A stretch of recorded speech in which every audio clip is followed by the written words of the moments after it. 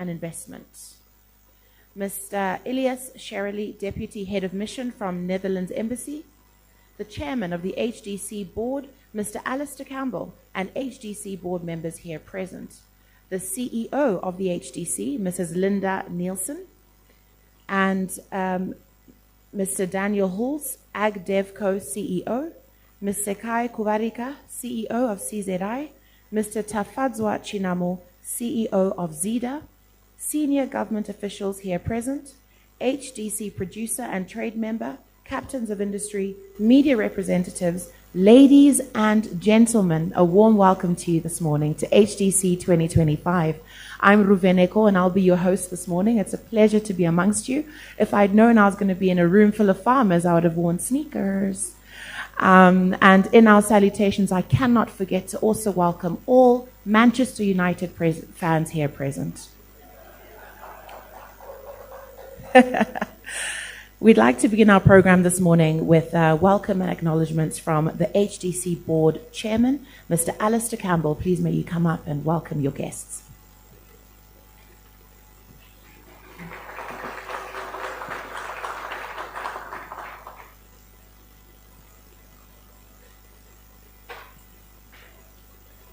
Thank you, Ruby. Welcome, everybody. And I'd like to ride on all the salutations and all the acknowledgements that Ruby has acknowledged thus far. I do quite a few sort of speeches and after-dinner speeches, and I always approach these things with a bit of trepidation. And I did one the other day at Alcoholics Anonymous, and it gives me a bit more comfort here to see so many familiar faces.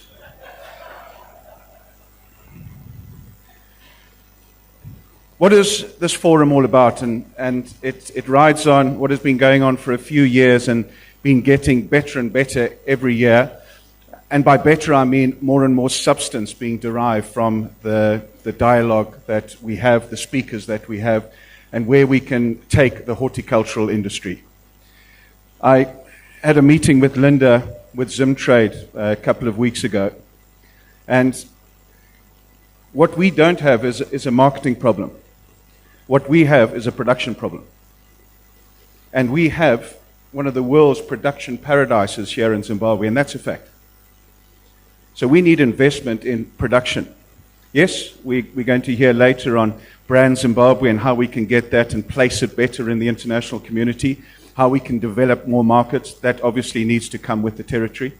But the big thing to get out of this particular forum is how do we increase production, horticultural production, to achieve that Vision 2030. And the number one thing is we need investment. That is why it is the investment forum.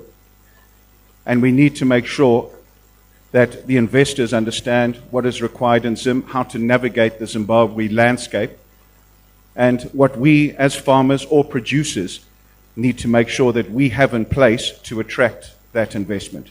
And we'll hear today from Ag DevCo that have recently got permission from their board to invest in Zimbabwe. And that's a very exciting fact. We have commercial banks here as well that are developing lines of credit that need to go into the industry. And finally, we're getting to the stage where we're getting better tenure and better price capital to enable these farms to continue growing and to produce what is required by the international market.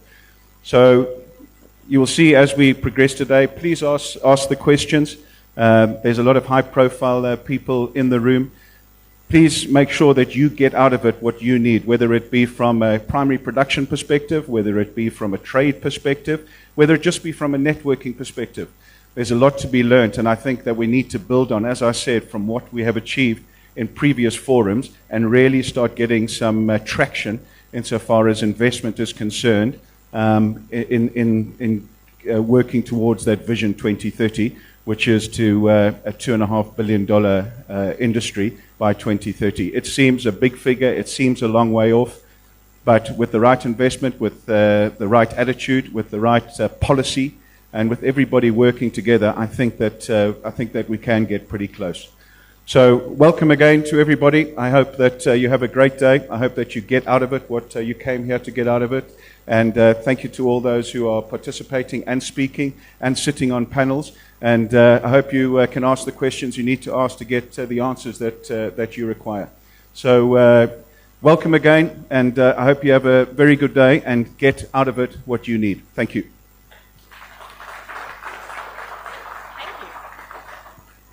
Thank you very much, Alistair Campbell. And just to say that $2.5 billion is achievable, because as little as I know about farming, there is capacity in Zimbabwe. So I really hope by 2030 we do achieve these targets. We'd like to acknowledge our partners and sponsors who made this possible: EcoBank, NMB, Old Mutual, and ZB. Thank you so much for your support. Now, you may clap for them. So the theme for this forum is Cultivating Growth, Horticulture Investors Pitch to the Zimbabwe Economy. Now, this is going to be an exciting day, and I can't wait to hear the conversations that are going to come out of it. There's going to be presentations, plenary sessions, and pitches later from farmers. So we want to link, the mission today is to link farmers to markets. Ultimately, that's what this is about. Zim is already exporting so much, and through HDC, they've got avos, berries, citrus, flowers, tea, coffee, macadamia nuts. So there's so much going on already. And if you don't already know, HDC has a very interactive website. So please do visit their website as well. Join the association. It's also, you look at the contract farming models, the different things that they offer. On your tables, there are QR codes. If you can have a look at those, there's a QR code that we're hoping you can scan. It's a feedback form. So you give us your feedback and how you want the next one to happen. These things happen every year, so it's important to develop and make next year better for all of you. So now we move on to our first presentation today, or rather our first speaker, and this is our host, right? We talked about our host being Alistair Campbell as a board chairman, but we know that there's the on-the-ground, daily running, our CEO, who has made all of this possible with her team, the effort that she's put in, the sleepless nights. The day has finally come, a year later again. You've been doing this consistently, and we applaud your effort. So please, would you help me welcome to the stage now, just to give us some welcome remarks, or rather an intro, so to speak. Please put your hands together for the HDC CEO, Mrs. Linda Nielsen.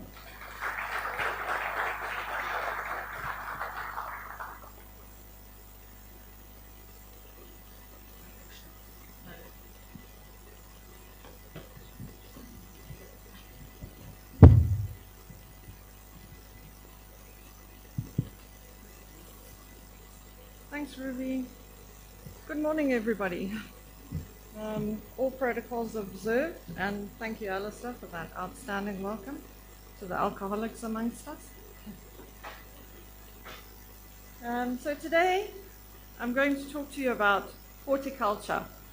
And for the OCD amongst us, that is not a typing error, it's deliberate. It's horticulture.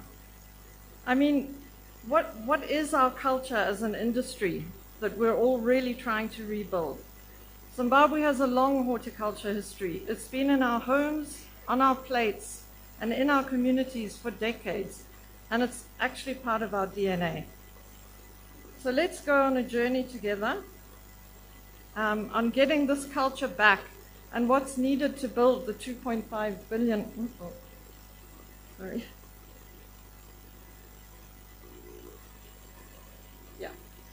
And what's needed to build a $2.5 billion industry. It is quite a mean target, but it is achievable with everybody pulling together. So just a reminder of our growth targets. We're wanting to move to 145,000 hectares. And with that, it will create 600,000 jobs and employment creation. And what we need to do that is 800 million. That's the bottom line of what we're talking about today. But when we talk, let's look at that as Team Zimbabwe and the coordinated ecosystem within our industry. It means everybody pulling together. Sorry. Remember the football pitch? I'm glad you mentioned Manchester United. Whether you're a Manchester United fan or not, just keep an eye on the football field, because every single one of us in this room is actually on that football pitch. The goal is the 2.5 billion industry and the global markets. 600,000 jobs created is the impact of that. It's a call to action for everybody to pull together to make this happen. I've strategically placed the Ministry of Agriculture and Government of Zimbabwe as the goalkeeper, because you decide whether we're playing an offensive or a defensive game. We're all trying to get to the Premier League. So our journey to the 2.5 billion, and just looking at the timeline. So we started these investment forums back in 2021, after HDC formed in 2020. And at that stage, we really came up with what would the inclusive model for horticulture look like. And that's when the hub and spoke, I can't say it was developed, it's a model that's been used in horticulture for decades. But it was what we landed on to say, as an industry, this is the model that we'll use for inclusivity. And through that, the policy alignment and employment creation. Our second forum in 2023, again, looking at the targets, coming up with a strategy for 2025. 2024, moving on. The room was a little bit fuller in those days. COVID was over. And we attracted over 200 delegates. Pretty much the same as what we have in the room today. At that stage, AFDB were doing their scouting, looking at Zimbabwe and looking at Zim horticulture as a very strategic entry point for investment. And here we are in 2025, and I'm delighted to say that we've moved along in the journey and are now welcoming new investors that you'll hear more about today. But our target is 2.5 billion. And as you'll see, this timeline is very slim. We're nowhere near the 800,000 investment that's needed to reach that. So when we talk about all of this by 2030, are we really being realistic in saying that we're going to reach this by 2030? So I think as an industry and as government with the new agricultural food systems transformation strategy, this timeline is going to go out. But that's not a bad thing. It's because we're moving more with the times and with the investment and economic environment in Zimbabwe. So the untold story of horticulture, it's more than just exports. It's about transformation. And in these areas, food security, health and nutrition, massive job creation, accessibility. As we've said before, and as Alistair alluded to, horticulture needs production promotion, not just export promotion. But seeing is believing. This is what horticulture means to everyday Zimbabweans: accessibility, nutrition, and community.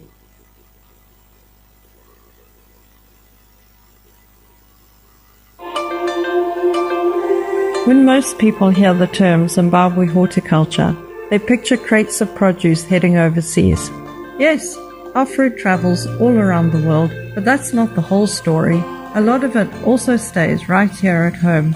Our vitamin-rich fruits are helping fight malnutrition, supporting public health, and bringing better diets to our communities. From the farm to the markets, from schools to homes, this is real local value. Our growers are making nutrition more accessible and affordable for every Zimbabwean family. We are strengthening local food systems and supporting national food security. So next time you grab a handful of Zimbabwean fruit, remember, the story of Zimbabwean fruit isn't just about exports. It's about all of us at home, growing our own food, eating better, living healthier. Our fruit is feeding the world, and it's feeding us too. And that's the whole story of Zimbabwean fruit.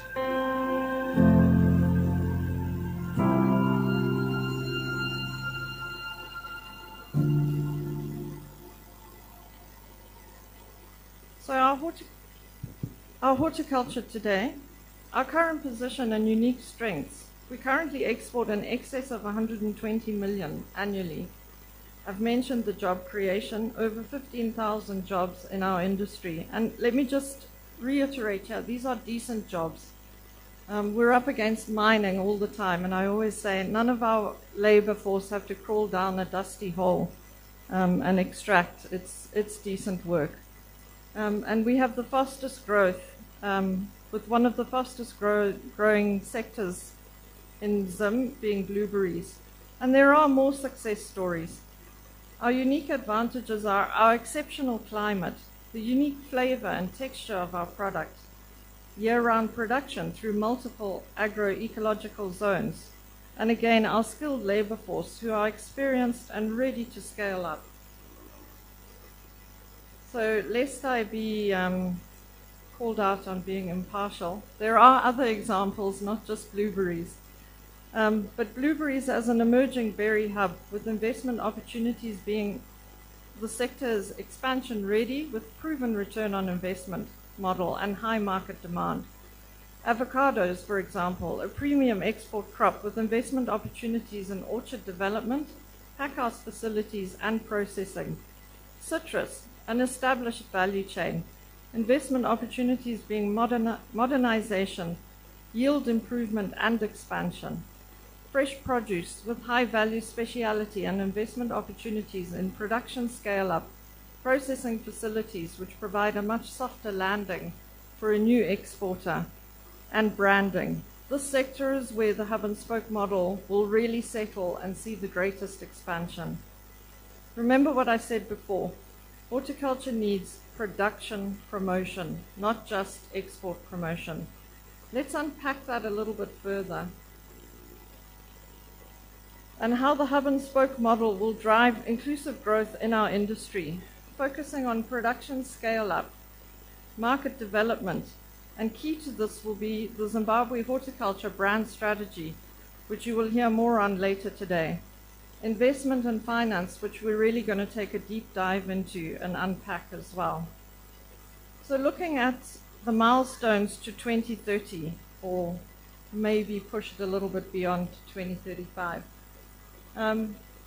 First of all, we're going to do the brand launch, bankability programs and initial investments secured.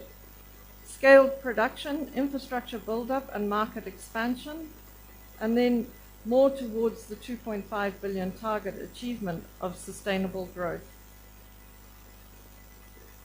So what we need from investors with that growth trajectory, and as I mentioned before, the total investment required being the 800 million over 2025 to 2030-35 to achieve the 2.5 billion. And I just want to add here that's 2.5 billion return annually into the Zimbabwean economy. Priority areas for investment being production expansion, infrastructure, processing and value addition, and working capital. And the amounts are, I think I'm on the wrong side.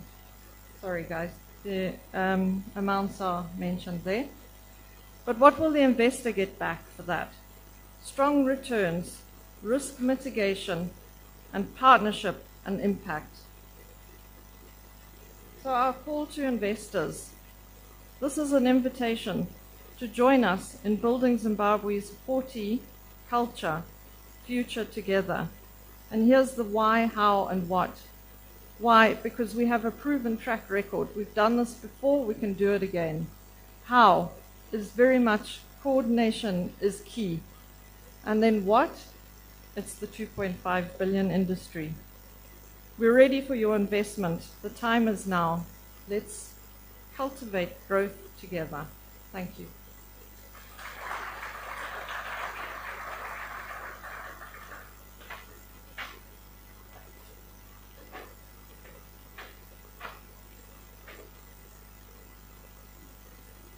Thank you very much to Linda Nielsen there. Thank you so much for that, painting the picture for us. And now we're going to hear from the UK Trade and Investment Deputy Ambassador, Dr. Joanne Abbott. She's going to come up and give a presentation on FCDO, Trade and Investment Strategy for Zimbabwe, looking particularly at the success of the ZEST program. Please put your hands together for Deputy Ambassador, Dr. Joanne Abbott. Thank you.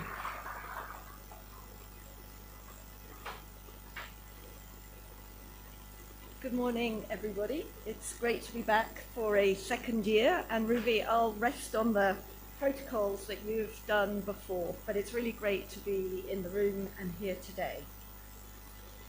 Cultivating growth. What's going to underpin that, I think, is a word that you used a few times, Linda, which is around partnerships.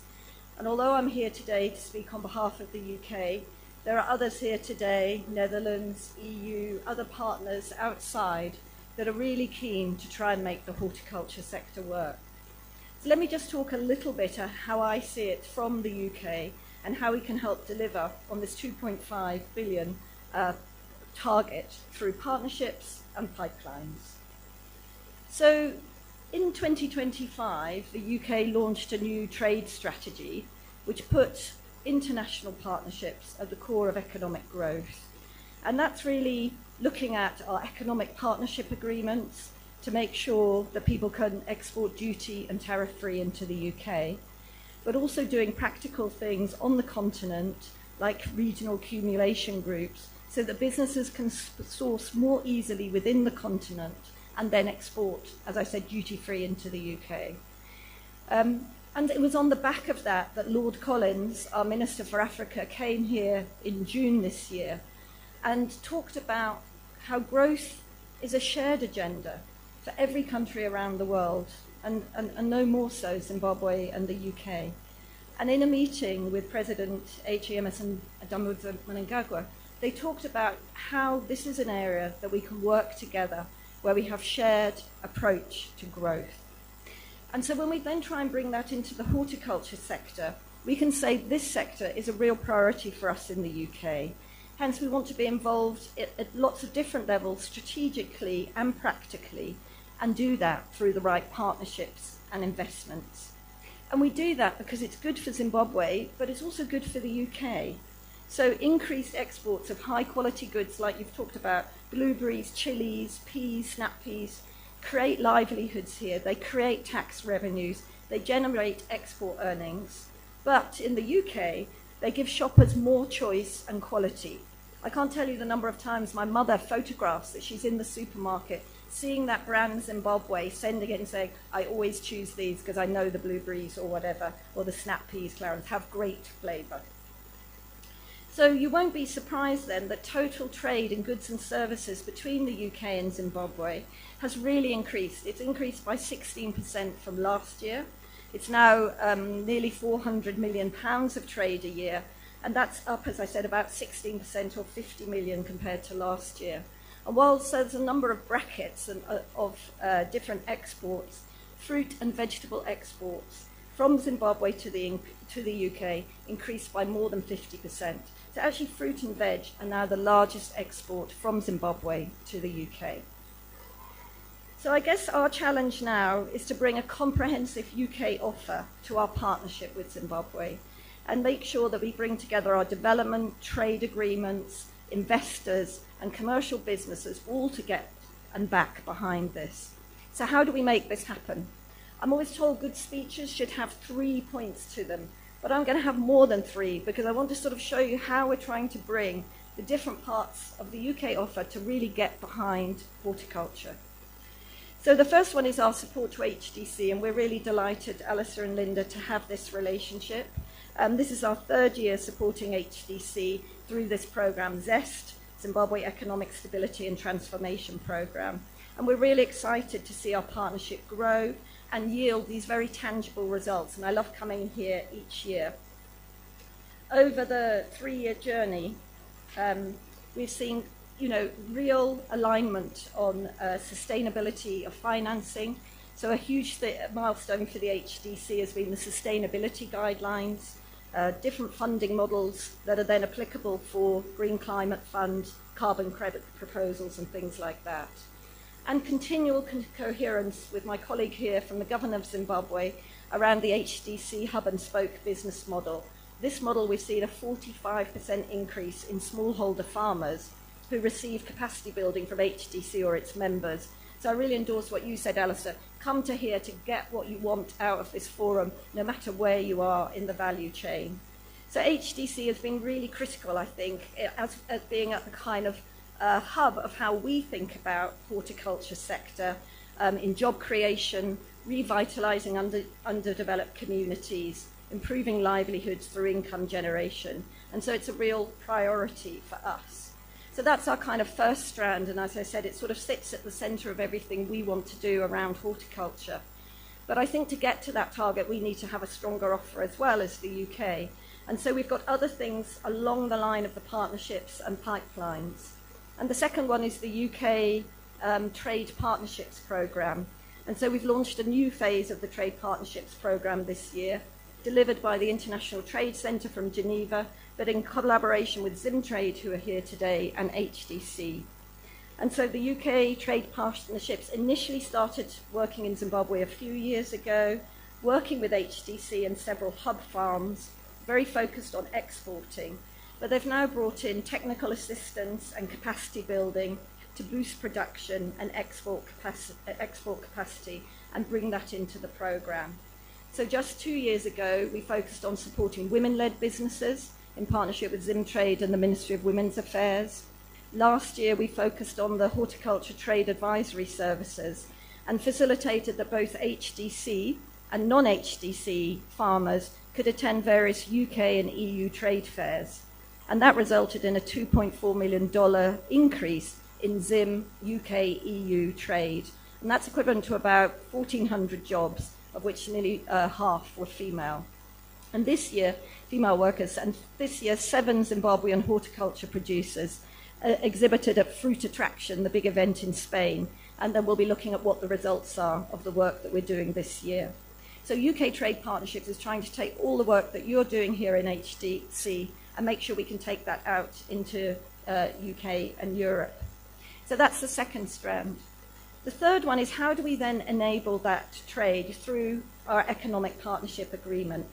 And the UK trade agreement, the EPA, the EPA, the economic partnership agreement between the UK and East and Southern Africa provides Zimbabwe permanent, duty-free and quota-free access to the UK market. And I really want to say here there is real room for both UK and Zimbabwe to fully exploit and utilise this opportunity and grow the horticulture sector. The EPA ensured that £6.5 million worth of goods were able to enter the UK tariff-free last year by using the preferential rates available. But there remains an opportunity to fully utilise that EPA even more. In 2024, 1.4 million worth of Zimbabwean goods eligible for the preferences paid a tariff when they shouldn't have done. So that was a real opportunity lost. So I'd like to invite everyone here today who's in the horticulture sector to engage with our trade and investment team. They're sitting here for us to explore how can we better use the economic partnership agreement. Fourth, ease of doing business, and I'm really glad my colleague is here from Government of Zimbabwe, Dr. Kutrayo, because once again I want to say it's the government of Zimbabwe's leadership on advancing the regulatory reforms in livestock, dairy, stock feed that will improve the business environment for everybody, farmers, processors and businesses. And we're really pleased that that kind of it coming out of the Office of President, supported by the Ministry of Finance, this whole ease of business, doing business initiative seems to have really taken off. And actually behind that, the World Bank's work supporting all of that, that's now moving into the horticulture sector, has been supported by the UK, Sweden and Switzerland. So we're all getting behind the World Bank so that we're coordinated to be able to provide the right support to different parts of government and help with those ease of doing business reforms. Another area I want to talk about is our development finance. I think that came up a lot, Linda, in your talk. And UK's development finance institution is called British International Investment. That's been a new investment for us, a renewed investment here in the last few years.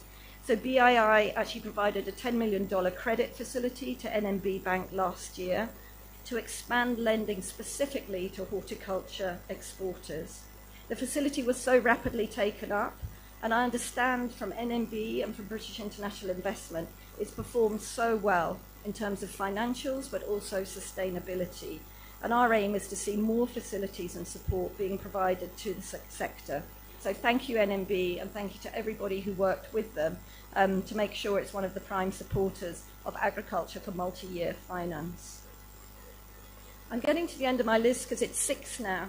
So we're trying now to bring in, as we think about all elements of the horticultural value chain, how can we help businesses further through ease of doing business across borders? And we're really delighted that Trademark Africa, which has been doing so much work across East Africa, is moving down to this part of the world to help. I've been coordinating with the other countries in the region to help the speed and volume of trade across our borders in Southern Africa. And so following that consultation with HDC and others in the sector, Trademark will be supporting Zimbabwe's National Plant Protection Organization, the NPPO, with digitalization of their import-export certification system. And we know on some of these crops, every hour or time you can spend at the border is really important. And then the seventh one, I won't steal his thunder, but I'm really delighted that Daniel is here today from AgDevCo and is part of the discussion. And the UK has supported AgDevCo, and we'd really like to see their unique investment approach here in Zimbabwe. They've got that go-ahead now from their board to come into Zimbabwe. A lot of work from my team to help support that and encourage them to come here. And I hope very soon they'll be supporting a commercial agriculture sector and a set of businesses here in Zimbabwe. So I hope you can see that when I tell my team a lot to get knitting. I don't think they actually do a lot of knitting, but I think they understand the metaphor. That what's really important is that if we're going to deliver results, if we're going to reach a target like that, 2.5 billion, we're not going to do it by doing a little thing here or there. What we need to do is make sure that we're really aligned, really joined up and coordinated. And for the UK, we're putting horticulture front and centre in our work on trade and investment. And I thought by giving you that list of sort of 7 things, I can show how just one country like the UK, with HDC as the cornerstone, can support all different parts of the pipeline and partnerships. But there are many others here today, and I'm looking at my colleagues from the EU, Netherlands. If we all do that, and if we work in coordinated ways, I actually think we may not need to move that target out, Linda. That's my dream. So just to say, as we move to NDS, from NDS 1 to NDS 2, I'm sure horticulture, agribusiness is going to be really central to the development strategy of Zimbabwe. I think the offer that we have as the UK is really now on the delivery, not just coming here to talk about numbers, but delivery of responsible investment and trade that delivers sustainable and inclusive jobs and livelihoods. That's our real key priority. And I hope that more of you here will be able to take advantage of our economic partnership agreement. Please do engage with my team. I really want you to have a really great forum here today. I would like to exchange more on this. This is a sector, if you think we can crowd in more than the 7 initiatives I talked about, we want to hear about it and how we can have a division of labour with other development partners so we can really move the dial on horticulture in Zimbabwe. Thank you. Thank you very much, Deputy Ambassador. So those from the Deputy Ambassador's team, wherever you're seated, please wave to us, because there's been a lot of reference to you, so we want to know exactly where to find you. Okay, excellent. Thank you so much. Thank you for that presentation. You definitely outlined partnerships and pipelines, as you did say you would. And glad to hear that there's a preference for our products out there in the British markets because of flavor and quality. So that's a very good thing. Also excited about the women initiatives that you're taking with working with female farmers. Very exciting. And Dr. Kutlwayo, we're excited to hear about your presentation because the ball is over to you regarding government policies and how to make sure there's ease of doing business. So without any further ado, please help me welcome to the stage, representing Deputy Minister of Lands, Chief Director Dr. Dumisani Kutlwayo, and he's presenting on government support to horticulture, current and future programs. Thank you.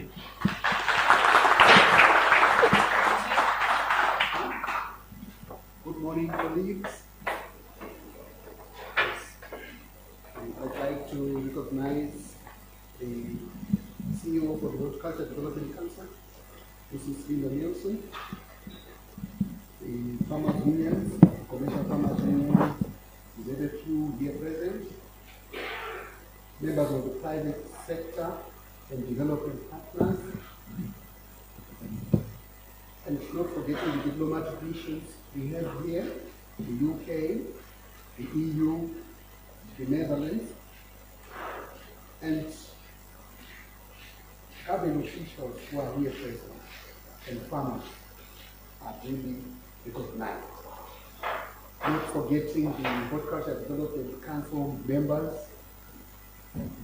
and individuals from the private sector, the public sector, etc.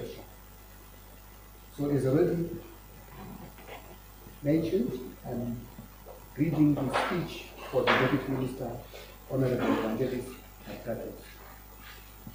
Esteemed guests, ladies and gentlemen, fellow advocates for agricultural development, it is my great pleasure to address you today at this forum on open court, cultivating growth, unlocking sustainable trade and investment in horticulture, close court.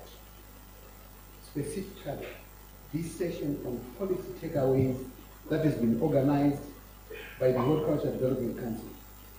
This event comes at a critical time when the ministry is driving the agenda on farming as a business to ensure the realization of Zimbabwe's 2030 agenda, which calls for a prosperous and empowered upper middle income society.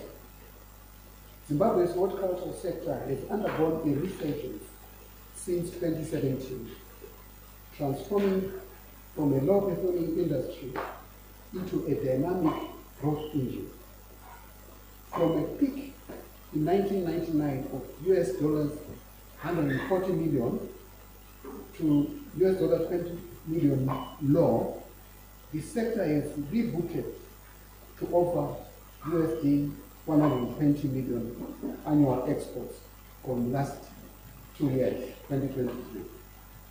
This rebound has been fueled by policy support, investment in high-value crops such as blueberries and avocados, export market diversification, and resuscitation of conventional horticulture development and the better sector coordination. This session on policy takeaways is not just a reflection. It is about action, alignment, and ambition. Zimbabwe's horticulture sector holds immense potential. It is dynamic and inclusive. Horticulture is not just a subset. It is a pillar of rural livelihoods and development, food security and nutrition, and foreign currency generation. Even though the agricultural sector has experienced setbacks, it has also faced significant growth. The growth was mainly attributed to policy interventions such as the Agriculture and Food Systems and Rural Transformation Strategy, which is aimed at boosting production, food security, and rural industrialization. The government of Zimbabwe, through the Horticulture Recovery and Growth Plan 2020 to 2025, laid a solid foundation for the bouncing back of the sector. But to truly unlock the sector's potential, policy coherence, investment, and market access must align. Zimbabwe's transformation in agriculture hinges on moving from a government-centric delivery model to a private sector-led multi-stakeholder partnership. To realize the horticulture sub-sector potential, there are two broad and mutually reinforcing focus areas. The first one is the private sector-driven recovery of the conventional horticulture sub-sector. And the second one is having a robust, inclusive, sustainable, and transformative rural horticulture subsector. These two underpin the horticultural growth and recovery plan, which the government is championing in partnership with all the stakeholders. To unlock sustainable trade and investment in Zimbabwe's horticulture sector, it is critical to strengthen public-private partnerships anchored on clear legal frameworks that protect all parties. Investment in agriculture is twice as impactful at lifting people out of poverty compared to any other sector investing. This notion must be matched by increasing financing for agriculture for the realization of Vision 2030. Farmers remain underfinanced. Finance must be available, accessible, and affordable to sustain the transformation of the agricultural sector. Current finance arrangements are of a short-term nature, with generally high interest and are focused largely on working capital support. In many instances, smallholder farmers are excluded from bank financing because of perceived high risk. Investments for long-term infrastructure development could be unlocked from the title-based program, which is currently being rolled out. Innovative, non-collateral financing arrangements and de-risking instruments are required in a climate change environment. The government will continue to crowd in the private sector for value chain financing. There is need to promote blended financing models and expand partnerships through grower contract scheme models, such as the hub and spoke model, and also expanding access to affordable and innovative agricultural insurance products to protect farmers against climate shocks, price volatility, and other production risks. This will enhance the resilience and viability of the sector. In terms of market access and trade facilitation, we recognize that trade agreements such as the Africa Continental Free Trade Area and the SADC Protocol must be leveraged on to position northern horticulture on regional and global shelves.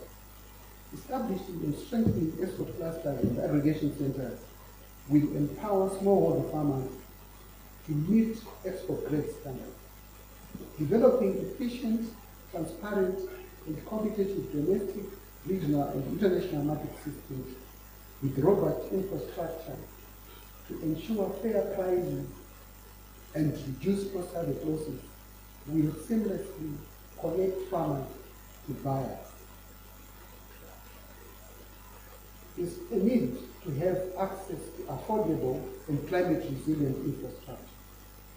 And this will be done through expansion of climate smart irrigation, through rehabilitation of communal schemes, and investment in solar power technology. We need to scale up post-harvest infrastructure, such as cooling facilities, pack houses, and transport logistics to reduce losses. Institutional coordination and private sector dialogue are important in ensuring the success of the horticulture sector. So strong institutions deliver strong results. Let us strengthen coordination where farmers, exporters, processors, and government co-create solutions. Strengthening institutional coordination and partnerships among government ministries through the work of government approach and private sector, development partners, farm organizations are important to ensure policy coherence and avoidance of duplication of efforts. This will promote alignment and sharpen implementation focus. I must say, with climate change continuing to negatively affect farming operations, the importance of de-risking initiatives cannot be overstated. In addition to irrigation development, conservation agriculture, precision agriculture, and insurance has become a significant de-risking initiative on farming infrastructure, horticulture crops, and other mechanization equipment, such as tractors. To mainstream smallholder farmers into the horticulture economy, the government, through ZINWA and RIDA, is in the process of drilling and equipping boreholes. The 35,000 boreholes is the target by 2030, and each borehole will support a village business unit. as well as 10,000 boreholes at school business units, 4,800 boreholes, and 2,400 wells for youth business units. That's 35,000 villages, 10,000 school companies, 4,800 youth companies will be established at the end of the plan period, which is by 2030. This is part of the rural development program, which is already underway. A lot of initiatives have been done, and we have seen in the press the successful business units, and we hope that the hub and spoke model will take on board these BBUs in the development of the horticulture sector. Investing in continuous demand-driven training, knowledge transfer systems to farmers, extension workers, and agribusinesses on modern, sustainable, and climate-smart agricultural practices and technologies will continue to spur production. This must be based on the concept of agriculture as a business at every scale to increase production and productivity. I'm pleased with the agenda of today's forum and session, including insightful presentations. I must commend the Horticulture Development Council for organizing such an event, which we have been religiously following.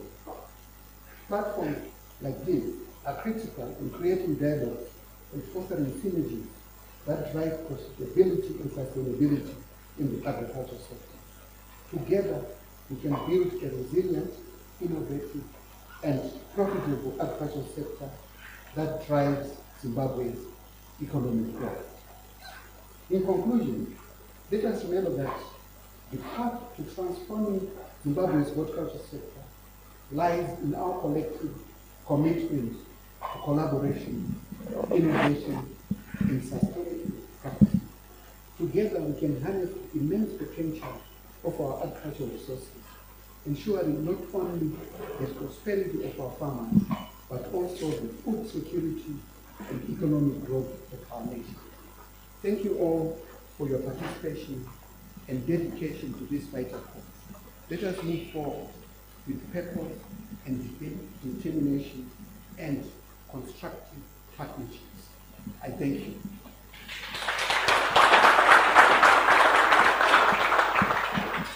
Thank you very much, Doctor, there for your presentation.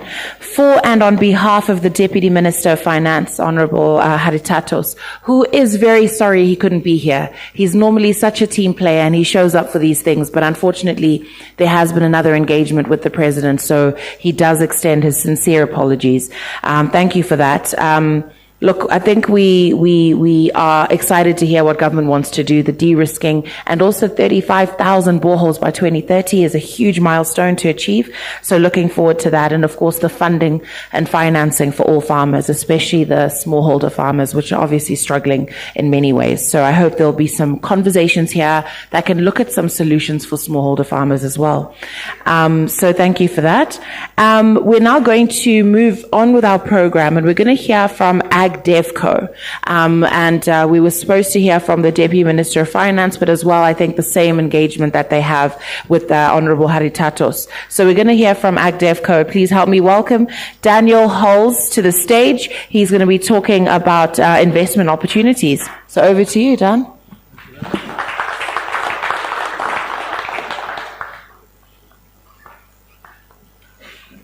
One word, Arsenal.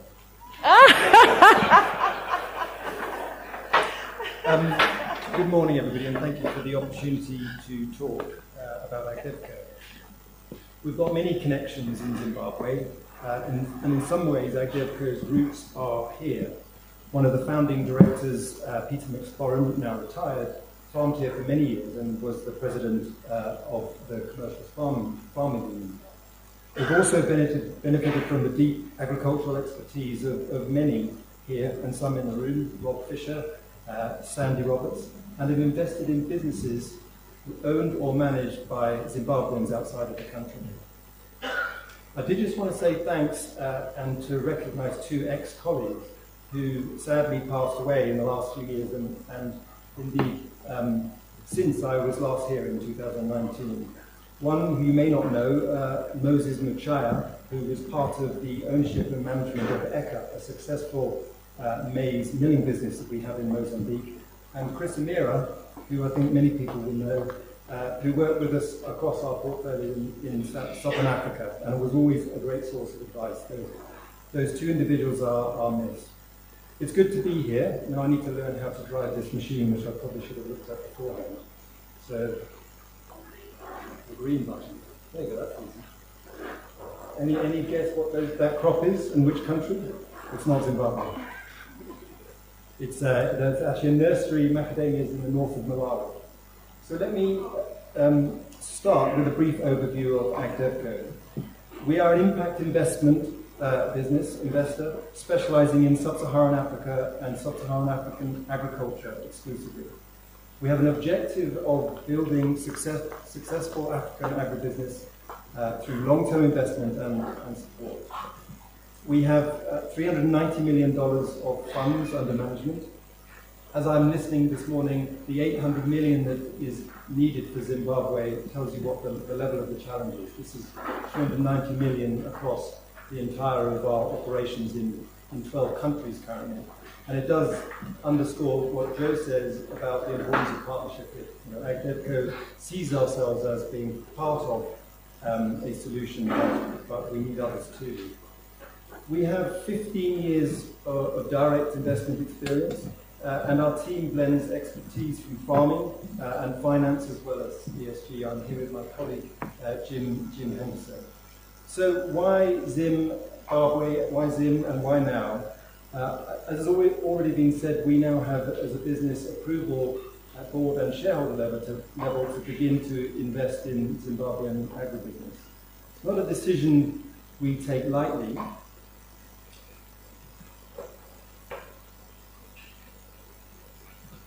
Get my pages in the right order. Our analysis highlights the exceptional potential here. I think that's already been mentioned. Climate, soils, water, altitude are undoubtedly the best in the region. The country has skilled labour and strong tradition in agriculture and including in horticulture. We are aware of the risks, of course, although World Bank indicators suggest that it will be one of the hardest places for us to do business. Our judgment is that certain aspects will be no different from other countries in the region. But we are cautious, and particularly about the potential for macroeconomic and currency instability, as well as policy uncertainty. And that's why our approach will be phased. We will go slowly, learn as we go, and hopefully build our exposure over time. So let me say a little bit more about who we are. AgDevCo is a private sector permanent capital investment business. And as you can see in the figure in this slide, our founding funder, Joe didn't mention it, is the UK Foreign, Commonwealth and Development Office. They provided us with the equity endowment that has allowed us to invest for the last 15 years in the agriculture sector and in low income and low middle income countries across the continent. And also is the basis for a blended finance business, a blended capital business, the basis in which we have raised and will continue to raise more capital. We see ourselves as being part of the UK government's partnership in the countries that we invest in. But we are private sector in approach and in skills, and we are operationally and strategically independent. Our long-term investors include several DFIs. British International Investment is our largest investor, and over time we aim to bring private sector investors into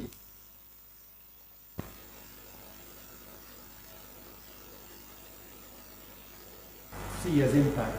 Maybe two things to reflect on here. The first is that our investing businesses, not us, are the ones that are delivering the jobs, the food, the livelihoods, and critically the forex. Secondly, while different businesses have different types of impact, different mixes of impact, ultimately it's commercial success of those businesses that is the primary driver of positive change. In short, we believe that sustainable commercial agriculture is a powerful engine for economic development and productivity growth in Africa. So turning to our portfolio.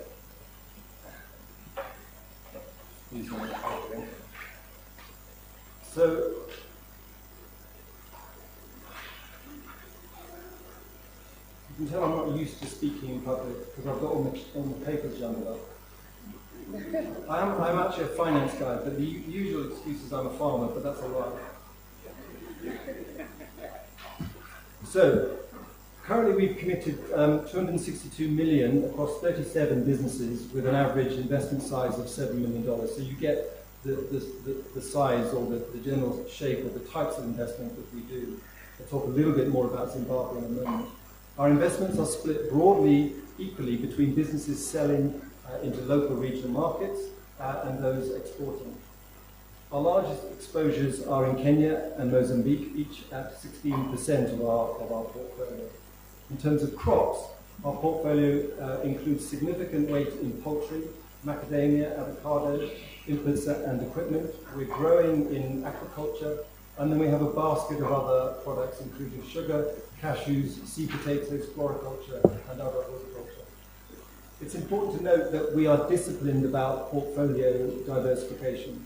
When our exposure to a single country or a crop is in the 15 to 20% range, we will be cautious about new investment opportunities. This ensures that we manage risk and maintain a balanced portfolio, which is essential if we are to continue to grow our balance sheet and attract investors to the business.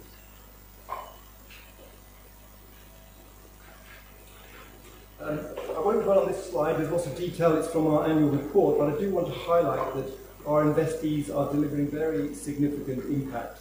In 2024, they provided 33,000 jobs across our countries of operation, connected more than 2.7 million smallholder farmers and their families to markets in different forms. And critically, they also generated some $100 million of hard currency for the local economies. These numbers, I think, are a testament of the power that we've already been referred to of commercial agriculture to drive development. So then lastly, let me take a couple of slides to explain our investment offering and how we compare to the likes of BII.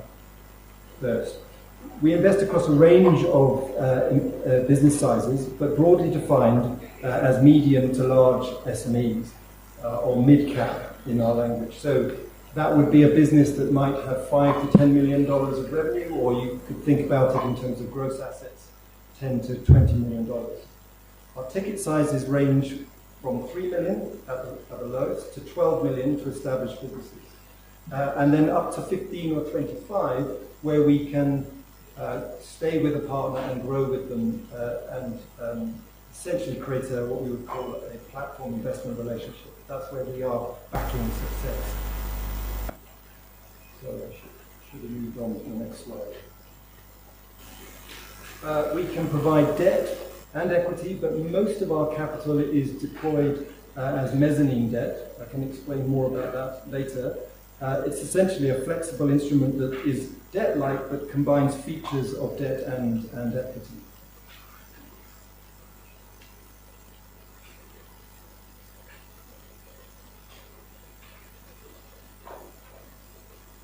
Just on the left-hand side here, you'll see Agdevco Ventures. We've recently launched in East Africa this window to invest. It's only $50 million, but it will be focused on that space, $1 to $3 million.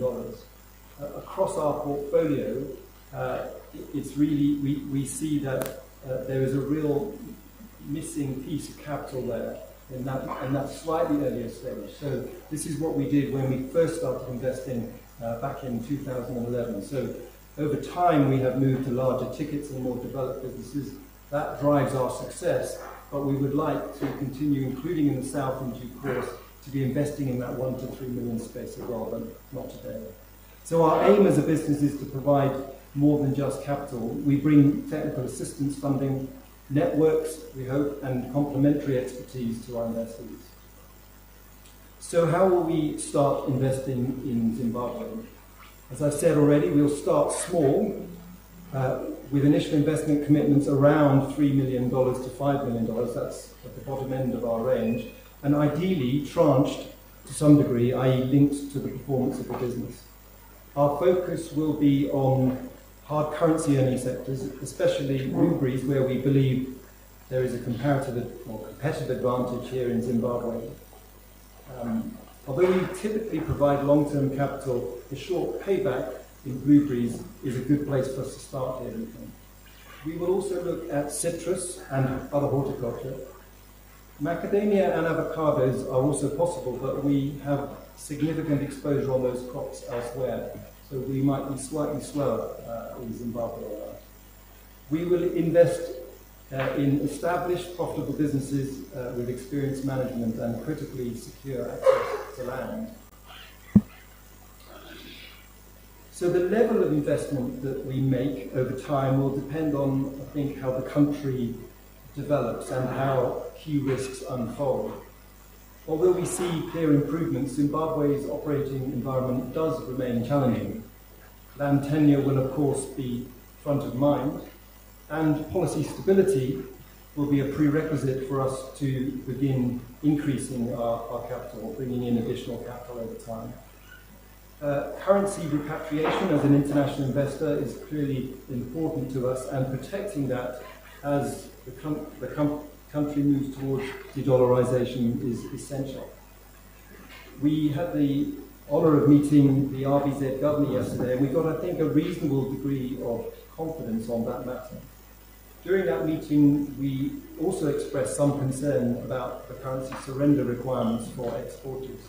And those are normal in all of the countries that we operate, but provided, in the case of Zimbabwe, that it can only work if farm costs are also in zero, and that will take time, we understand. So if all goes to plan, our ambition is to build a portfolio initially of $15 to $20 million. It's a tiny amount relative to need, but it's a start.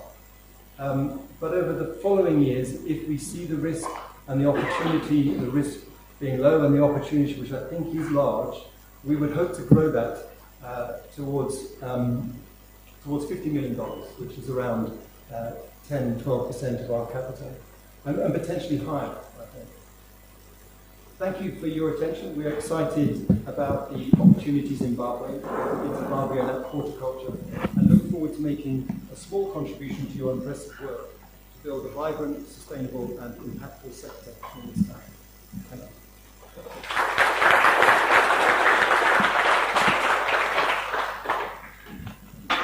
Thank you very much, Daniel. We are intrigued by that, aren't we, Zimbabweans? Right? Good presentation. Lots of opportunity to work with them. So thank you for that and positioning yourselves in a way that we understand better. So thank you for that. Now we're going to get into some Q&A. We're ahead of our program, which is exciting. So we're probably going to finish our program a bit earlier than expected. So if you do have things to run to in the afternoon, that gives you a bit more time.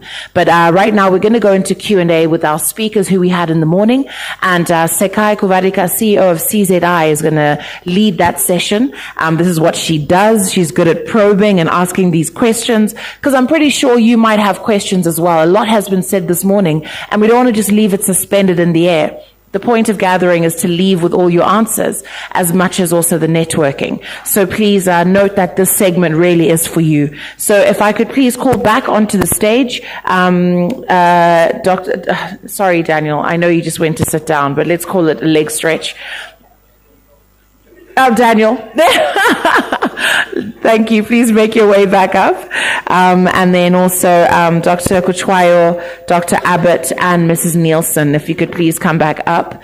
Let's have you seated up here. Let's have a bit more of a conversation about everything that's been said. Let's consolidate the morning segment with this conversation. So, Sakai, I'm ready to hand over to you and lower this for you.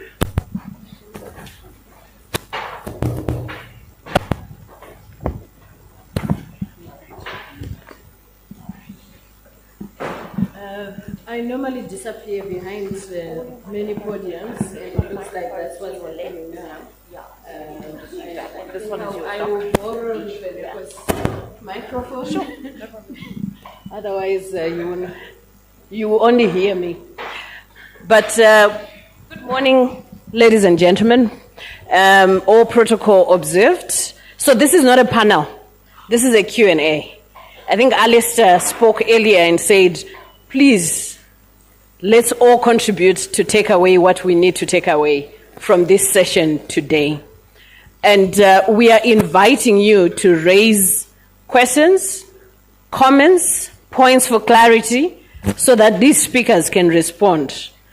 We were short of chairs and we sacrificed Alistair, or we saved him from being on the stage. So he's still available to answer any questions that you may have. But I hope we've got roving microphones in the room so that people can begin to raise questions. Any of you would like to raise any questions? This is an investor's pitch to the Zimbabwean economy. And from the conversation so far, from the presentation so far, may you raise any questions that you may have? Anyone? May you kindly tell us your name and tell us whether you are a farmer, an investor, or a policymaker. Good morning. I'm Shane Drummond from Drum Corp. I'm part of a special economic zone that's starting up soon. Norton.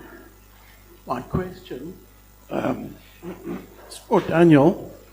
In terms of hub and spoke plant systems throughout Africa, what tree crops are most successful with smallholder farmers and commercial operations being the hub? That's my question. Yes, Daniel.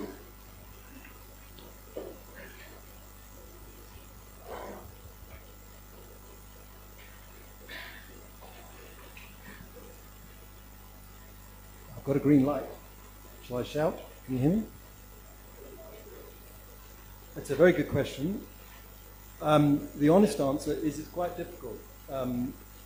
So we have quite a bit of experience in avocado, and there, I'm afraid, it's a lot of work and a relatively low pack out because of the quality needed and the approach to farming inputs necessary.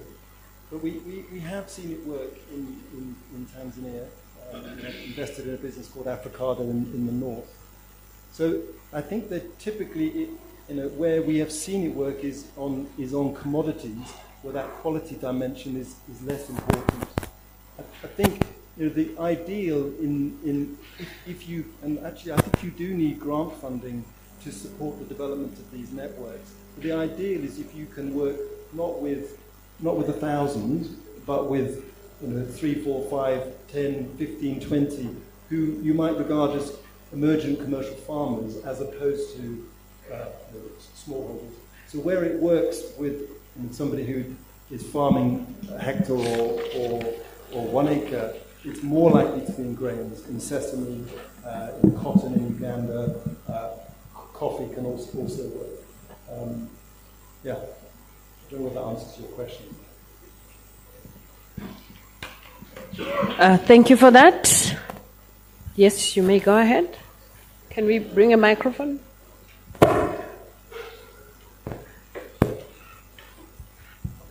Morning.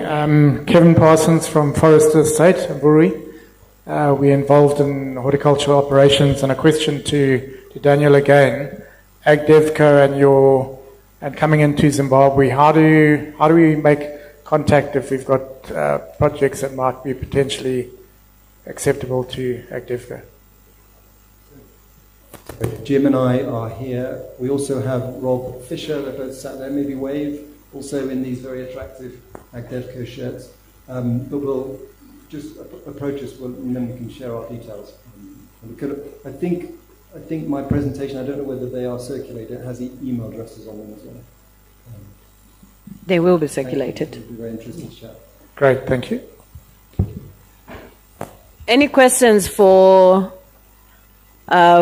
yes, okay. So there is a question here. Morning, everyone. My name is Tinashe Temple. I'm from Creative Capital Investments. Derivative trading and commodity trading. I'm trying to get into horticulture. So I'm happy to be here. It's my first time. Question is, when we look at the audacious goal of HDC to be a $2.5 billion industry. In the Zimbabwean context, I guess precedence has been set by the tobacco industry.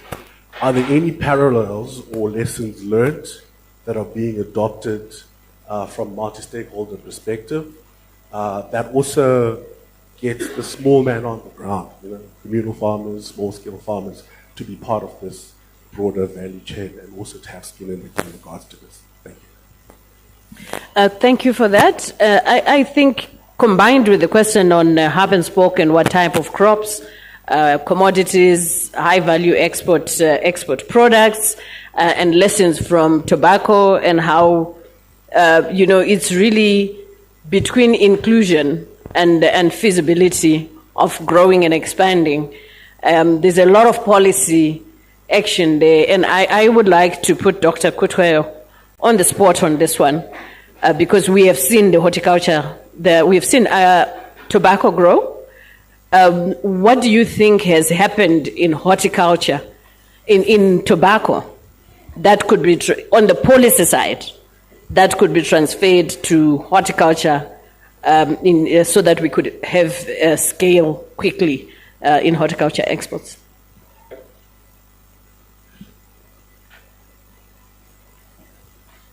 I think it's all about coordination.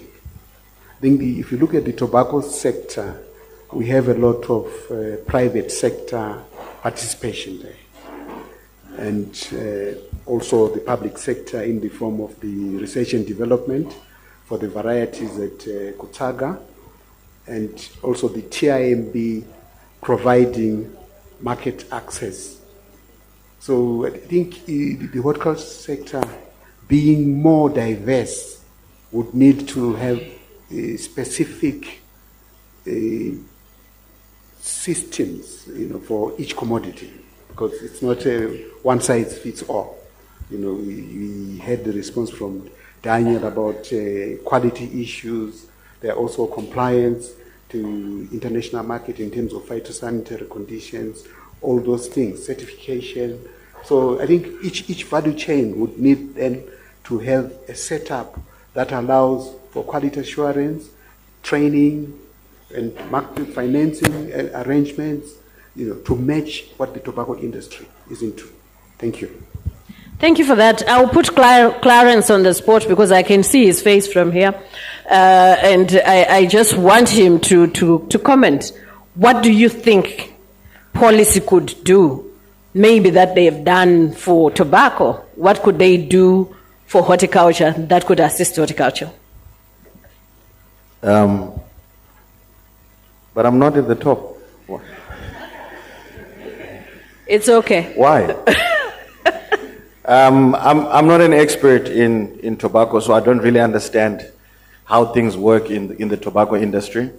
But what is missing mostly in horticulture, speaking from the small-scale farmers' side, is we lack a lot of infrastructure. 60% of all losses in fresh product take place post-harvest. So we lack information, we lack knowledge, we lack infrastructure. If you're working with small-scale farmers, they don't have cold rooms, they don't have refrigerated vehicles to take the product to the market.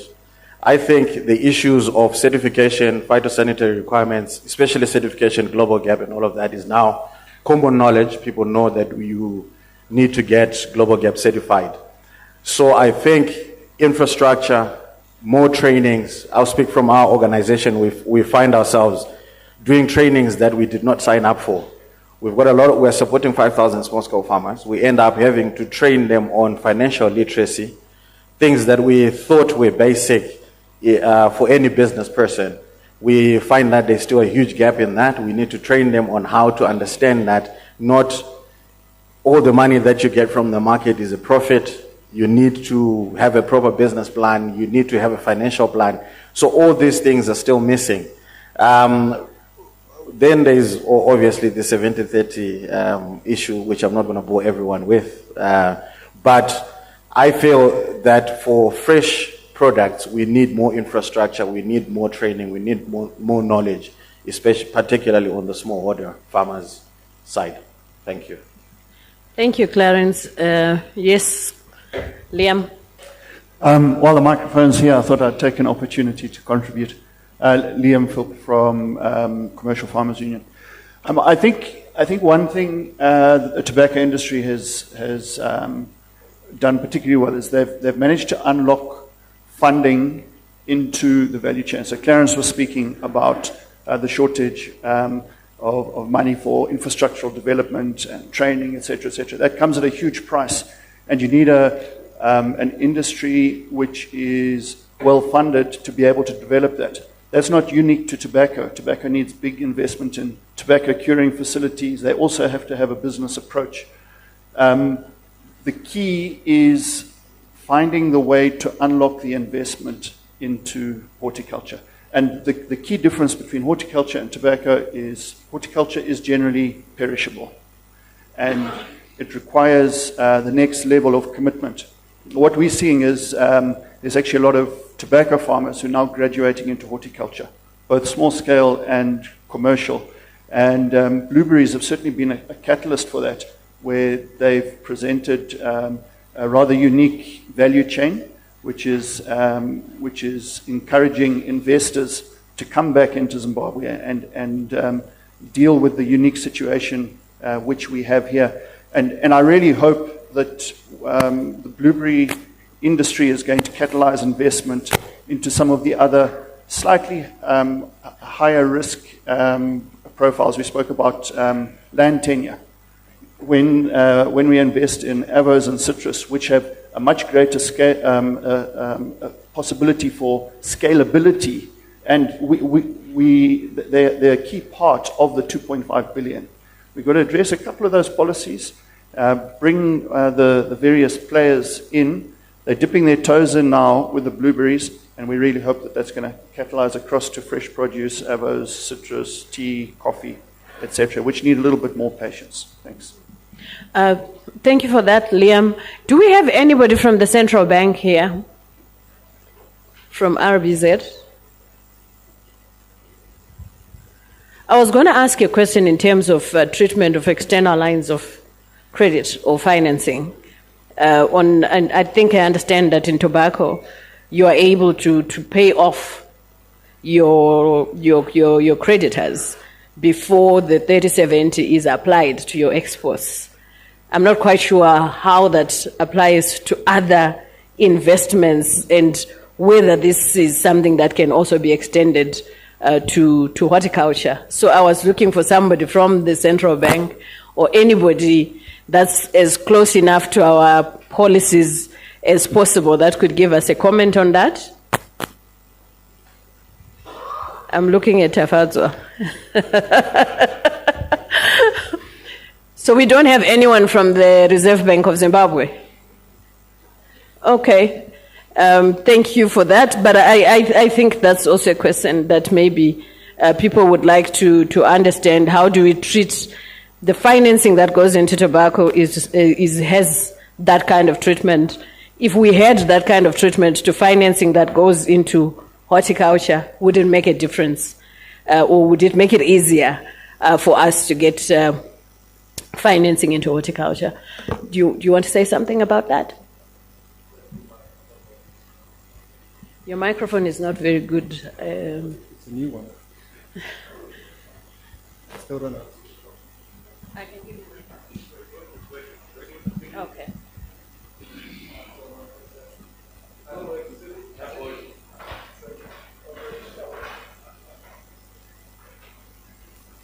So many microphones. We had a good conversation yesterday. I think the same applies in horticulture. So, a question from us as an external international investor was, can we be sure that the companies can remit interest or whatever to us as an investor? My understanding is that is protected. We don't even get central bank approval at below 20 million. But if the possibility that we will be deducting finance costs offshore, then as we bring in the money, we do need, through our commercial bank partnership, we need approval from the central bank. But I think it's the same in principle. That was something Jim, correct me if I'm wrong, that was something positive I took away from our meeting yesterday.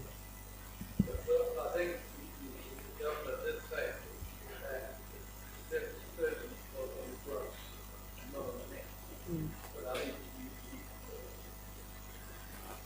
Alistair? You don't? It's not the same as tobacco. So maybe the...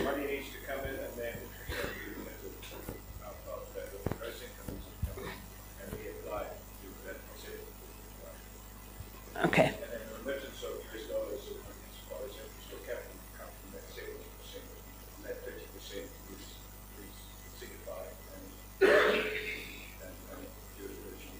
Okay, thank you. Yes? Okay, thank you, Sekai. My name is Lyndon. I'm from TN Cybertech Bank Limited. I wanted to comment on the tobacco modalities. When merchants receive money from their international partners or external loans from overseas, they do liquidate the loans 70-30 when they receive the money into them. But what is peculiar about the tobacco industry is that when you then buy from the farmers at auction floors, you also buy using the same ratio of 70-30. Hence, there is no exposure or risk of mismatching the liquidations. So as you then pay off the loan, you then pay off the loan through the export proceeds first.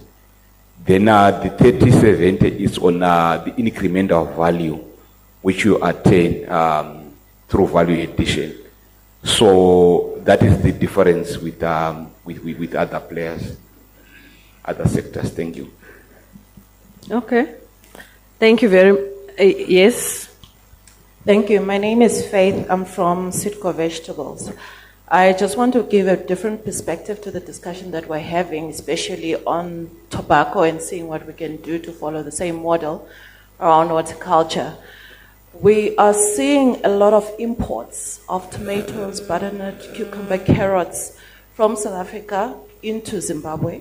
And we all know that this is subsidized production, so our farmers are not able to compete. What are we doing? Maybe this is directed to Dr. Kuchwayo. What are we doing as Zimbabweans, as the Ministry of Agriculture and the Reserve Bank to block or to make our own production more competitive, to improve the quality of our own production so that we can outcompete other countries and stop imports, improve import parity figures so that we can be more productive? We are also seeing a lot of exports of our own tomatoes, cucumbers into Mozambique. Are we gaining as an economy from this? Are these farmers documented? Is this movement of our produce out of our country documented? Are we able to grow this and make it more formalized? And every time we gather, especially with public departments, we discuss small-scale production. But we've had AgDevCo talking about its focus on commercial production. And we all know that for us to commercialize, for us to be more productive, we need to be commercial in our implementation and in our production, and we need to mechanize. When we compare Zimbabwean production with global production, where we use harvesters for lettuce, for broccoli, etc., it's all commercial production. Is small-scale production the way to go if we really want to grow to 2.5 billion and 1.8 billion coming from other horticulture vegetables? Shouldn't we be looking at how do we commercialize, how do we grow scale so that we can get back to our self-acclaimed breadbasket brand that we had as a country? Thank you. Thank you for that. I think part question, part comments. And part of the question is to Dr. Kuchwayo. I think I will only answer to the issues of quality in terms of exports. I think our role is to ensure that the farmer who is exporting is compliant with the requirements of the export market. So we work hand in hand with the commodity associations, conduct trainings, And also we do some inspections to ensure that we avoid the detections of the harmful organizations not required by that particular market. And we then certify by issuance of phytosanitary certificates. So I think it's on course. We have had very few interceptions. Of course, we do have interceptions here and there, but we try our level best to keep things to a barest minimum. So, this being achieved through strong collaboration with the commodity associations, trainings of the national staff, as well as the farmers, etc. Thank you. Thank you. There was a question here that I had missed. Two. Jim, okay, and then, yes. Three. Thanks very much. Just like to add to Rob Fisher, I'm a Zimbabwe agriculturalist and a proud team member of AgDevco. I'd just like to add my personal hat to the debate on small-scale agriculture. Just pointing my head towards Linda, I get the sense that the HDC is very predominantly made up of commercial farmers. I know they are looking at maybe some coffee initiatives with small-scale growers. My own experience, I work with roughly 1,000 small-scale farmers. We produce flower seed for export. I work with about 95% ladies, and I'm very happy with that ratio, maybe to get to 100% sooner rather than later. These ladies are outstanding farmers. They are the powerhouse of Zimbabwe agriculture. And this year, these ladies, I have put $250,000 US into their pockets. Very sadly, 30% of that is in local currency because I've got no option but to pass it on. Those ladies cannot spend their zig in their local shops. They cannot spend zig in their local shops. They have to get in a bus or a commuter, and they have to drive 2 hours to Nyanga or Usapi, and they have to try and find a supermarket that will take some of their zig and they can buy some food products. It's a very sad situation for me when I see the joy they get with the US dollars and the rather sad faces when they get their zig. I feel, further to a speaker just a few speakers ago, I don't think commercial agriculture is going to get us to 2.5 billion by 2030, but if we bring small-scale farmers along, I'm quite sure we will. And I believe we should be looking at the examples of a country like India, where I haven't been to India, but I'm planning to go fairly soon. They are a powerhouse, and it's all small-scale farmers. 2 weeks ago, I spoke to an American based in Idaho. He has a business where there's 30,000 acres of small-scale production in India. He actually is getting nervous of having all his eggs in one basket, and he wants to come to Zimbabwe and grow 3,000 hectares. It's actually a flower, which is a processed head rather than a seed. So there are opportunities out there. And just finally, a couple of years ago, I sat in an airplane next to a lady, and she was telling me about sweet potatoes as a constituent of canned pet food. Zimbabwe, we can really grow sweet potatoes. Maybe there's some opportunities.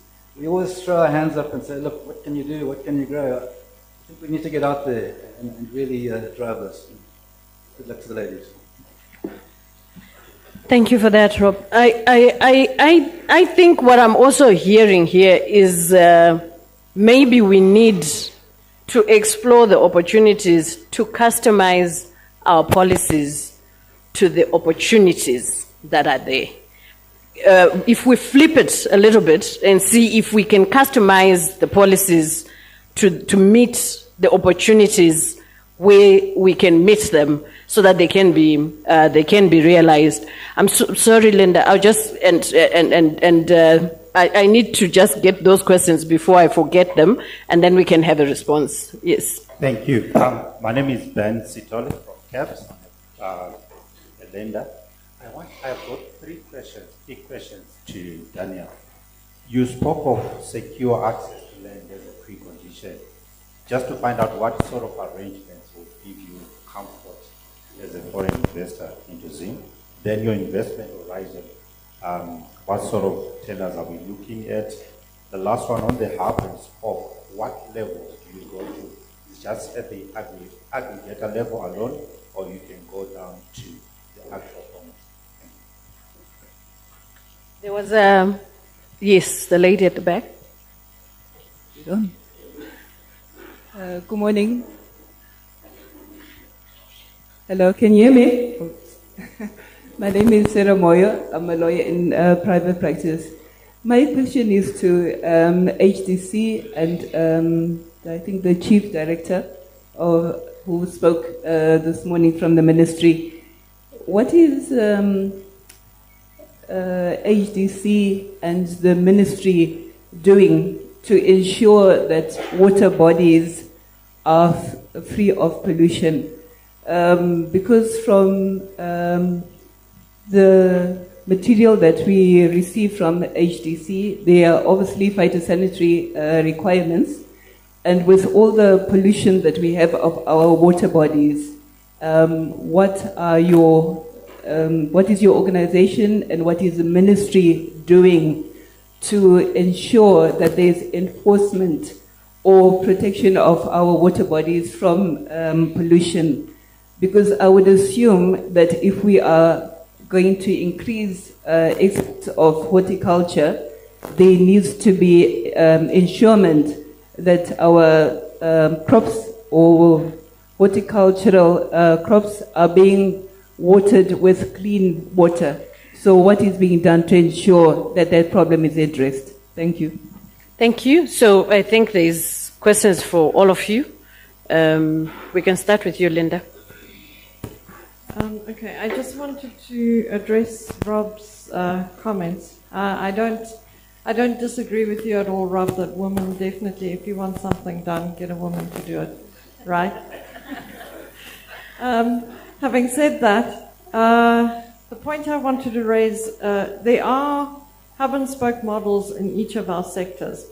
They all look very different. So a fresh produce hub and spoke model will look very different to a citrus hub and spoke model, for example. And that's why I was trying to highlight during the presentation the importance of looking at this from an industry-specific, looking at it as a full basket, not just one sector alone.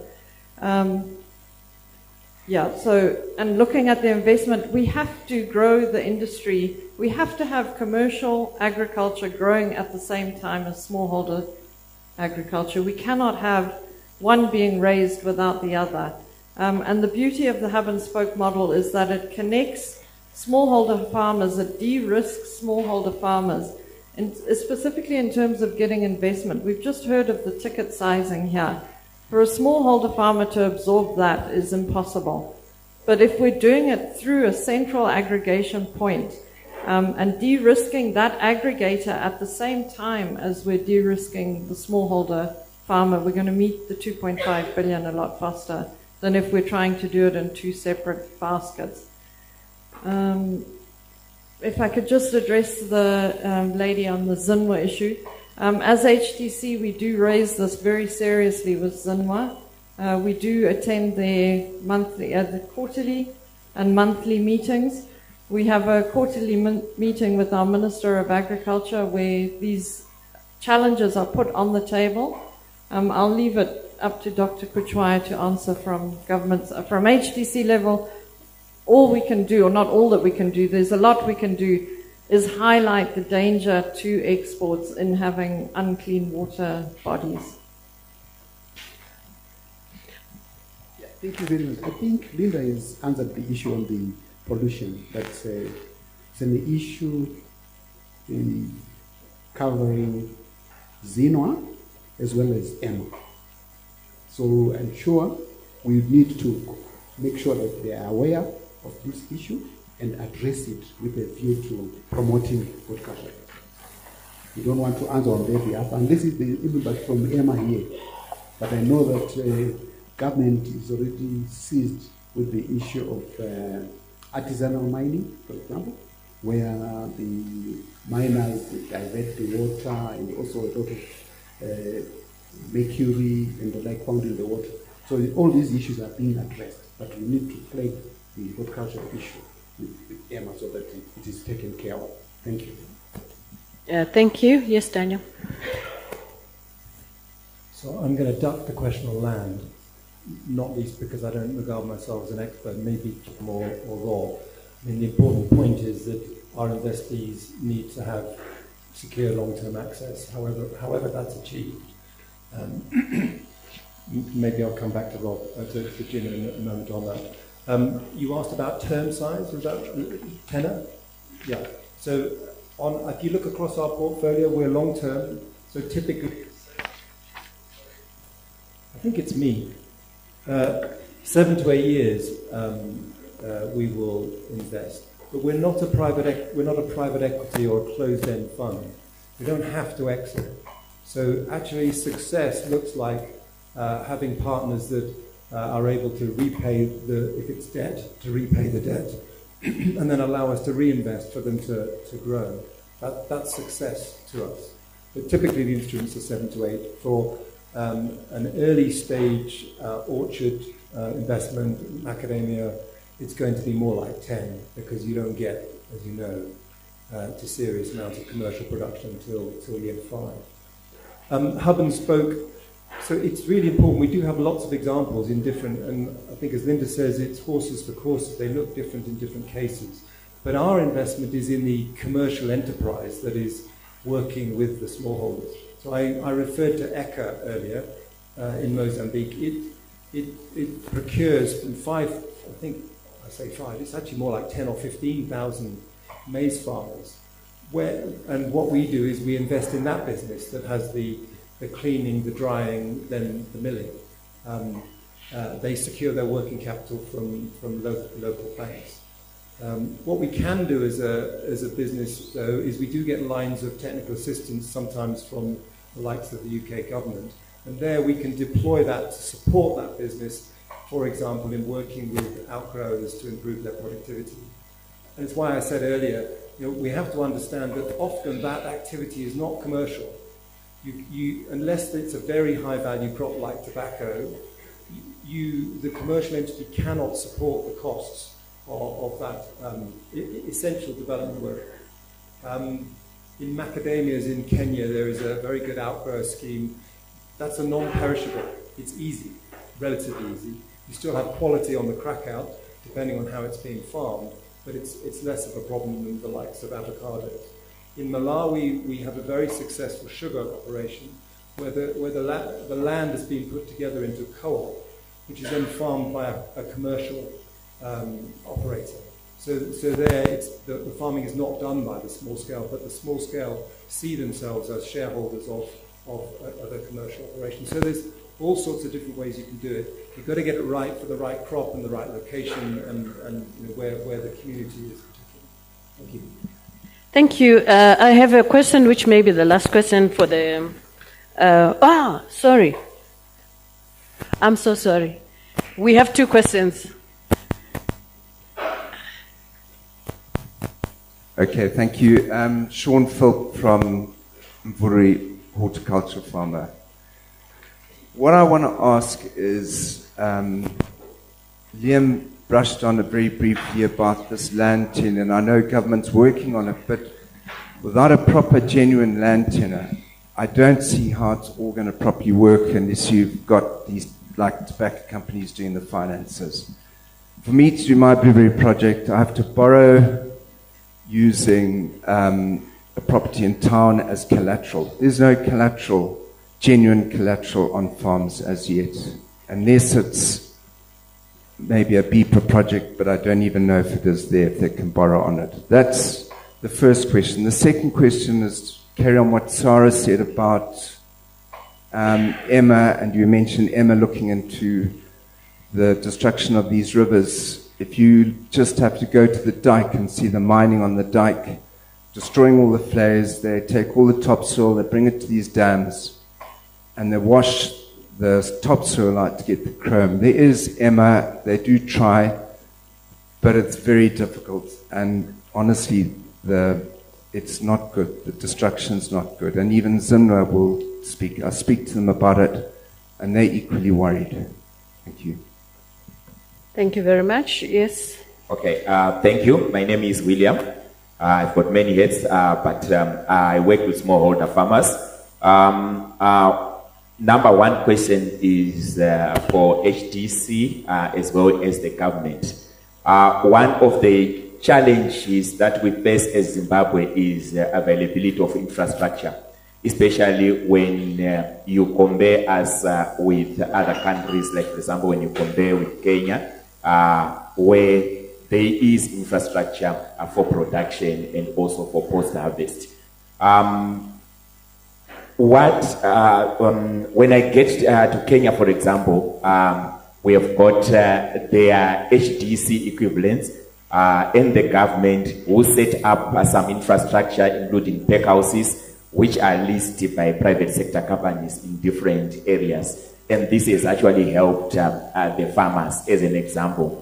And number two as well, I know there are some companies, private companies, we have got access to thousands of land where horticultural companies can just come in as a plug and play, because the farms will be having infrastructure like your irrigation infrastructure already set.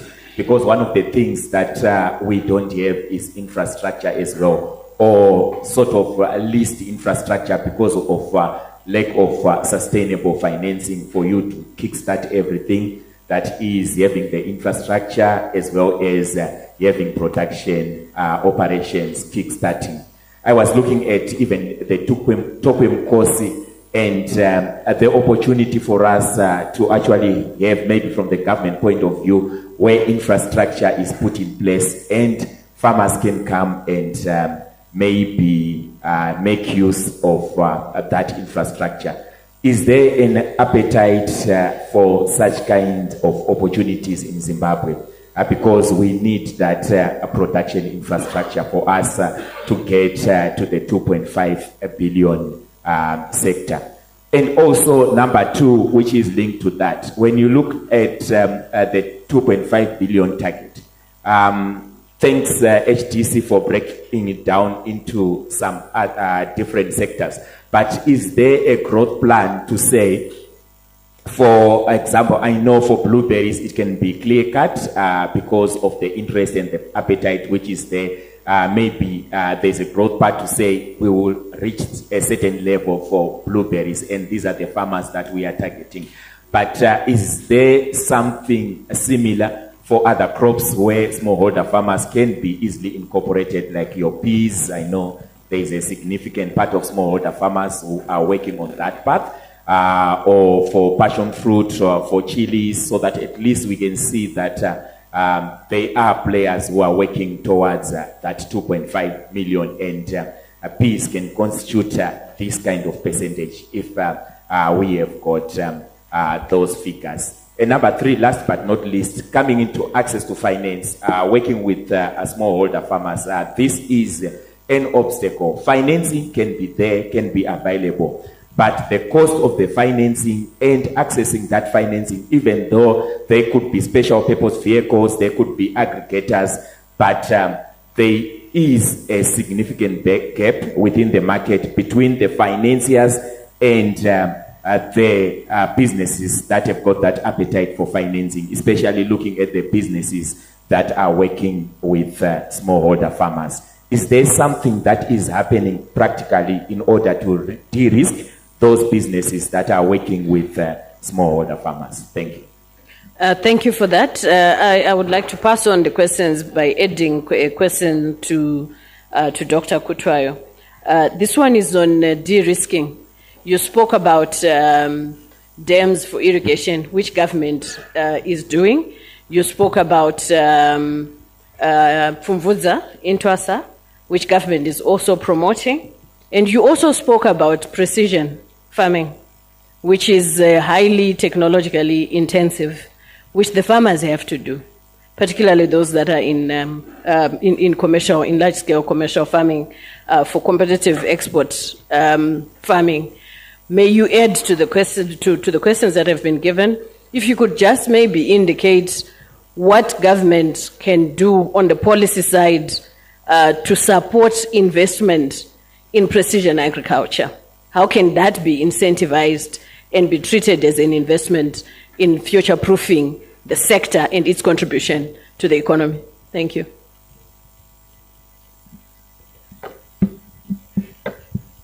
I'm sure the government is guided by the agriculture, food systems, and rural transformation strategy. I think the private sector, all commodity associations have been asked to contribute to this document. So it's our guiding principle as a contribution to the Vision 2030, which we are aspiring to be through the National Development Strategy 2. So government realizes that it cannot develop the infrastructure alone. So there is actually encouragement of the participation of private sector infrastructure development. The case in point is about the irrigation infrastructure, and the companies have been come to come on board to invest in irrigation infrastructure to support the government's agenda for climate proofing the agriculture sector. So a lot of initiatives, the infrastructure that has been cited can also be viewed in that context, that we need these public-private partnerships to achieve the national development goals. So in terms of pollution, I think there was a question there on pollution. As already alluded to earlier, we need to flag these issues with the Environmental Management Agency so that they can take these issues on board with a view to finding lasting solutions. Of course, they will not be doing it in a silo mentality. They will work with us, all of us, the private sector, public sector, to ensure that there's a lasting solution to this. There was an issue of land tenure, yes. I think the government has set up a land tenure committee, and I'm sure they are the best people to front this. I know there are some financial institutions that are already lending to the title deed holders. So we can safely refer that issue to the land tenure committee. Thank you. Thank you. Can I respond? So you can see Ruveneko standing behind me. She's chasing me from here.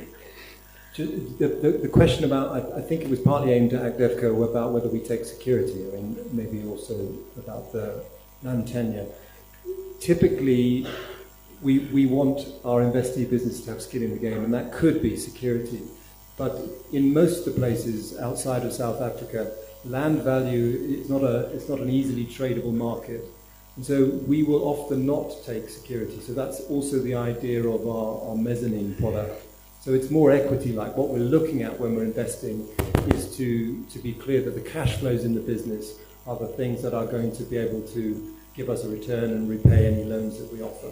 So it often is the case that there'll be a commercial bank providing a small piece of working capital and they take all of the security. That's fine. We're then in a different piece of the capital between the equity and the debt, and we'll take a view. We may ask for some guarantee or something to make sure that the business and the sponsors have skin in the game, but it's not constrained by levels of security. I'll just quickly respond to William. It's a one question, one answer statement. William, yes, is the answer. And it's the reason why we're here today. I think you answered your own question when you, at the end of it, mentioned about finance and lack of the right financing facilities for cold chain development and for infrastructure development. So I 100% agree with you there. The financing models in place, we do need them, and we're actively working with our members on this and with the financiers as well. And I think I've forgotten the other one that you asked, but I'll leave it there. Oh yes, about the strategy, growth strategy. I'd encourage you to be actively involved with your subsector, the Fresh Produce Growers Association. That is where the strategy comes from. That comes up to HDC, and as the apex body, we implement your strategy, our members. So there you go. Thank you very much. I think with that we come to the end of this round of discussions. I will not leave without highlighting one of the key themes that is coming through for me is the blending of financing and development that is quite apparent in the AgDevco model. And I just place that on the table for our own financial institutions, that maybe a long-term view involves blending the models that we are applying to horticulture and other sectors. Thank you all very much for a splendid conversation that I think was insightful and quite helpful. And thank you all for raising the questions and the comments that have brought value to the discussion. Thank you. Thank you so much, Sakai. Thank you to the speakers. I won't call you panelists because, as she said, it was just a conversation, right? But it ended up seeming like a plenary, but it was important. I'll be taking private meetings with Daniel Hulse. I'll be charging for that. Okay, so find me. All right, so we're going to have our investors come up on stage, and they're going to give a pitch, and then after that we'll have a very short Q&A because we noticed that there's a lot of engagement required for this forum to be a success. So we're going to allow for a few questions from you. So please hold on to those questions, and then we get into them straight after each investor. So please, to come onto the stage, can we have Afrexim Bank, represented this morning by Victor Mashoko. Afrexim Bank, please come up. A round of applause for Afrexim Bank. We also have the World Bank, represented today by Esther Chigumira. Where is Esther? Nice and close. Fantastic. And then we also have from TDB, Trade and Development Bank, we've got Simbarashe Chikarango. Please, may you come up. Simba.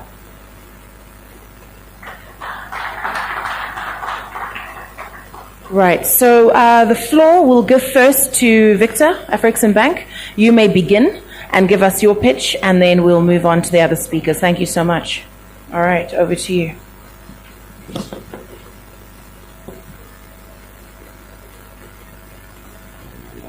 Good morning, everyone. I would like to protocol. I'm Victor Mashoko. I work for Afrexim Bank. I am there.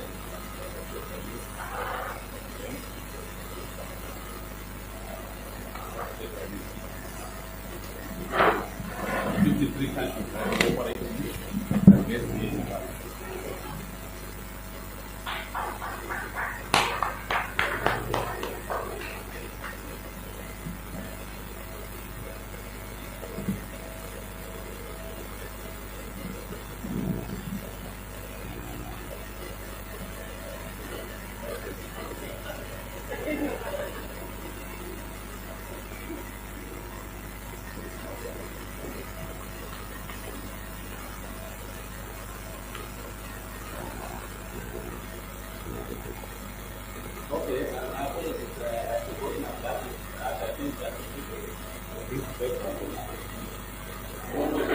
Most of us don't know Afrexim, and I'll give you a job which happened, I think, during some election, I think it was 2008.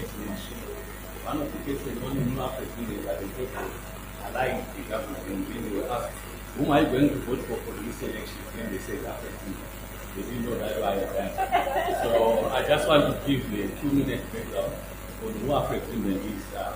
We are a bank, we are a multilateral institution. We are headquartered in Cairo. Our role is just to provide trade finance and stimulate trade within the continent. We are both focused on shareholders. We also Zimbabwe, one of the shareholders, who is the president of Zimbabwe. We operate on regional basis. We have both regional countries that we operate in. For Zimbabwe, we are based in Harare. We operate 30 countries in the South Africa and Zimbabwe. And also, currently we are undergoing a strategy impact 2020 next year. So these are the countries that we operate in both in Abidjan, travel from East Africa.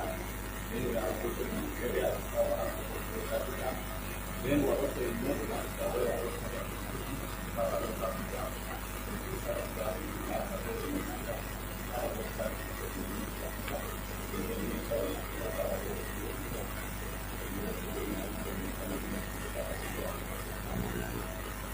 That's our strategy. In fact, in the 2022,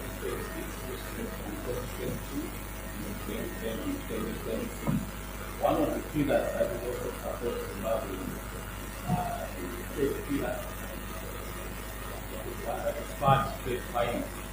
So basically, I think we also try to write and what we are doing in Zimbabwe, in operation in Zimbabwe, the past like 25 years. So I think we have got the expertise to cover in that. So I'll just touch on the programs and facilities that we extend. Those are the programs that we extend to countries that we cooperate in. Among those, just think about a few that we are trying to explore in Zimbabwe. We are already exploring the Zimbabwe in the world to create some of these line of credit and facility. One is the line of credit program. This is the program that we provide funding and funded facilities, West African and non-African banks. We provide pre and post shipment finance, conference and finance. So we extend these facilities to local banks through the most of the banks locally. We are looking for competition in them, but what we do is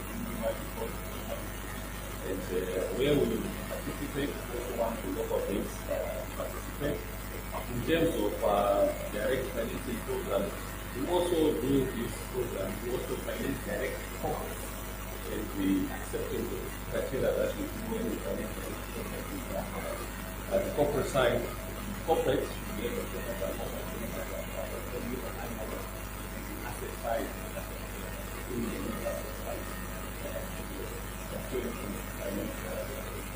we know that I know through the local institutions, we've got banks here, all the benefit of the client in the product. Our ticket size is about 5 million that we need and the tenants we just follow the application from the slide. But what we don't do because we don't get the expertise, we don't go down to become light on the place that are needed so that they can offer so for us, we just do the global activities and then extend those facilities to start over. Where the banks cannot provide us, that's where the kind of issues of insurance to do,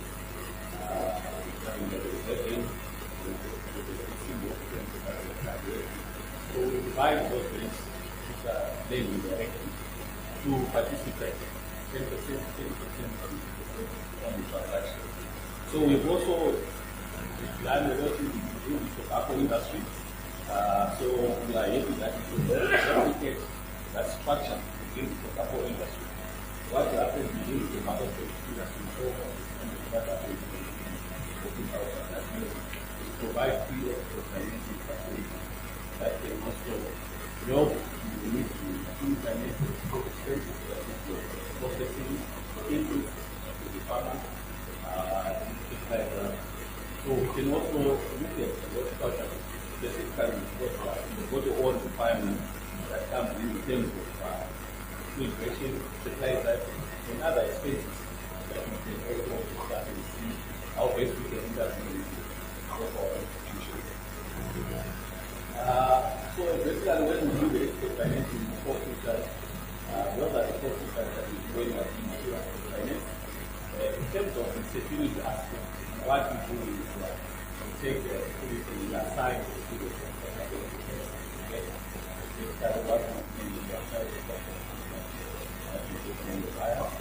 do over and above that, then we can also take insurance. The assignment of insurance in terms of the minimum debt so that we will pay the receivables. So we don't take 50 immediate assignment of to ensure that the offtake and the record follow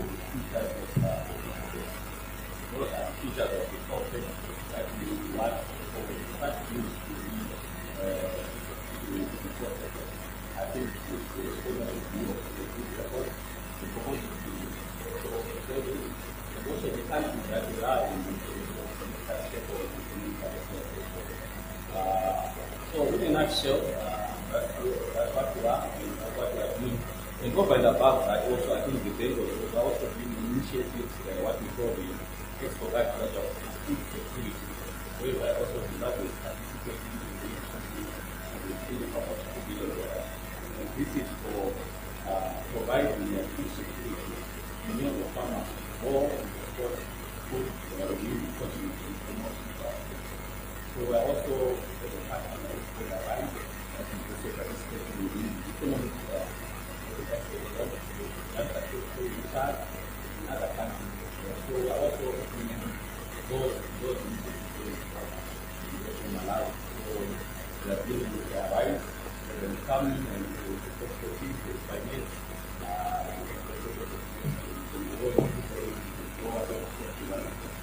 those are part of the issues that we are dealing with.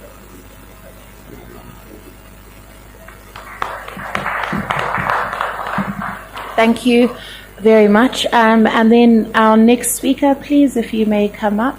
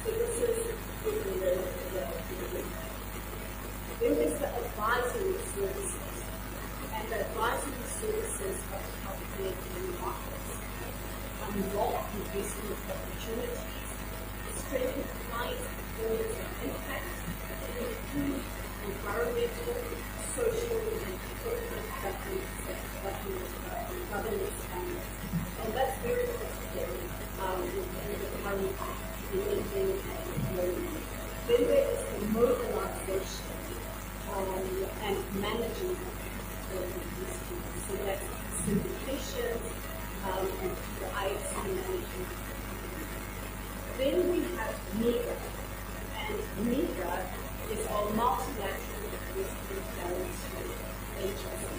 All these work together. And the guarantee for foreign direct investment in non-financial risks, so there are two guarantees in political and credit risk.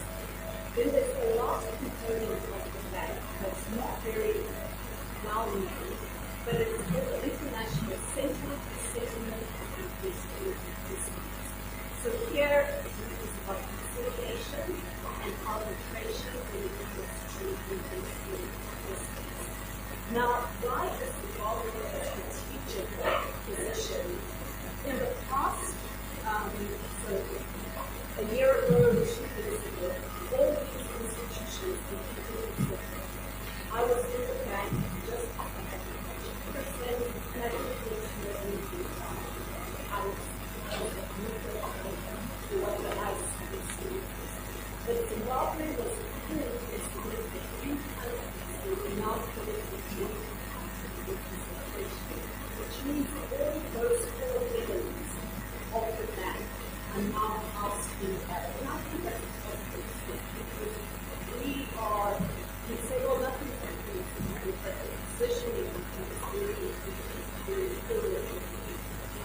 So in terms of my work, there is highly focused working on public sector, not understand what's happening in the private sector. How do we create how to do it and so what do you finance? Production systems, others, you can finance investment and investment criteria. What's our looking for? And then specifically focusing this on what we do in other countries, but I won't do that. So kind of critical sponsors,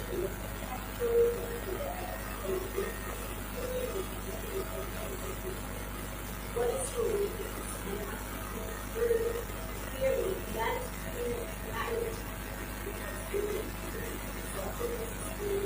the government and the really like side and my role as policy is to work with the public sector, and their position in how this working with kids. An example of that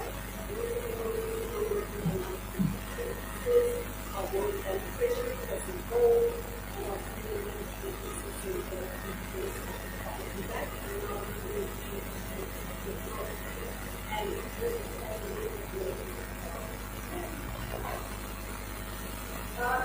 what do we look for in terms of from the World Bank side, so from the public sector, what could we look for in terms of government? And I think this is pretty important because this is important.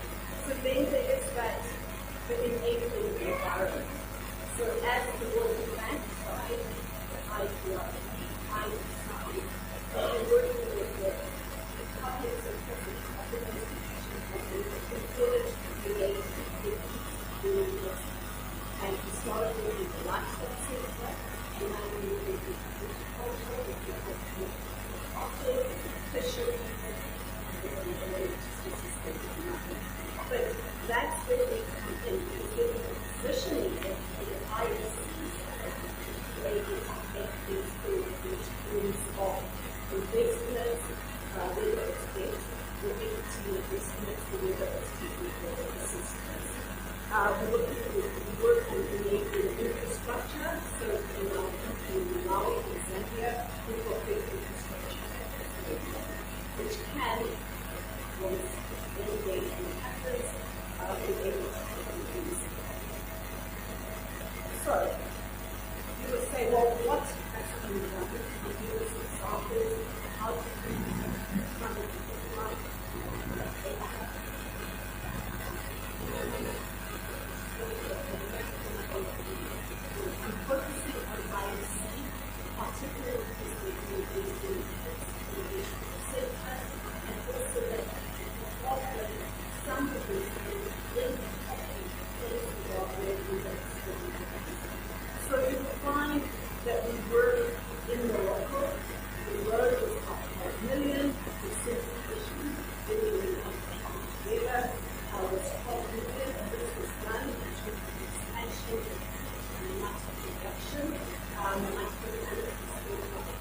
project certification. And I think this is really interesting because both with the IPRD and the ISI, and we need that communication with those guarantees. So I just want to just share some of those in the full size of it. Now, what's very important in terms of companies being selected by the IOC, in the board and in terms of working together and seeking investments.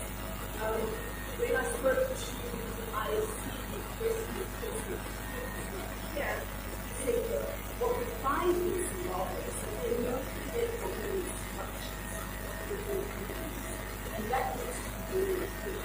What are your governance structures? What do we have consistent financial reporting? What is the succession plan? There seems to be a fear of succession. What is the succession plan in the company? Or is it private saving and finding guys and that? But I think it's very critical to do. And the willingness to engage with the banks, with the IFC, and the bank. So those become very key governance issues that if you want to work with the company in the IFC, anyway.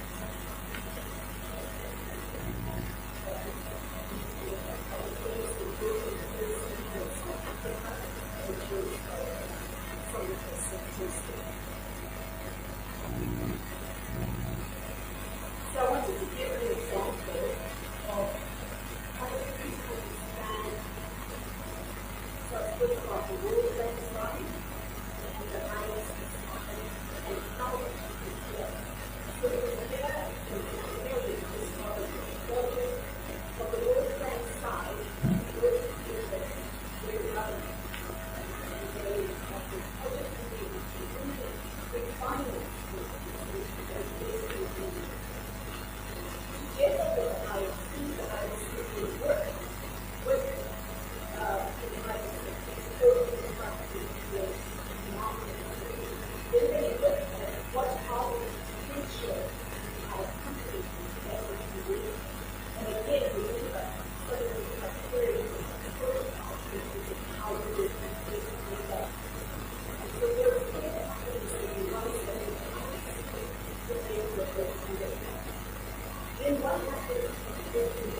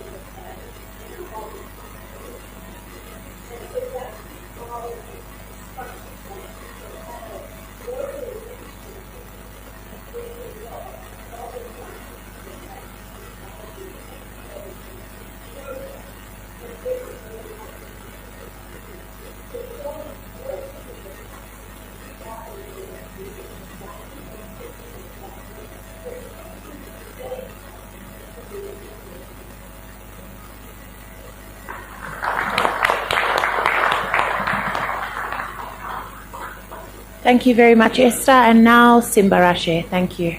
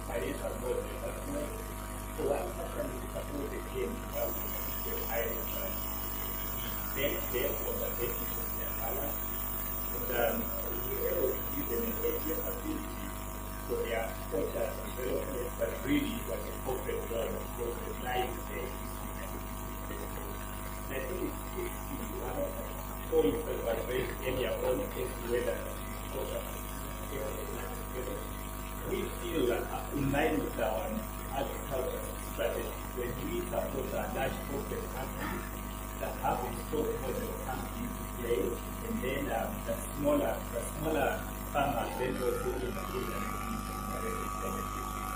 key aspect that we really like and focus on both in Southern Africa and East Africa is value chain or contract needs our families. As a lender, we always want to say, where is our cash flow, where it comes from, where is our repayment plan, where it comes from. Our colleagues in our IFC as well as the farm to fork approach, that's all five things that's where the cash flow comes from. So I'll quickly go through in that low-tech portfolio, direct loans, indirect loans, new line of credit, many there. Our portfolio currently sees a fund of 60 million. Of them, like what my colleague from Apple mentioned, we don't compete on most of them, but we bring an additionality, especially when you're a seller, where infrastructure is in trade financial statements, I think my colleague from Apple is a very good program in terms of the products that are available in terms of short-term finance. But what we also do in our short-term structure that ties for horticulture or our agribusiness, we really structure our loans and link them even in the cash flow cycle or the underlying business financing. We will not be asking for a monthly amortization schedule or quarterly repayment schedule.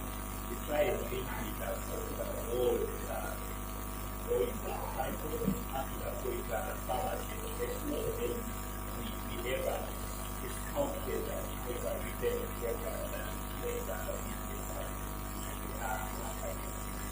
this is the new instruction required and agriculture sector.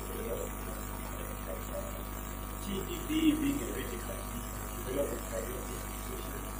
These are some of the key considerations that we look at when we are looking at our transformation bank.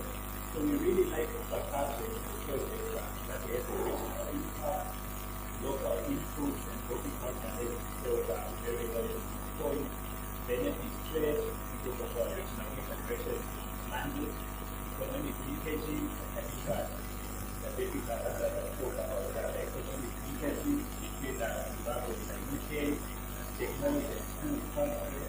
Local ownership is very important for us, so that you have an African DFI. Access by women, I think my colleague from AgDevco indicated that by breaking 95% women, getting with the wake up and women activities. So access by women is a key consideration for CCD. Recently, we have also taken the women and children in terms of key stakeholders that we need to address in terms of protection of the environment, sustainability is also a key consideration for us. Employment creation is key consideration. I think we have an presentation mentioned that a target is to get to 600,000 jobs. So that's really a big domestic task with an African DFI. Last but not least, our consideration is an export orientation.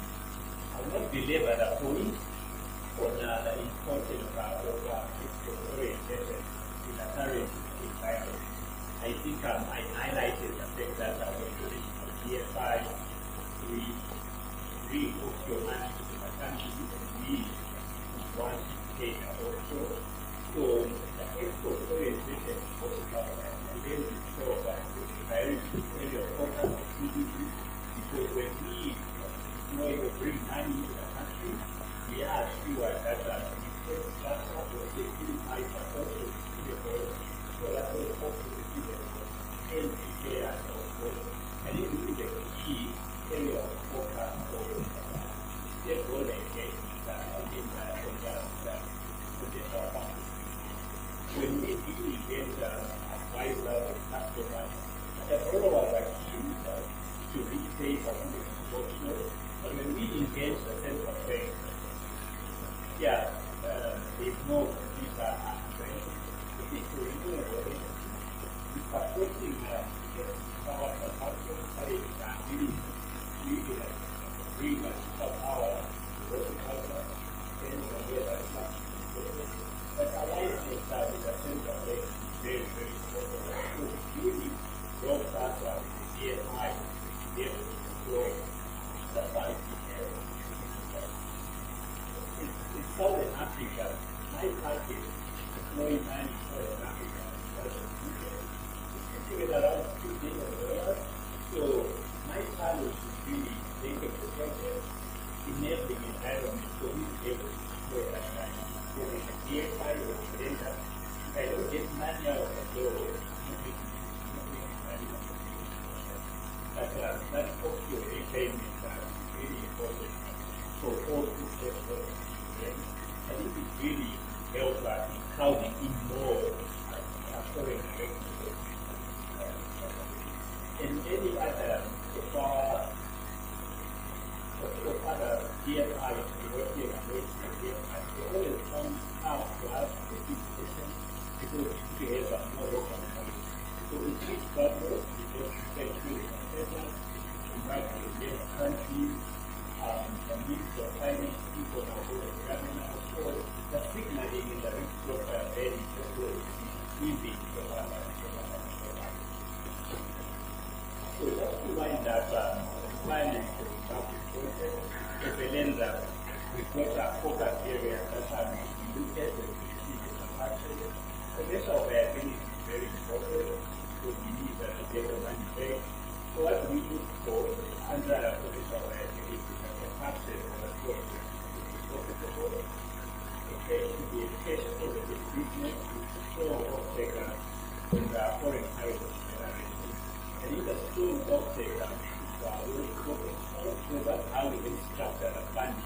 Farmers, horticulture, for the basic so technical capability is also very important for us. Proven production system for the PhD because we are predominantly a debt house. We can do debt financing or junior debt that is in between equity and debt, but largely we are a debt house.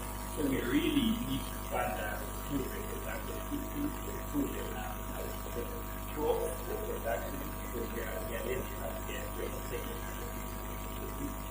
risk management is also very key for us. Mitigation of whether risk, market risk, and operational risk, that's very important.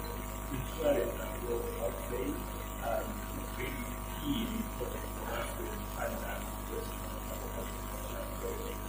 Because we are original DFI, environmental compliance is very, very important for us. So what we look for under the sustainable operations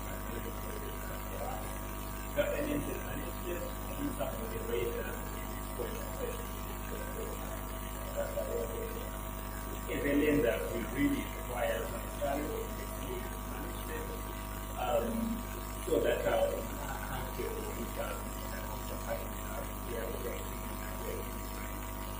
security and defense capacity is also very important for us. We look for strong collateral and strong collateral, we do not have loans to fund infrastructure, climate change. And then our short-term loans, the rate is securitized.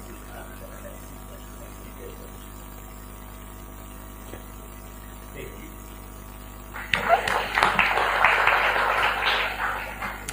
Thank you very much to our presenters on investment there. And now we're going to open up the floor to a few questions from you.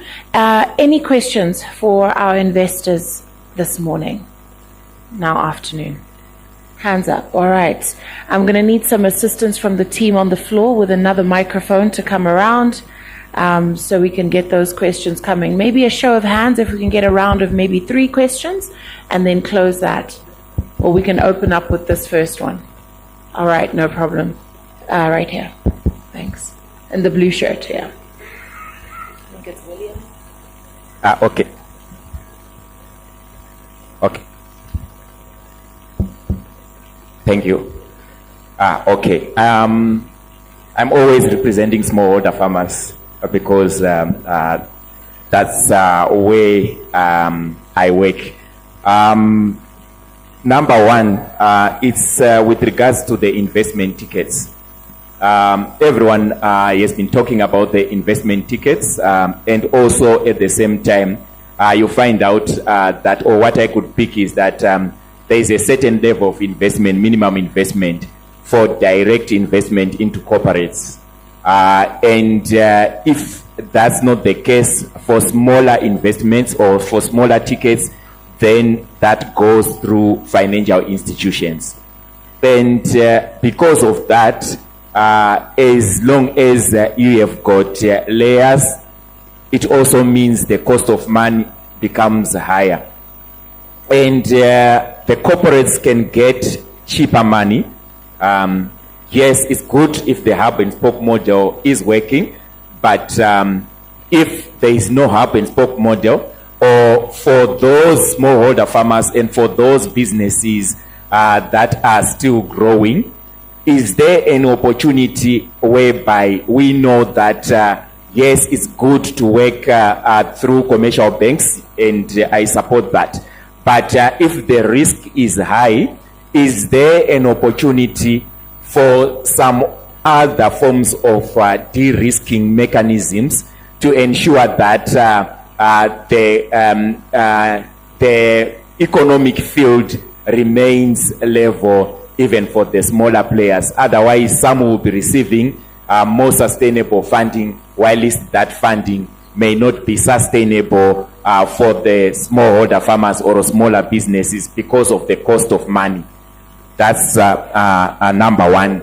And also linked to that, is there any way that other development financing organizations can come in to de-risk where smallholder farmers are involved, so that it also becomes viable for commercial banks? And thank you. I know you always have point number 1, 2, 3 to Z. Thank you so much. All right. Do we have any responses there for that question from any of our investors? Yes, you want to take it, Simba? Sure. Let me bring you a mic.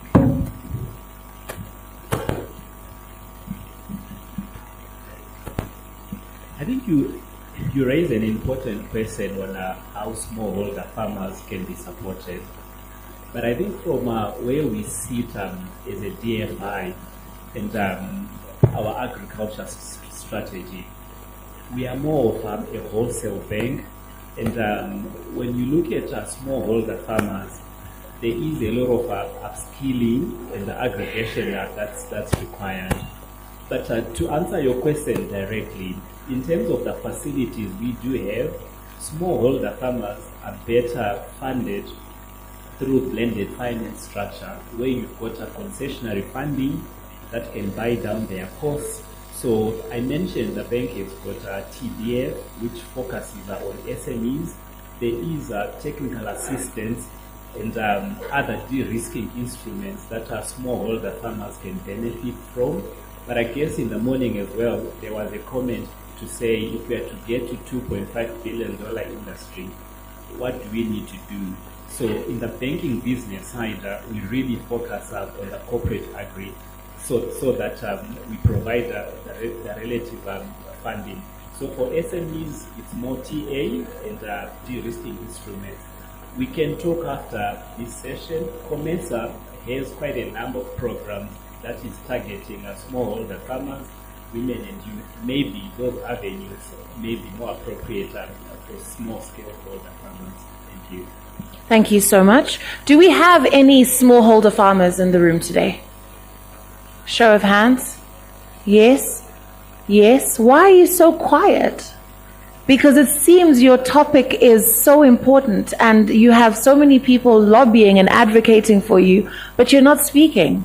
Can I challenge one of you just to maybe share something, whether you agree or if there's anything you want to add, because we can't ignore this topic. It's been brought up in every single plenary session. So please, could one of you just maybe speak from the heart and from experience? We've got one hand here. Just tell us who you are, what you're farming, and go ahead with your contribution. Firstly, challenge accepted. Thank you. Morning, everyone. My name is Ben Muchedzi. I farm out in Headlands. On an A2 farm, yes, but still very small in terms of scale.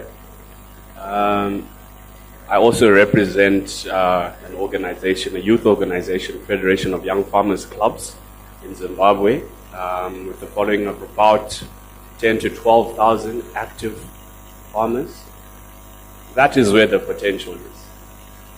So I'm sitting here, maybe mum, but it's not due to intimidation. It's reading the room and understanding, okay, this is how I need to navigate.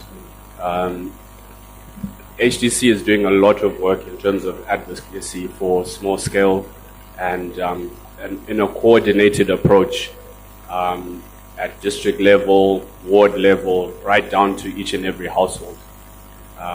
As the Federation of Young Farmers, we have representation across all 60 districts in Zimbabwe. Farmers with access to land. And those farmers, some of you might know, Zimbabwe has the largest amount of stored water in Southern Africa, 12,432 dams to be exact. So in terms of water, we don't have a problem. It's accessibility to it. That is where the potential is. The potential is to invest in that potential, that is the water bodies, empowering the young, empowering that energy that is there, that enthusiasm to want to achieve something for themselves. Because at the end of the day, some of them, like myself, do have families that we're trying to feed, and agriculture is a route that we are advocating for to take up as a career option. We talk of a 3 million ticket ETC, but if you spend 10K on one person, that 10K can double, if not triple, within one calendar year. And through organizations like Monty's, Montgomery Farms, and Kuminda, who have actually invested their time in developing the markets. Now they're developing the small-scale farmers. The young people is where it's at. And Kuminda, for example, they have a very brilliant model that speaks to the smallholder, that speaks to those people without a voice. I believe in this room we have the big bazookas sitting up front right now. Support Kuminda, support the likes of Monty's as well, so that we create that appetite for young people to get off the streets, to get away from drug, substance abuse, etc. Because that is the crux of the matter. And we give them something to do. I'm here to lead by example, and raising my hand, not to be intimidated at all by this room. That's why I'm sitting here to begin with. And I believe that with the right kind of support, back us, back on the winning horse. The winning horse is agriculture. The war that we're facing against the mining sector, for example, and the destruction that is happening in Mash Central, Mash West, etc., just to the east of us, sort of. It's terrible. And what are we speaking about in terms of the future? So we'll find that a lot of us are migrating away, yet the appetite is ripe right now to invest in a young person. Sure. Thank you very much. I could go on and on. I see that. Thank you so much. Thank you. Any other questions or contributions for this segment? Sorry, Where? Oh, yes, yeah. Please go ahead. Sorry. So I just wanted to give an example of some of the de-risking mechanisms that are used. And I currently lead a project in Rwanda. And one of our guarantee schemes, so we do partial credits, or we do matching grants. And I think that's something that needs to be looked at.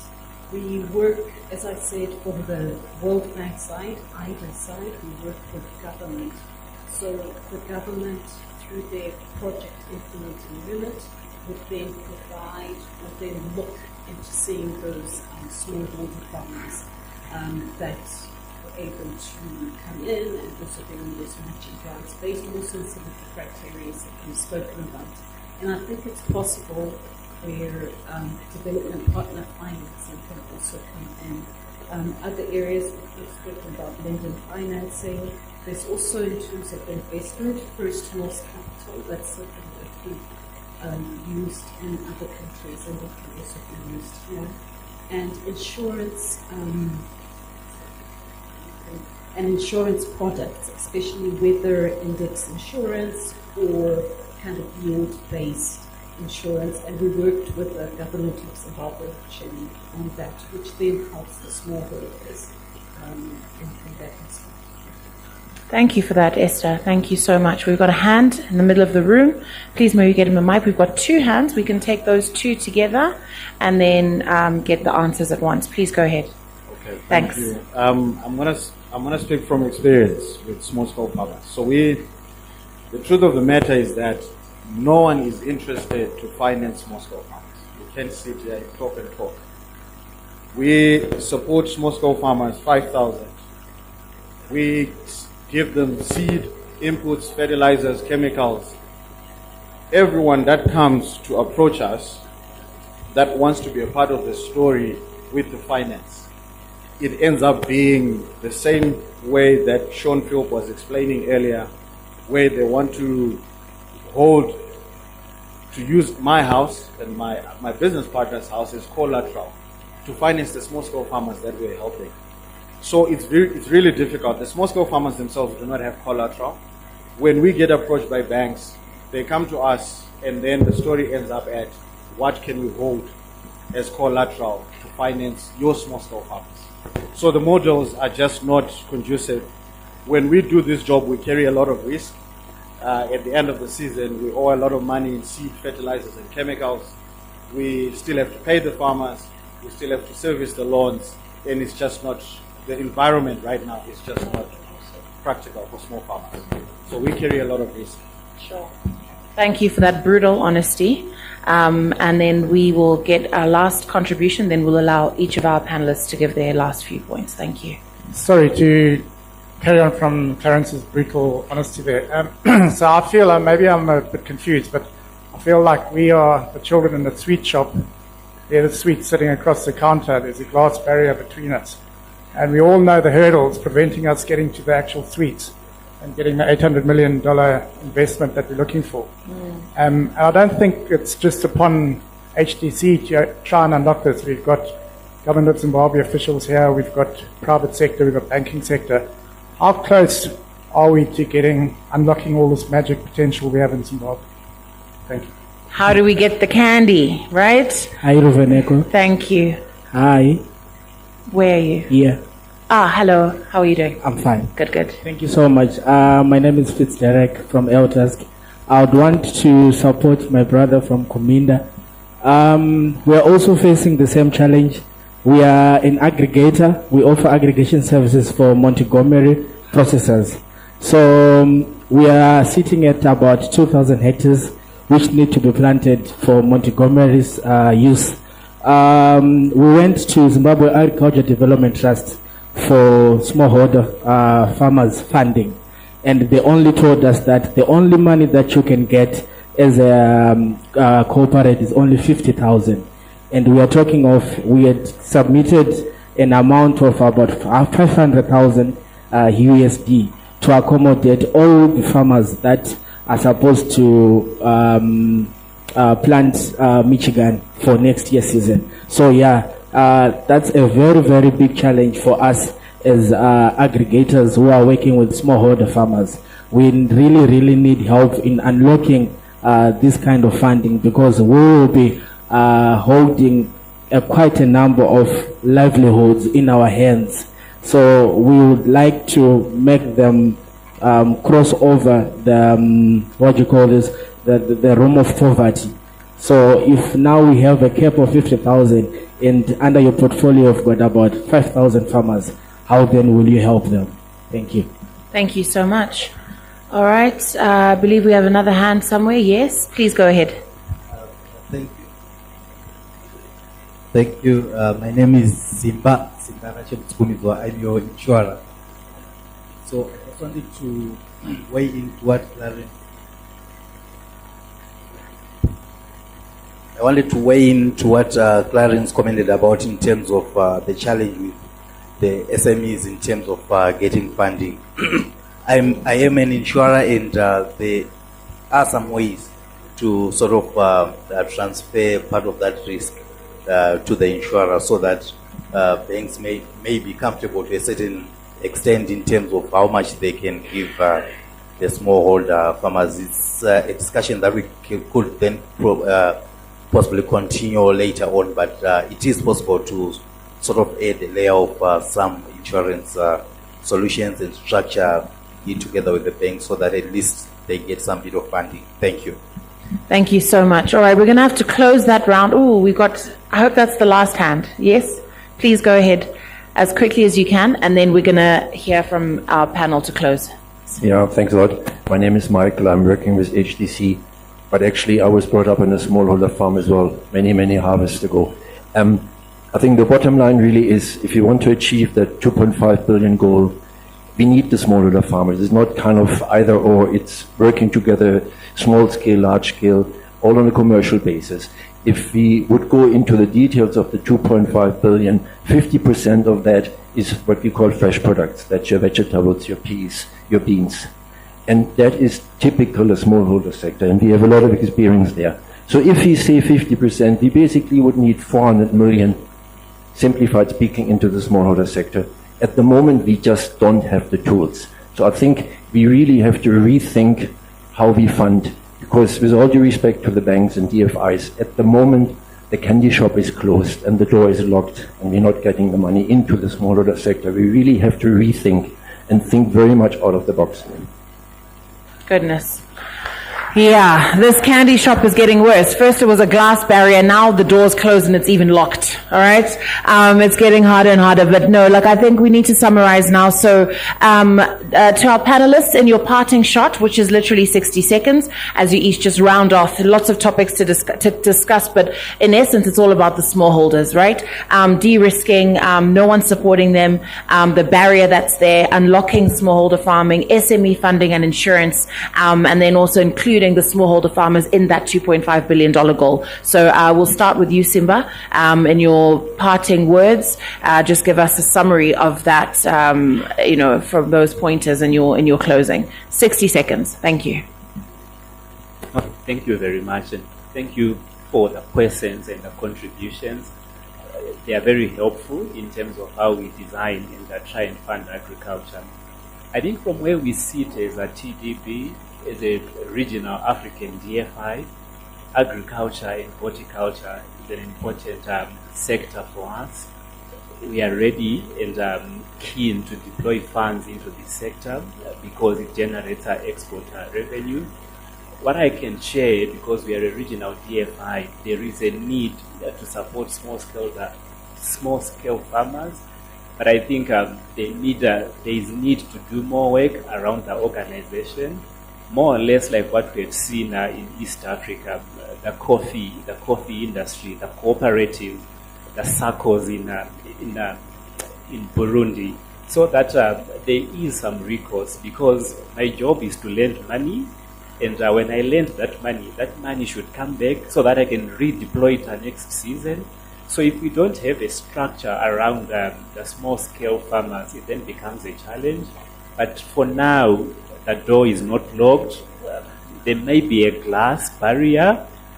What TDB is doing and pushing aggressively is really to fund corporate agriculture and bring the small scale outgrowers, so that we also fulfill our mandate in terms of empowering the local communities. We are open for business, especially where there is offshore repayment through corporate agriculture. We're happy to discuss through the banking business for larger ticket sizes, and also for smaller ticket sizes through TDF, where we can do grant and the technical assistance. Thank you.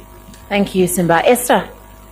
I think from us on the advisory and technical side, which is very important for horticulture, is the ease of doing business and getting those regulations and levies and those things that limit the ease of doing business. We are already working with the Ministry of Agriculture. They have prioritized horticulture, and I think this is where the smallholder can also really benefit from those layers.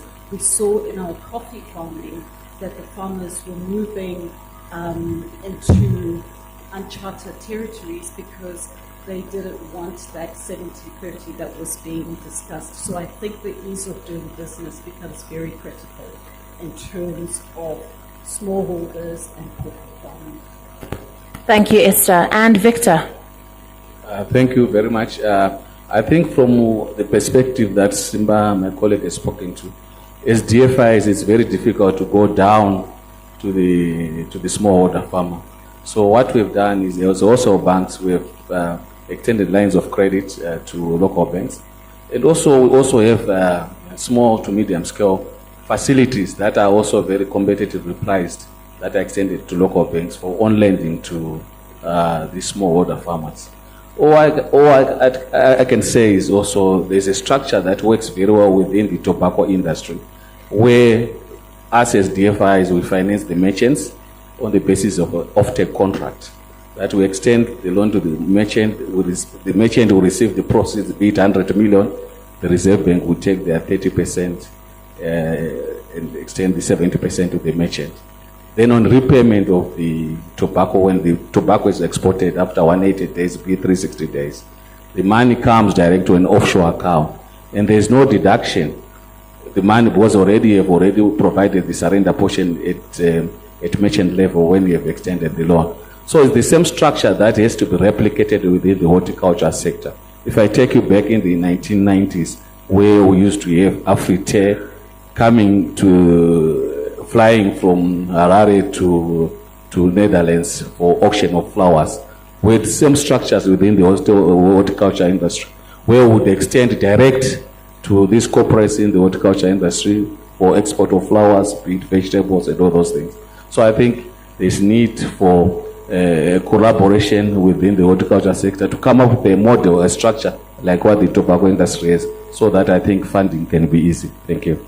Thank you very much. Our investment partners panel, thank you to Victor Mashoko from Afrexim Bank, Esther Chigumira from the World Bank, and Simbarashe Chikarango from Trade and Development Bank. Thank you so much. Thank you. You may go down either way. It's okay. Yeah. Thank you so much. And now we move to our next speaker, who's going to speak on incentives, right? Why and how to drive investment into horticulture. Please put your hands together this afternoon for the CEO of ZIDA, the Zimbabwe Investment Development Agency, Mr. Tafadzwa Chinamo.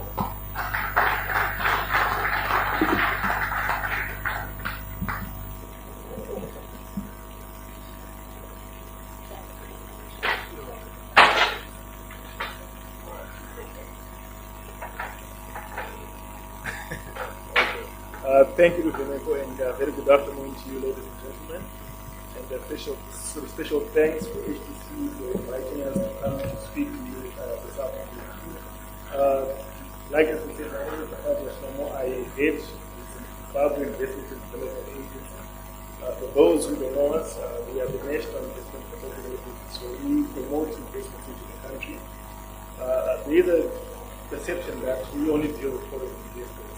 Yes, as much as you want foreign currency to the country, but we also value quite a lot the significance of the importance of local investment. No economy of thrive without a thriving local business. So, and how we do that is that we cover all sectors, not just agriculture, but all the sectors. We identify what we believe are opportunities in those sectors. And once we've done that, we then promote them. I think, very recently, I think it was last week, was it? Or 2 weeks ago, we were also part of the delegation that went to the UK with the HDCs. So those are some of the things that we do to try and position the country, make opportunities known in the country known to the outside world. We also do a lot of facilitation. So I know bureaucracy is rampant. In our country, I think we all have running various regulations or administrative bodies, the Ministry of Agriculture, case, Reserve Bank, immigration, those that do expatriate. So there is a lot that happens in terms of who being kept out of the workers of the country. So we do a lot of that to make sure that those things are known to you. once you become aware of that, how to best navigate. Another important role that we play is also protecting the business. So a lot of the business, particularly the foreign, always have the business. My family, when they begin information of investment, so our aim is to empower them to keep that quality really investment is safe. I know today I was asked to speak on investment to provide some incentive to provide horticulture. And I think we do have some incentives, and so we do have some incentives, but the thing that I want to say first is that I think you heard, especially from the last one, the world war, that Zimbabwe is a country, there is a government, but not a country. So it puts us in a very over situation in the sense that we want to get sort of funding our team. So if you want to do a grant, so what extent of goal is a grant. So we discussed it right now.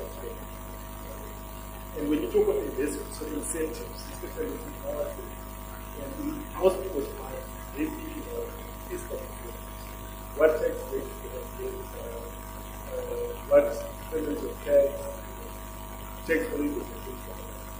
But if you look at the government that is constrained to the revenue, that becomes a challenge. But we do have some. So we always approach incentives and we say, let's do something that is legally controlled. But if the country in a situation that you don't have tax pay, there's also the thing that some investors just pay off the end of the life of the waste of the government. The same that the investor will come to the part of the because that is what I do. You try and match that, you go back to the government, guess what? So it might not be. With that said, I'm not saying that incentives are bad. They are very good at it. It's actually essential to make sure that investments work. So in terms of agriculture right now, what we have on paper is that so there's been a suspension of digital materials used in preparation and packaging of fresh produce for exports. And then there's also a rebate of duty. So the rebate of duty is also granted of materials which are imported for use in the preparation and packaging of fresh produce. So I think that's specific for this agriculture. Then all agricultural inputs and implements are exempt from duty. Then manufacturers rebate enables the manufacturers of setup inputs the import, so to import duty-free parts and components used in the manufacture of those goods. And then investors in agriculture, as well as other sectors like this, they have the opportunity to defer payment of VAT or importation and specified capital expenditure for the period not exceeding 180 days, subject to any manufacturing requirement. So this is what we got one might say that is. So as an agency, we are also charged with the license using special control.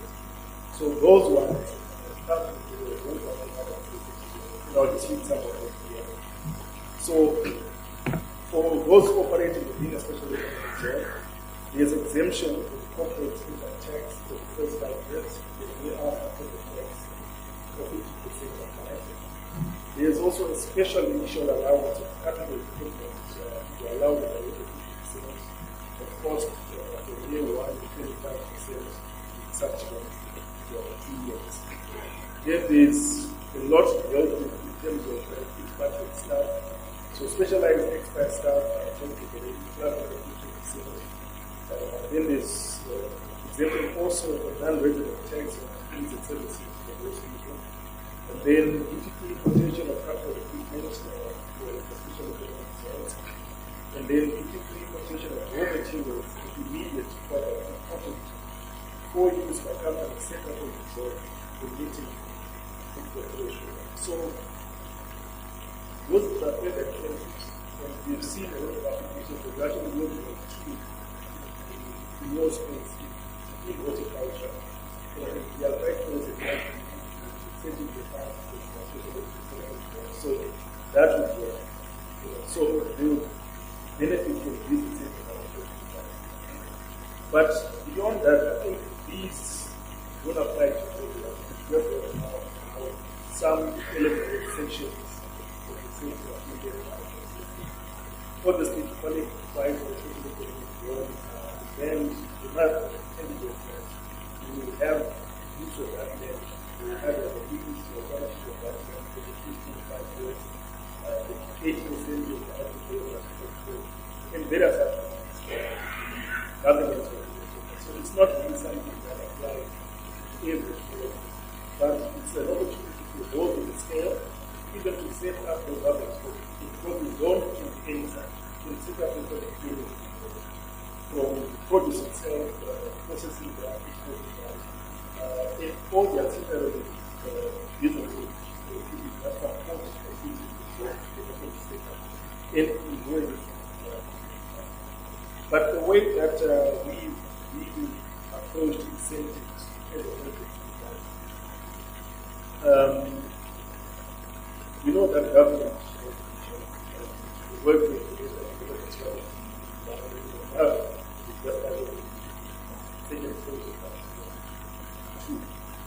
and in the obviously they are agriculture is very key in terms of getting the country that is and so the way that we are looking at it is that we spoke can we identify areas of where we believe that, for example, with a particular advantage, no matter how well labor, try to replicate our potential, we still have one. I think we just have now this challenge how can we go to that is very bad. But that's one thing. Maybe it's a political land, but we believe that if we can zero in to an industry to say that we believe that with the right conditions, this industry can we can actually be the best. So this means that we have to be the best. So when we scope it, so we start with all the internal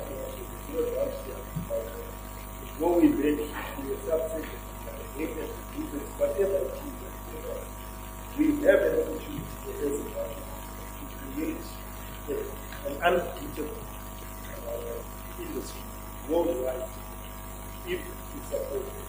So this is where this is where my decision.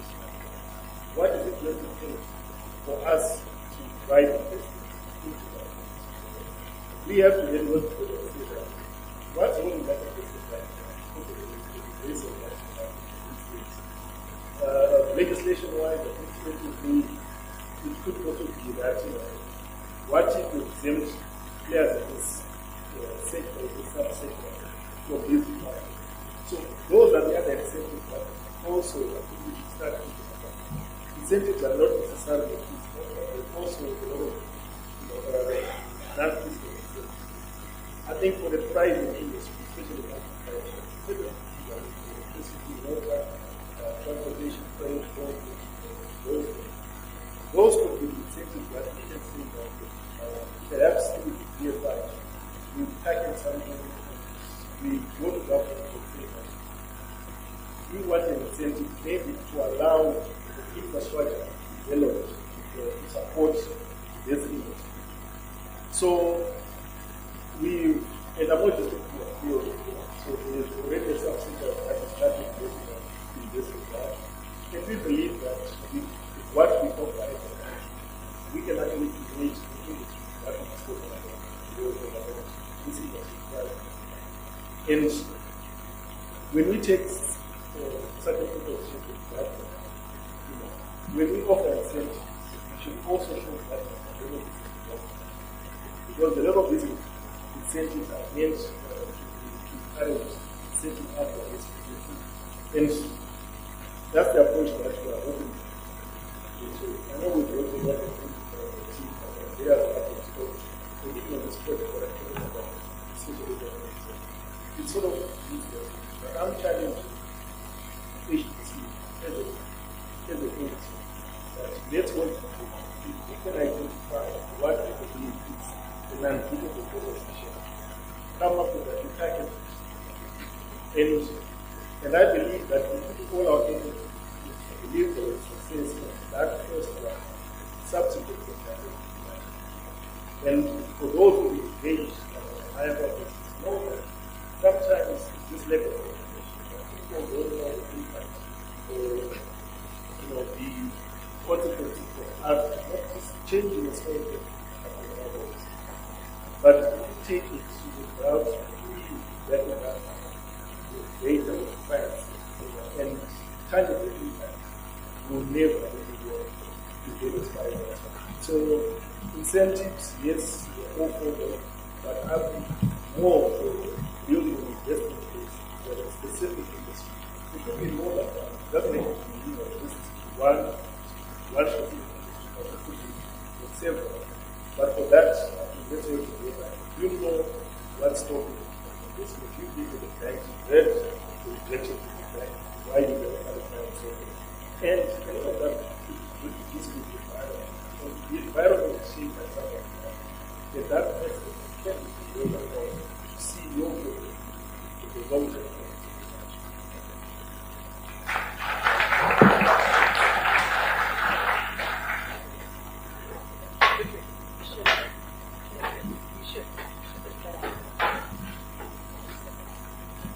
Thank you so much, Tafadzwa. He's just checking. He's like, I'm not taking any fire, right?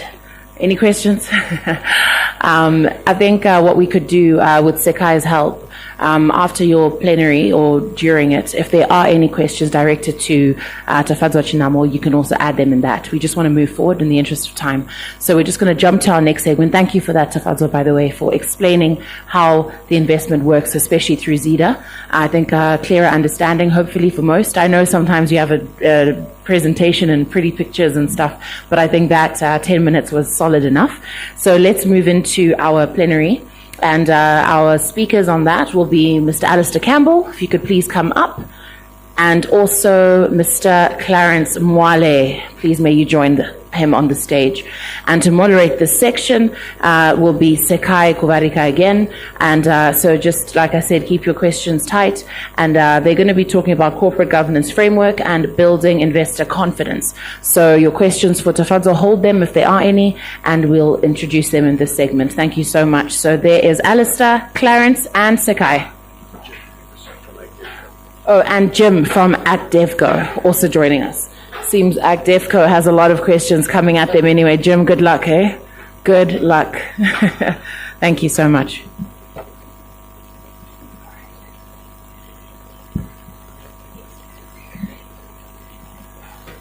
Thank you very much, Ruveneko. And I would like us to dive straight into this blended plenary and panel, because I do suspect that we are probably going to have some questions coming from the floor. So from the discussions this morning, we see there are two themes coming up. One is the issue of bankability of the investees or potential investees. The second one, is again an issue of bankability of the environment itself in which these investments are supposed to take place. So, but both at the end of the day are about whether the environment is suitable and whether we have a clear pipeline to receive some of this available potential investment. I did listen with keen interest to the presentations from TDB, from the World Bank, and from Afrexim Bank. And I was asking myself a question that, will it be possible that next year they come back, Linda, and tell us how far we have moved from where we are today. And they should also tell us that in their movement or in that progress, what has been the biggest accelerator or catalyst, and they should also tell us where the obstacles have come from these two domains of the environment or the investees, so that we can begin to see the possibilities of addressing these, or the progress that we are making in addressing what I see here is really recurrent issues that we have discussed over the past 3 years. So that is going to be critical. First, I'll ask Alistair to maybe just give us your experience on your pathway to bankability. What did it take? And you didn't die, of course, so you ended up in a good place. But if you can share to us your journey from a point of possibility and necessity. Thank you. Thank you, Sakai. I'd just like to reiterate before I go into that is the recurrent nature of a lot of we discussed, and I know Clarence and I talk about it as well, is that the same things get brought up year after year, and there's no traction insofar as getting some of these things over the line. So I just hope out of this, particularly to folks where you talked about getting together, that we need to do that and we need to get something done. We need to report back that we've got something over the line insofar as an industry is concerned. It's great to have AgDevco here, of course, and Jim and Daniel that have given their got the Zimbabwe approval or willing to invest. How do we make sure that that initial investment gets in, and how do we make sure that the further investment up to 50 million gets into Zimbabwe? And that is not going to happen unless they're happy with what's happening in Zimbabwe and are happy with their investment. And that takes not only the private sector approach, but takes government approach as well to make sure that investment lands correctly and is able to attract further investment, whether it be in corporate, commercial, small scaler, whatever the case may be. And also to the other panel that were up here, the other bankers, is that, as you said, Sakai, we need some traction. We're not the bankers, we're the farmers. We need you to tell us what is required for that money to be accessed, for that money to flow, so we can put something really in place that achieves that before the next session that we have here, and put a time frame to it so we can achieve that 2030. Otherwise, next year we're going to come here, we're going to put it up on the screen, Vision 2030, 2.5 billion, and we would have made no progress towards that. So I challenge everybody here from the banking perspective and from the regulatory framework perspective, if we could really make a concerted effort in the months ahead to try and get some traction and try and get some of these investments in and in place, and also clear the way for further investment to come into Zim. Sakai, from a personal perspective, I think I talk on behalf of all farmers, and I use the word street fight because that's what it is. And a lot of the commercial banks are here that know me very well. Maybe they've left already. But that's what it is that when you're an entrepreneur, when you're starting off, you're borrowing whatever's put in front of you and you make a plan. Or you try and make a plan. And try and get the most out of it and try and duck and weave and negotiate. But it's very important moving forward for the success of a business or the success of the industry that there's right tenured money, right price money for the success of that business. Because if there's not that, it's always going to be a street fight. You need one bad season and then suddenly it doesn't look so rosy. So it's very important that we work towards that longer term money that is required for the horticulture space. Insofar as the sector that I'm in, blueberries, yes, we're very lucky that we didn't know when we started that we would have a unique marketing window, that we would have berries that could be produced where not really many other people would be able to produce. So we're lucky that from a marketing perspective, we're very fortunate with our topography, with our latitude, that we don't compete with too many other nations. So we have that unique ability to produce blueberries in a market that nobody else is in. We're not in the way of Peru. We counter season to Peru. and we count the season to many others. And we've got recently signed the zero tariff agreement with China to export to China, which hopefully will come into place next year. We're currently talking to India at the moment, and I've just been at the International Blueberry Organization Congress, where the Indian delegation spoke on the fact that in the next couple of years they see 30 million people in India buying blueberries, and within the next 5 years 100 million. So you talk about the market and where it's at the moment. Peru is currently putting at least 4 times the amount of berries they put into the market last year, and it's still a well-supplied market. It's not oversupplied, which gives you, it's real that the per capita consumption the world over has escalated at a huge rate and continuing to escalate in that way. So if you talk about it being biased from an industry that really has traction, then blueberries is it for Zimbabwe. Is that, we need to put in, probably in the next 3 years, another 1,000 hectares, another 1,500 hectares. It doesn't just happen. How's that going to happen? How's that going to be structured? And how are we going to make sure that we continue to produce high-quality berries? Because that's what we've been renowned for in the market. I know Peter Stewart's going to speak a bit later about brand Zimbabwe, but it's very important that we protect that brand, that we are renowned for producing the best horticultural products in the world. I'm not just talking about blueberries here. I'm talking avos, max, and citrus, and renowned for the quality that we produce. And we have got that reputation at the moment, and we need to hang on to that as much as we can. So it needs to move now from a street fight, and the banks need to play their role of longer-term financing. Yes, there's country risk, all manner and means of risk in investing in primary agriculture as well as in the jurisdiction we operate in. But it's up to them to also come to the party insofar as what does this business need to get off the ground and to succeed, and how do we structure money around that. And I'm glad that it is moving in the right direction. It's much better than it was 3-4 years ago. There's some longer term money. Now the DFIs are slowly coming back in. So the portents are good, but we need to make sure that we sustain that level of interest and that level of investment if we are going to achieve the goal that we want to achieve. And that goes, as I said, from the big corporate investment to the small scaler.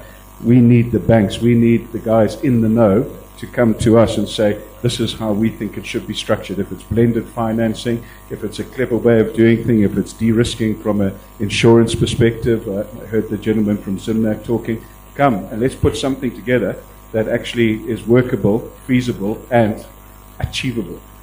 And if we can do that, then yes, we can move with speed.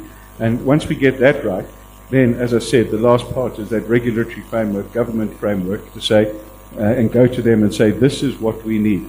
And to just end off, if most of you or some of you have seen the Peru model, Peru went from sort of 1,000 hectares of blueberries to 20,000 hectares of blueberries in the space of 6 years. And they did that because government actually got out of the way and said, what do you need? And you talk about water bodies, they've made available big water bodies, vast tracts of land, and let the private sector go in there and make sure that they could utilize all of those facilities and scale up. They provided incentives here and there. But basically they realized that if we get out the way and we let them utilize what needs to be utilized, let the banks come in and let there be sort of a free market economy, the growth was serious and substantial. And maybe that's what we need to do, is to just try and keep sensitizing government and the regulators to say the potential is there, and we know how to get there. This is how we need to do it. Just clear the decks for us so we can actually get there. Thanks, Alistair. I will come back to you again. I know you spoke about a lot of things, some of them involving the environment, as it were. So I know that last year HDC, or the year before, did run a survey of the banks to ask them why they were able or unable to extend some of their facilities. And one of the key reasons was bankability. And I think from there, Alistair, more than 50% of what they couldn't extend was because the projects were not bankable. Is that correct? HDC, you could remind me of this number. And the question is, on that front, what can we do? What can you share with the delegates here in terms of how do we reduce the number of potential investees that are turned down because they are not bankable? What did you do that you think others have not yet done or are still on their way to do? Well, I suppose the research on what was required for the level of investment that we wanted and where we needed to go. And the education has been very real. And I'm just going to hand over to Jim now, if you don't mind, because, you know, when you talk about from a DFI, we've heard about, you know, what the other banks and World Bank require. Everyone listed their, you know, their bankability concerns.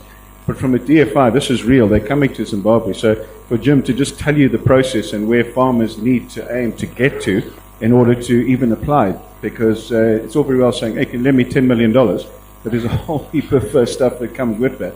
And yeah, Jim's best qualified, I think, to explain that. Yes, Jim. Thanks, Alistair. So, first of all, thank you very much for this opportunity, and I think this is an exciting part. I'm just going to go back to a couple of the of Daniel's presentation. We've invested in 12 countries in Africa. I'm afraid our numbers are a little bit diluted from TDB, but anyway, I think what we've achieved in our since 2010, I think is remarkable. So we've invested in some very, in 12 countries in Africa, countries like Mozambique. It's got our highest portfolio, and they are very challenging. We are clearly not scared of those challenges. We need to navigate them. We need to understand them. At the end of the day, we are just one component to success of this whole project. We are the fuel of the vehicle, but we need to make sure we choose the right vehicle. We need to make sure that we are choosing the right sector. We need to make sure that that sector has the ability to get to market and be profitable. To do that, we specialize in agriculture investing. We understand the challenges at the primary production. We understand the challenges to market. We have conversations with the logistic people, with the marketeers. We have, as of yesterday, a meeting with the governor to understand the flow of funds, what we can, what we can't do, and we review that. So at the end of the day, we are just one component of that. All those components add up to whether a project is bankable. I think the most important is looking at the sector, looking at the scalability, and more important is the management. And to see whether the management, what skin in the game they got. You know, we don't want to fund to fail. That doesn't work for anyone. We want to fund to achieve, to grow the business, to sustainability. Be part of that journey. And that's what AgDevCo is. So it's not about what the balance sheet says. The balance sheet is a component of it. It's history. It's looking at, you know, and there were slides earlier about corporate governance. Those are all very important factors. But the reality is this business got the ability and the legs. Quite often you go into business, they don't have the corporate governance that would meet our criteria. But if they have the willingness to get there, then we're happy to go that journey with them. So it's a whole component of things that come together. But as I said, we are just one component of that journey. Thanks for that, Jim. I'll stay on this subject a little bit as well. I think it's clear that you can see that there's need for hand-holding for smallholder farmers, but there's also need for hand-holding even for commercial farmers to get to bankability. And I think the question really is, who is going to do the hand-holding? And if we are in a developing economy like we are, is it enough for banks that are commercial to remain just commercial, or they have a role to play? And how can they developing the pipelines together, or other institutions even? I think what's very clear is that the sector now has key and clear ecosystem actors who are anchors in this endeavor. You've got the example of Kuminda, and you do have HDC in the ecosystem. You've got the hub and spoke project of Monty's baked beans. And it seems that there are pockets of unrelated interventions that are also developing smallholder farmers. But maybe those resources are going to where they are not able to actually catalyze what is happening with the likes of what Kuminda is doing. I think, Clarence, if you could comment for us, how you think what you are doing could be accelerated or could be further enabled by the different institutions like the DFIs, HDCs, and our banks and policy. Thank you. So I'm going to comment on what the last panel were saying about how we need to organize ourselves and have better infrastructure for the banks to be attracted to us. So I want to challenge them. We are actually very organized. We are very organized. I'll give you an example of our organization. We have a proper business structure, proper governance. We have audited accounts. We employ a full-time chartered accountant. We have done everything that banks ask for. We have certification. We have trained all our farmers. All our farmers are certified. We have strong offtake agreements that we hold for Munchkin sugar snap peas, for blueberries, for tender stem broccoli, for all various lines of production. But yet, still, we are not bankable to these banks, to the Zimbabwean banks. So we still struggle. It looks good from outside, but our farmers, no one is interested to fund our small-scale farmers. When we get approached, they ask for collateral, and when they ask for collateral, they want to hold my house against 5,000 small-scale farmers who are not my responsibility under Kuminda. But surely there should be ways that we can de-risk the aggregator. As it stands, we're on our own. We don't have, we've got HTC, we've got Zimtrade, we've got other organizations, but the banks are just not with us. We've applied for financing, we've been approved for $2.5 million, and we have to pay it back in a year. And we have to give collateral that is 135% the value of the loan. So it's basically saying we don't want to give you money. So on paper it looks like we've been approved. But where do we get 135% collateral for a $2.5 million loan? And even if we do, how do we pay it back in 12 months? What business are we doing? What are we doing here? So it is really difficult. And I think we need to get together.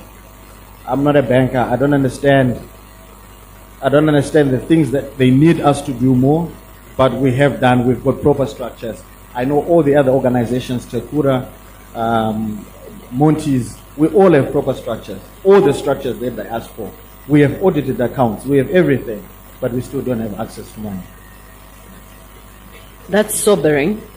And I think I have a challenge to the banks, and the banks must respond if they are here. I know they are here. That what is it going to take for the banks to actually take an ecosystem approach, to work with the different actors, to actually create products that can allow for this funding to be unlocked and for the potential of the growth that is here? Yeah, even I had to stand up for this one. You did. Yeah. I'm shaken. I'm shaken. The banks are here, yes. and we just because you're our partners and sponsors, it doesn't mean we can't put you on the spot. I mean, these questions must be answered, please. Thank you, Sekai. Thank you, Fenego. I'm not a banker, but I'm coming from a different perspective.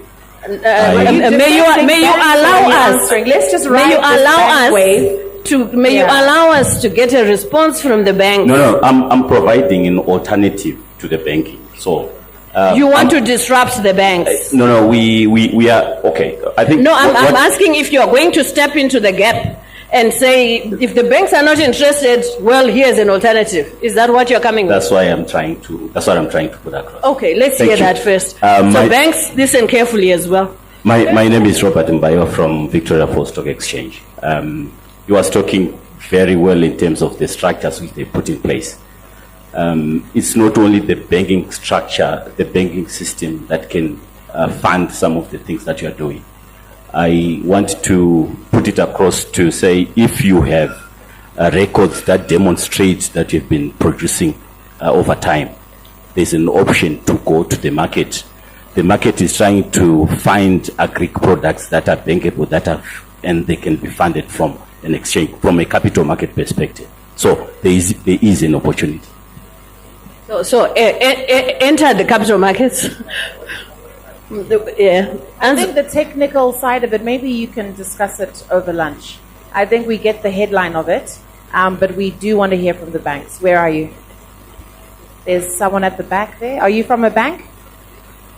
Yes, fantastic. Sorry, I can't see that far. So I can't see your branding.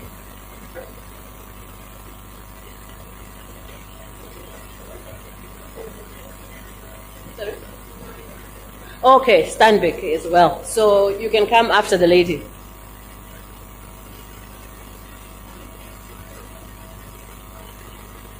So what I think is, if we are serious, after this conference, we are going to see a very serious engagement between the banks, DFIs, whoever else is relevant, and these farmers to actually come up with something over a time period that is defined. I hope that will be something that we can achieve. I think Stanbic, you can go. Okay, you can go ahead. Yes, my name is Faith. Maybe if you stand, we can hardly hear you. Is it your microphone has just popped? So I'm Faith Chawea from ZP. Yes, I think the major issue is actually to deal with the de-risking aspect as we support the smallholder farmers. I think earlier on during break, I actually spoke to him, to Clarence. I was telling him we need to meet because we've got a structure that will support the de-risking aspect that we are saying has been affecting us in not being able to support them. Okay. Thank you. Just All right, hold on, let's hear from Tafatwa. Let's hear Tawanda. from Stanbic first.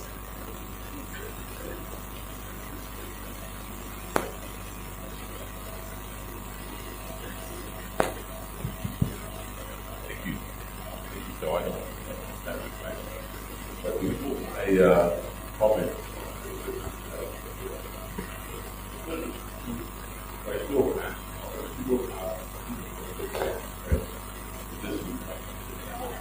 How many people are?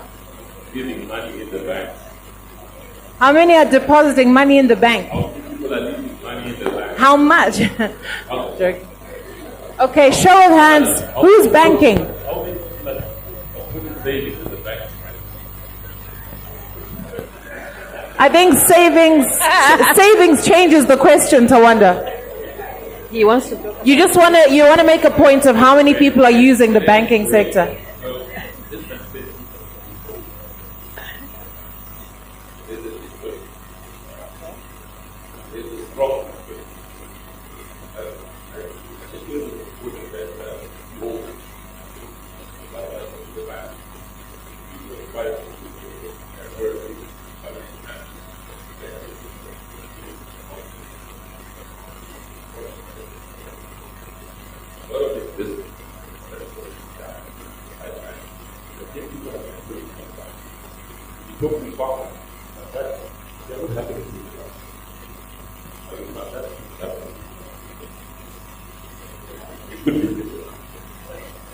The point that I want to put across is that after the fact, we need to actually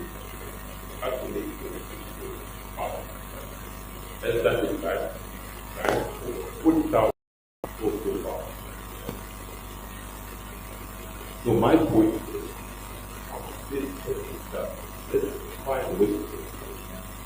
Because we need more power.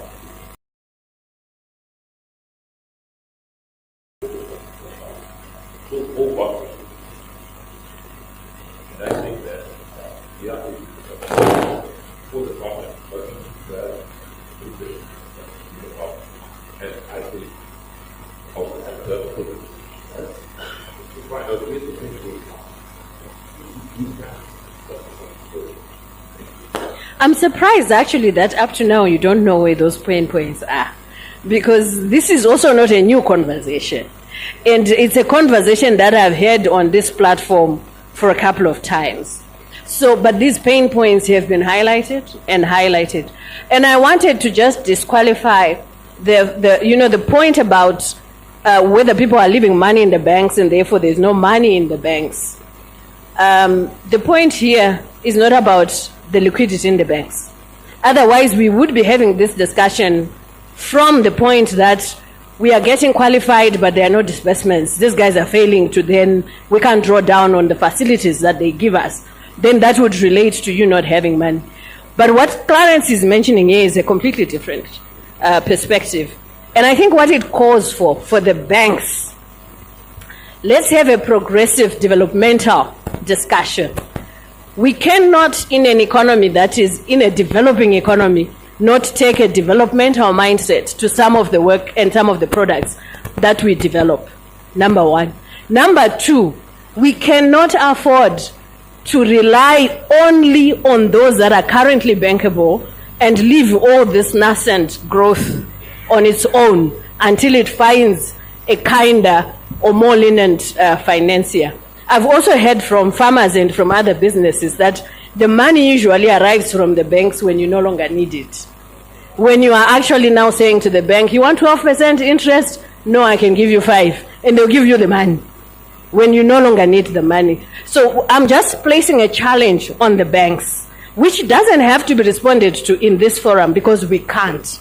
That can we take up the challenge to sit with the sector, to sit with the DFIs and sit with the policymakers? Can we develop something so that when we come back here next year, we are actually saying we worked together and this is what we came up with, and we have started actually lending on that basis. We have a product. Can we get that assurance? I think for us... Is that challenge taken from the banks? For us as a bank, we are happy to take that challenge. Thank you. On the understanding that transactions also happen through the banks. Yeah, it looks like there needs a SME. We do need, it will be discussed. Table, something, to be discussed. Tafadzwa, do you still want to contribute? Can we get the mic to Tafadzwa? We've also got another hand at the back. Yeah. This segment, we're going to have to wrap it up soon. So, Sekai, I'm going to leave you to manage time. Yeah? I can depend on you. Huh? I can depend on you.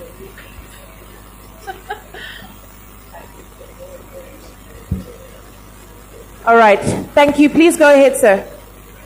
Thank you for the opportunity to say a few things.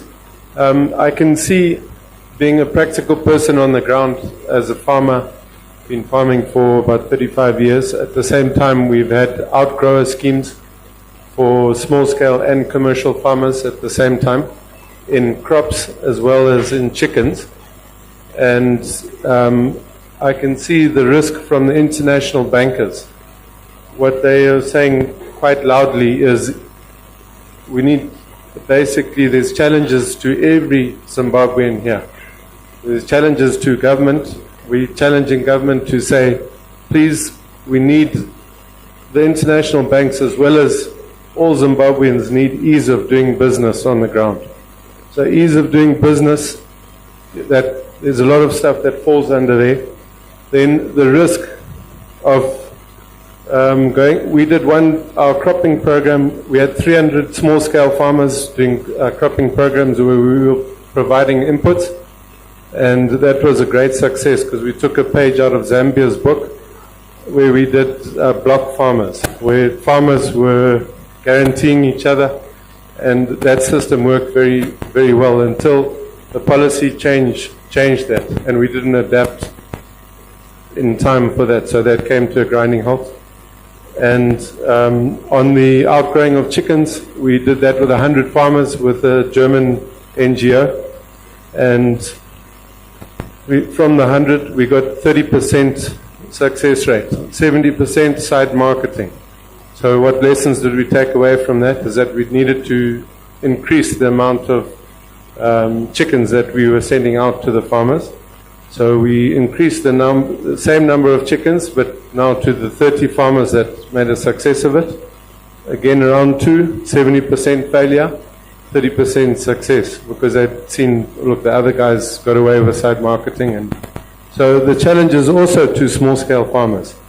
And I can say this from the older generations to the younger generations, where you've got farmers, young farmers wanting to come in. The older farmers must give the youth the opportunity. If they're not going to work the land and the land's lying idle, let their own relatives, younger ones, work it and let it be a success. Monitor them and give them advice and get the stick out and provide the stick where they're not being disciplined enough to make a success of their own things. To say, listen, you're getting up late, but you need to be in the munda. And so they can make a success. That wisdom is needed in there. We need the government. We need commercial farmers. Commercial farmers have got exactly the same challenge as small-scale farmers. So there's no difference. The cost of doing business is huge. It's just not in the cost model to be able to pay on ZIG 45% on your loans per annum on a short-term loan facility, and then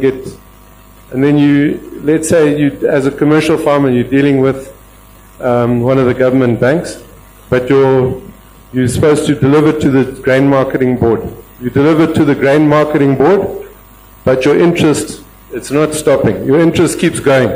And now because the GMB hasn't paid you, and you haven't paid the bank, but the payment's going straight into your bank, interest now turns from 45% to a penalty interest of 55%. And at the same time, we've got 2030 policy and deflation happens. You get chired now again by deflation. It's just one thing after another, just smacking you on the head. If you borrow in US dollars, that's okay. You can borrow up to, then you're looking at 19% from, let's say, from 12, 13 up to 19, 20%, also on a short-term policy. But when you're growing cereal crops, to get that yield, you've got ZESA challenges, you need to put in diesel. You try and put in a solar project, there's so much red tape, ease of doing business. You can't switch on your solar project, which you might have financed or self-financed, or you've gotten someone to finance for you. Can't switch it on because you can't get the permits to switch it on. So that's why I'm saying let's all work together. We've all got a role to play. Government's got their role. We've all got the same goal. We need to feed our kids. We need education for them. Yeah. We all want a better life. So every single one of us along the way has our steps, our parts to play. And if we don't try and go from zero to hero, then we can get there. If everyone takes a little bit and it works for everyone and it's a win-win-win situation, we're definitely going to move mountains and we're going to go and we're going to progress. Thank you. Thank you very much. Thank you very much for that. Tafazwa, you wanted to say something. I think it's important that you say something. May we hear from Tafazwa?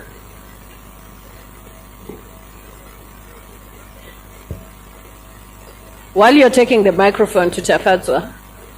Okay, go ahead.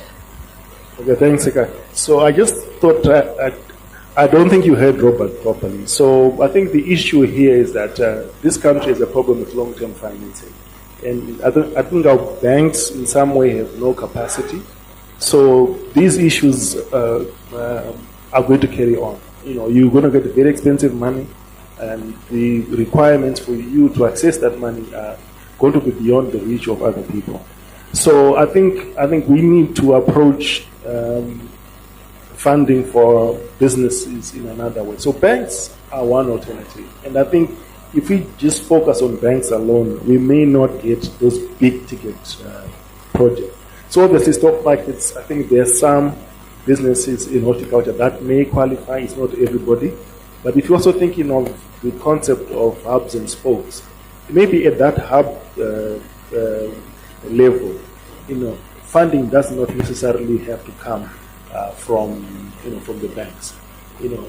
This is where again listing might be an option. There's also private investment or private equity funding into that, but it all goes back to how are you set up as a business. So the things that Alistair spoke about, that the business there must be some traction, there must be some track record, but at that level, I think don't be limited to banks alone. There are well packaged products can be funded by your big institutions, your old mutuals, your pension fund. And those funds right now, I think, as Robert will tell you, they are looking for alternative investments. And agriculture, I think it's a no-brainer. It's well supported by government at whatever level. And so I think it's something that we should also consider seriously, that banks are not the end. Thanks, Tafazo. I think on that note, HDC might want to have an alternative investments forum for horticulture with the pension funds and others who may be able to extend funding. But the issue of bankability for the farmers, I think, remains something that maybe needs to be tracked. It needs actually an intervention and an accompaniment with willing banks to take the farmers to where they can actually be bankable, whether they are commercial or small-scale farmers participating in a hub. You cannot run away from good corporate governance, and you cannot run away from building investor confidence in the business. So the farmers and the country have to do what they have to do, and the banks and financiers, I think, have to do what they have to do. I do not have a brief from the RBZ. It's unfortunate that they are not here, but I think that the fact that we are beginning to see some movement in investor confidence and in funders and DFIs extending resources to this market means that there's some movement on the policy front. I'll not go into details on that because I don't have their brief, but I do think that there's some progress in that direction. So we also need to match that with our own actions. May I thank my panelists. I think Riveneko wants me off the stage. Yes, Alistair.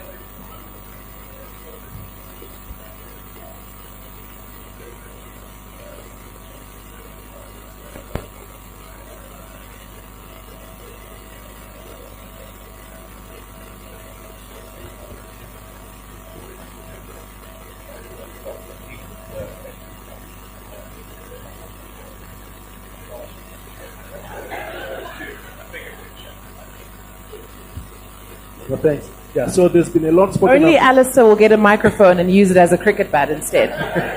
Okay, so I think one thing I should have mentioned, and I think the point was aptly made just now, that ease of doing business. So I think some of the pain points really is just the frustration of just getting the paperwork right. So this is something that we are also tasked with, and we also have a role to advocate for those policies. So hence I said that why don't we look at it from a bankability or creating bankable industries. In my view, once that's done, advocating for inclusion or special treatment is much easier. Tobacco, because of its significance, and it's been demonstrated, and they now have room to say that if you mess us up, you jeopardize the economy. Now, I'm coming from the other side. Right? Here's another chance to create another tobacco industry, but it needs these incentives, these policy shifts, and I think that can be done. And so yes, I think let's do it. And we are more than happy to work with you. I think we've done that in the past. I think with great session with you and the team, just to brainstorm that what to do. But that paper, I think we have to incorporate it.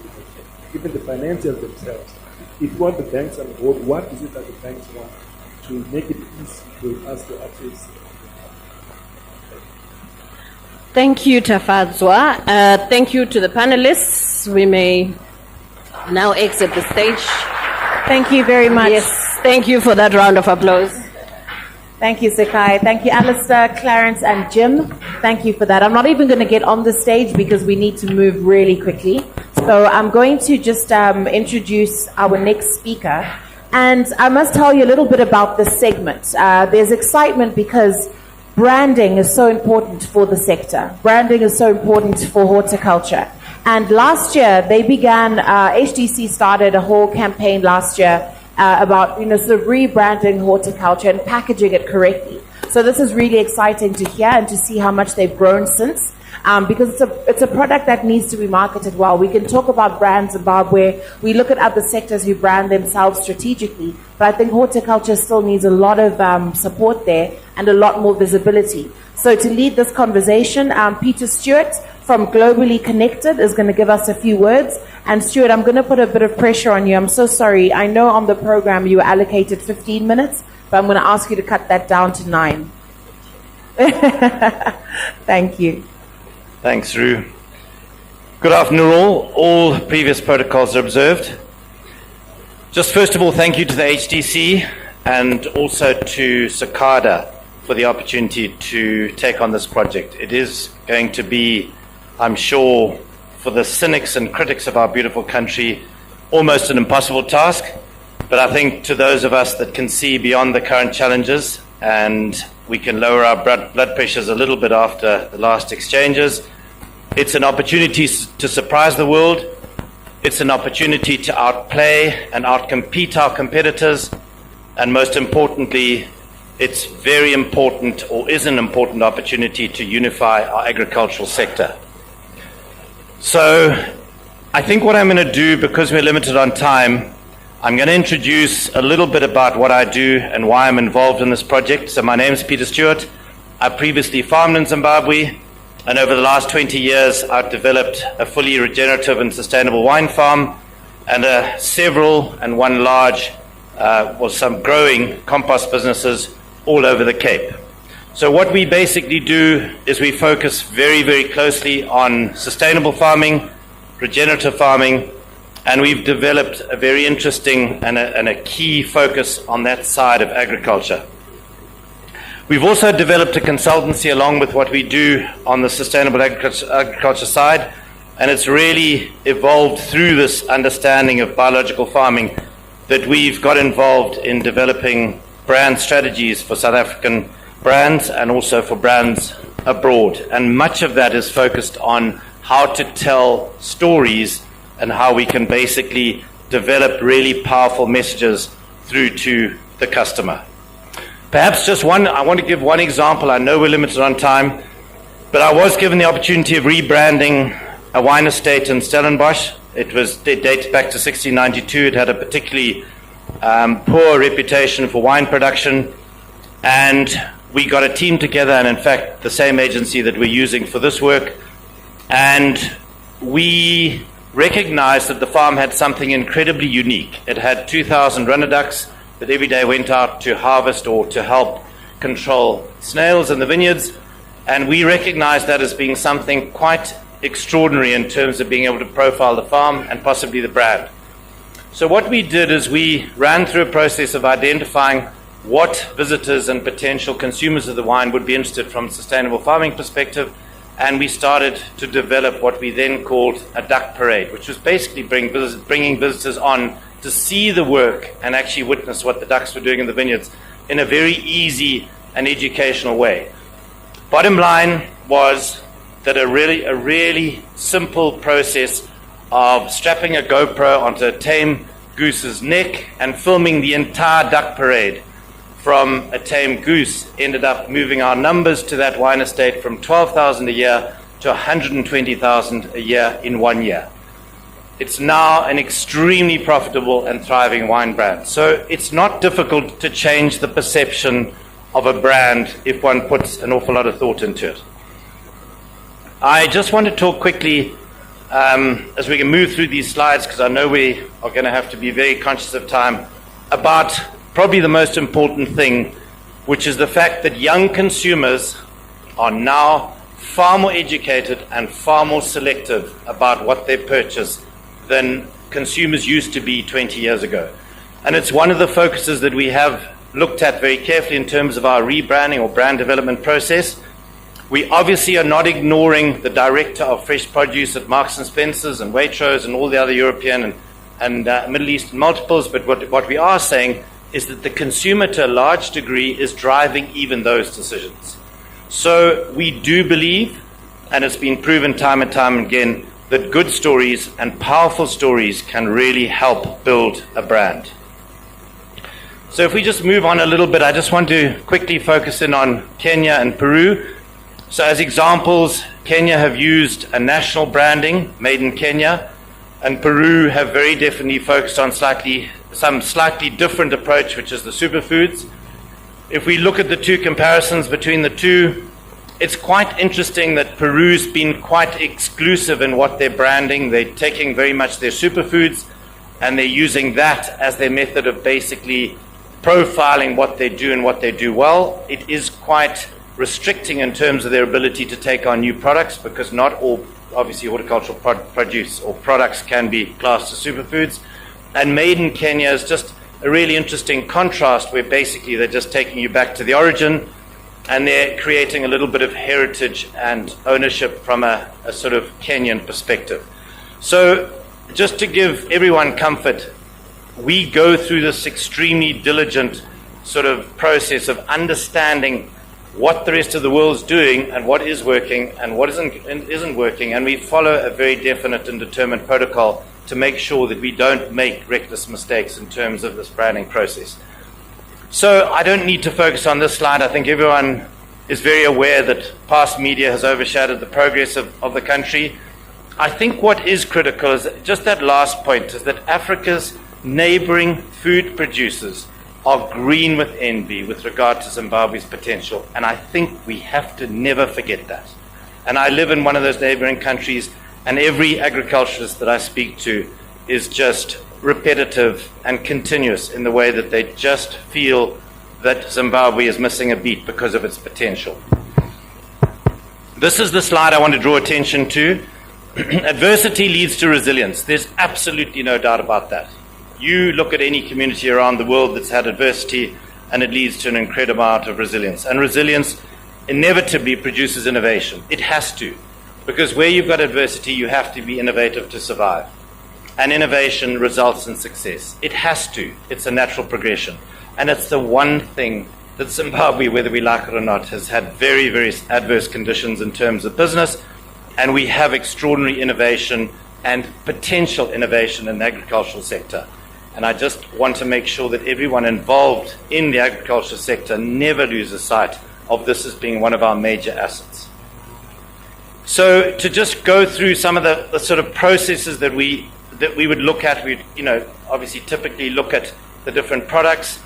We would understand how we compete and what the prices of our particular products are in the world market compared to other people, and whether we're getting a discount applied, and if that discount is being applied, why it's being applied. That's the really critical thing on the due diligence. The blueberries, obviously a spotlight from our side. We do see tremendous opportunities in terms of profiling. Alistair made mention of the window, and at the same time the climate and the environment to produce a really top quality product. So there are some really good sort of, let's call them products and sectors that we are using to make sure that we follow and track the progress and the advantages and potential of those particular products. Social impact, all of this goes without saying. I'm not going to spend a lot of time on it. Horticulture development needs to have social impact, and I think all the banks and all the speakers today have commented on how important it is to put that down as a KPI. Obviously, nutrition, I think that I am seeing and I am witnessing some extraordinary peripheral projects which bring about additional and good nutrition to local communities. I think that's something that's been well covered by the speakers already. I think affordability and access to local markets and access to obviously local consumption, critical and needs to be part of the planning and will be part of the rebranding strategy. The slide I'm desperate to get to, I will get to. The National Branding Framework Overview. The 4A model is something that every agency will use to make sure that they don't miss out in terms of contribution into the brand and rebranding process from all the stakeholders, not just obviously the producers, but the market and anyone in between. So it is something that is going to be carried out and obviously discussed with all the people that we're working with to do the rebranding exercise. And then just a short slide on the implementation roadmap, just showing how we eventually get to the point in which we get global launch, and then obviously monitoring the effect of that brand and making sure that it is achieving the goals that we've set out to achieve. So just to give you a little bit of a taste of kind of some of the stuff that's out there, some of the stuff that comes into the whiteboarding of the whole rebranding exercise. It's a really nice and sort of creative part of the whole process. And then obviously making sure that it addresses both the export and the domestic market strategy in terms of how we develop and then go out and promote that brand and get it basically approved and to some degree owned by the entire industry. So let's talk about this slide. I'm going to have to ask you to be patient or conciliatory and take out the unpolluted water, because I understand that things have changed dramatically since our day, and there is a lot of mining and so on, but it's been great, it's been fantastic that it's been highlighted. But it is something that obviously let's call it the buying layer of horticulture is concerned with. But the rest really gives us confidence that we do have the DNA to be able to make horticulture succeed. This is the slide I wanted to get to. There's an extraordinary change and shift in the way consumers see what they eat and some of the values that they believe should be inherent in what they eat.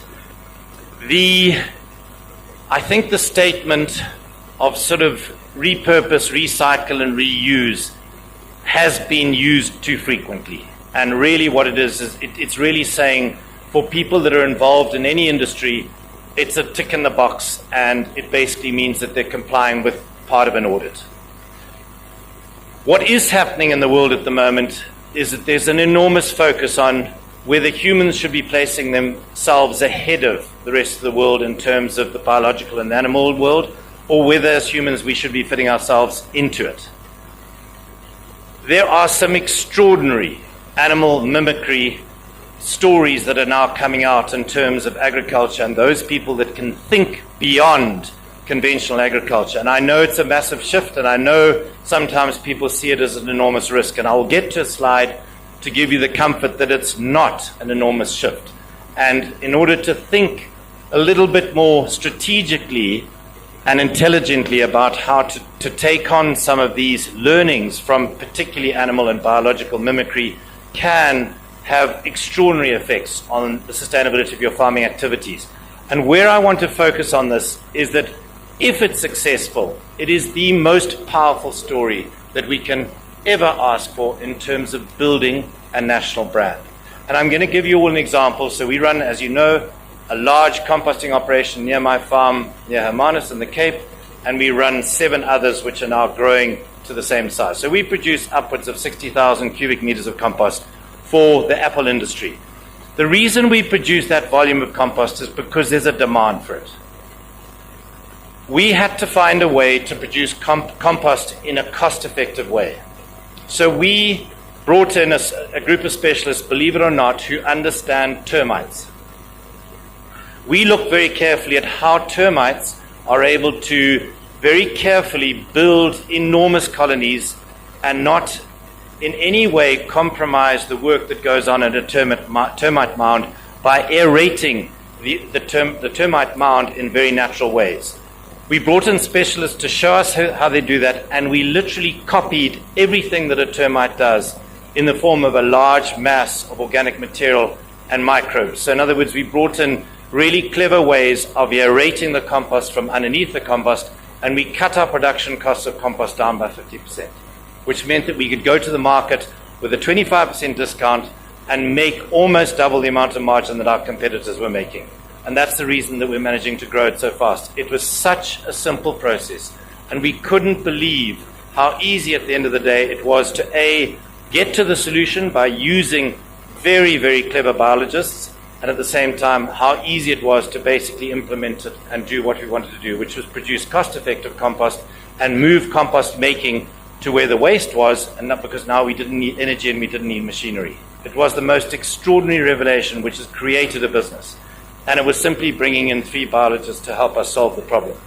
As a result of that, we've started an organic stock exchange. We want to have a shot at the odd financial stock exchange, so we'll be exchanging some views on this. But really what we're saying is we want to take on the financial stock exchange now and show how clever we can be with organic materials, and basically take organic materials and get them back onto farms from some of the really large agro-processing plants in South Africa. So there's some really exciting stuff going on, and I really want people to just get a touch of where we think we're going with the Zimbabwean horticultural rebranding strategy.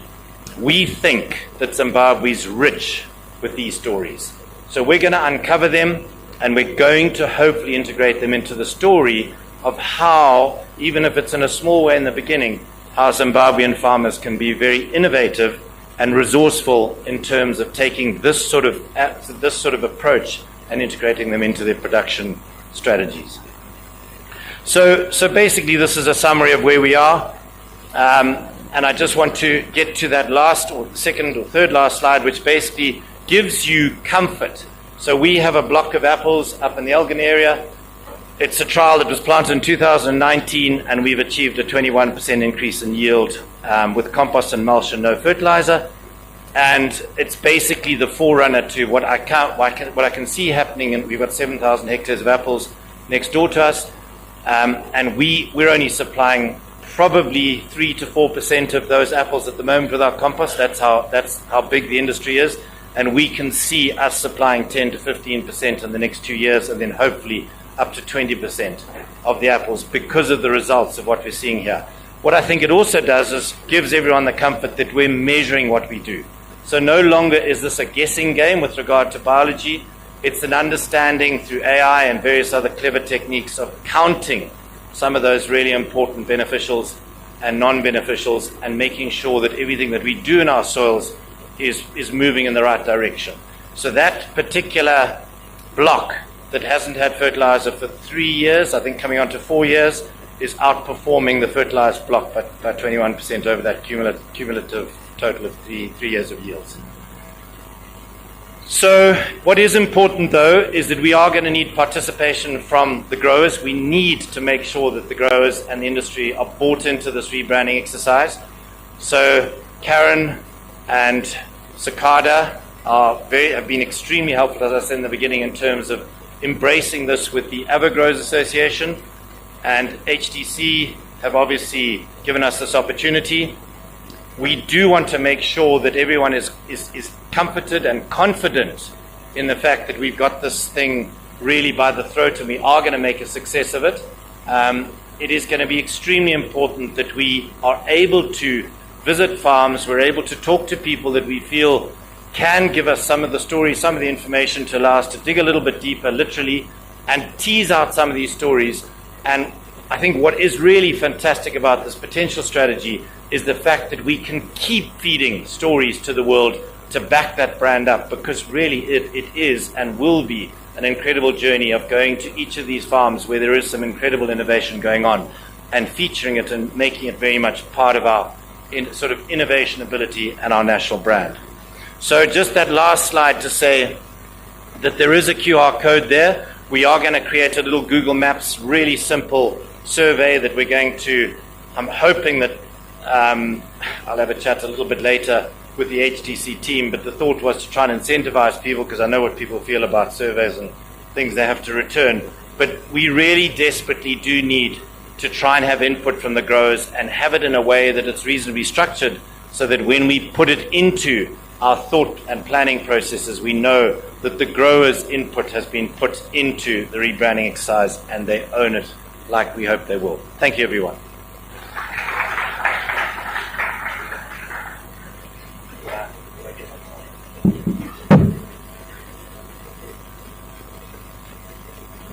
Thank you so much for that, Peter, and for killing record time. I appreciate it. And now some farmer takeaways.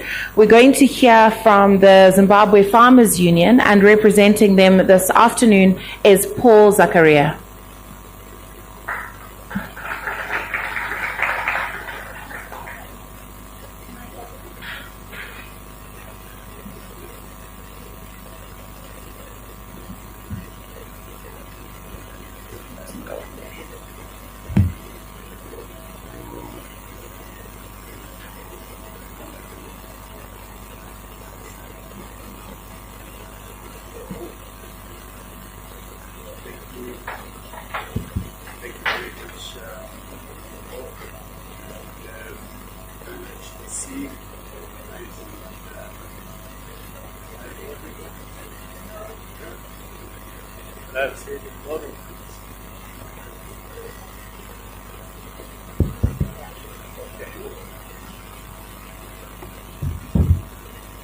All right.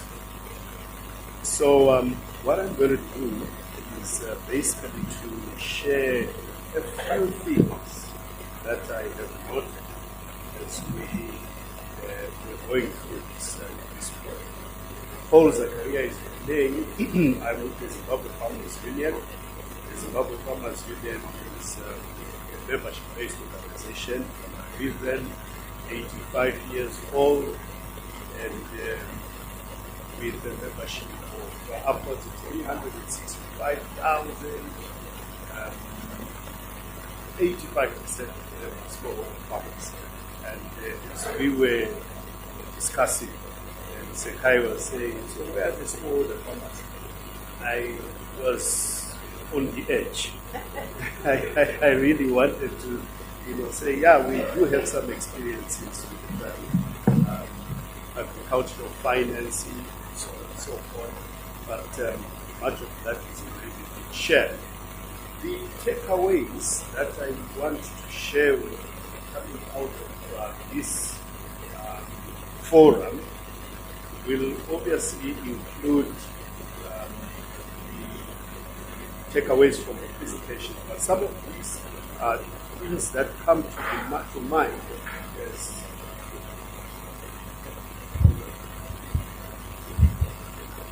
so some of these are things that come to the mind as experiences, lived experiences and things like that. First, it is important for us to note that Zimbabwe presents excellent conditions for agricultural growth in general and for horticulture in particular. I won't bore you with some of the details, the excellent climatic conditions, the soils, the experienced growers, and so on and so forth. But note that we have lived this before. It's not like we are starting now. We lost ground at some point, but we have had some good experiences in the past. So statistics are there. You can always refer. Now, there is this thing about terminology that we need also to be at home with. When I hear people talk about commercial versus smallholder, I see two things that are being contrasted that have no basis whatsoever of being abused like that. You see, commercial is what you do on your land holding, right? And smallholder is basically describing the land holding. So there is a large farm, then there is a small farm. Those are holdings.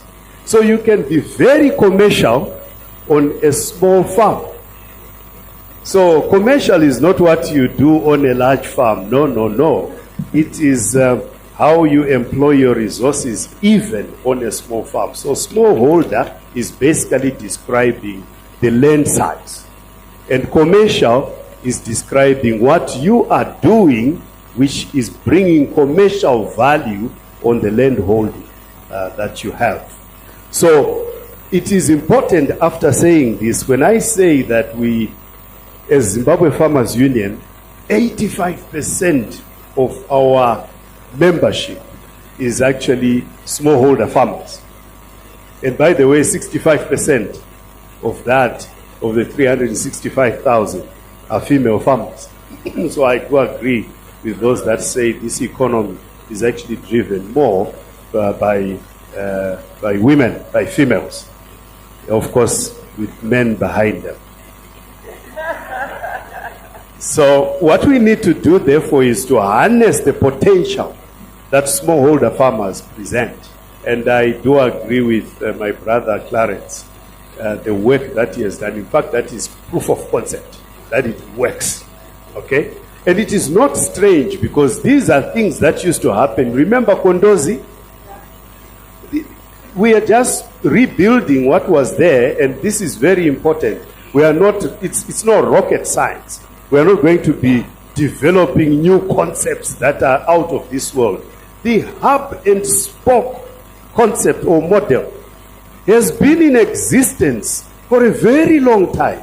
It got lost along the way with some disturbances here and there, but the hub and spoke model is actually presents serious opportunities for investment. So when I hear people talking about, oh, what is happening in tobacco and so on and so forth, I actually would want to present it to you that we do have a very good platform for investment using this model, the hub and spoke model.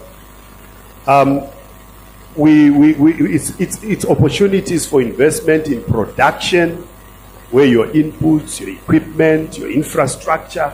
This is, in fact, where we need all the investors in the house. This is where we need investment. So let's not look too far from that. The hub and spoke is as close as it is, because it presents opportunities for technical input coming from technical advisors, but also opportunities for aggregation. What we do not have at the moment are serious aggregation efforts. Produce is out there, and those that are doing grains would know this year GMP just pulled out a little from aggregation, and there's been an outcry all over that we do not have grains. But the grains are there with the smallholder farmers. It's just that no one wants to take the aggregation cost on board. But we need investment in that regard. With aggregation goes, your cold chain facilities, cold chain management. You even want to go beyond that for other products like, to do processing. And this, I will repeat, this is where investment is required. It's very refreshing to listen to the investors' pitch and hear the interest and commitment to finance horticulture in Zimbabwe. Very refreshing. I worked in the banking sector for some years, about 8-9 years ago, when I left the banks. My view about agriculture, and I would confess, smallholder agriculture, I don't even have a reason why we were not financing smallholder farmers. But we just knew they were a risk. So just seeing a smallholder farmer walking around, you would see a risky walking around. But after I left banking, and my colleagues, some of them are in here, when we used to do banking, when I left banking and then I started working with the Zimbabwe Farmers Union, some would be asking, what are you doing in such an organization full of old people? And I had seen something. But you see, these are things that you cannot share without proving eventually that you have some evidence of what you had seen. So there's been some transformation that has been happening in that organization, and I'm actually penning some of these things down. And I think it is a life well lived, a whole decade of things that I believe can transform economies, and in particular, the smallholder sector.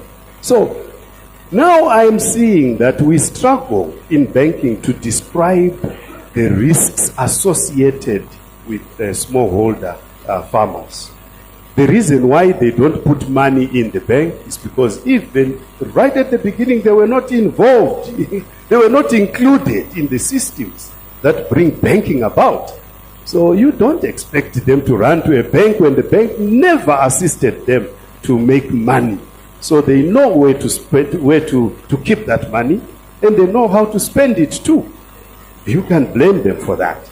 So, but however, it is very important that we begin to look at how we can attract the 800 million United States dollars that are required to spare horticultural industry to a 2.5 billion target. And with this, I agree with you, Michael Jenry. There is no way we can do this without smallholder farmers coming on board. No way. Even if we were to bring all the large scalers together, for them to uptake the 800 million it is a mammoth task. And I don't believe that is going to happen anytime soon, even if we were to leave it to them to do that. So we will need to go back to these aggregation centers. We need to establish aggregation centers throughout the country. Infrastructure throughout the country to accommodate smallholder producers as well as our large scalers. So when you talk about the hub and spoke, you are basically talking about established guy, and the spokes are the farmers that will help to pull the volumes. So when you look at Kondozi, somebody actually mentioned that. Kondozi, they actually ended up just managing producers, looking at, quality control and managing the whole chain facilities and ensuring that produce was delivered to the market on time and that farmers were paid on time. Pay a farmer good money and in full and on time, you've got a very good producer who will be committed and loyal.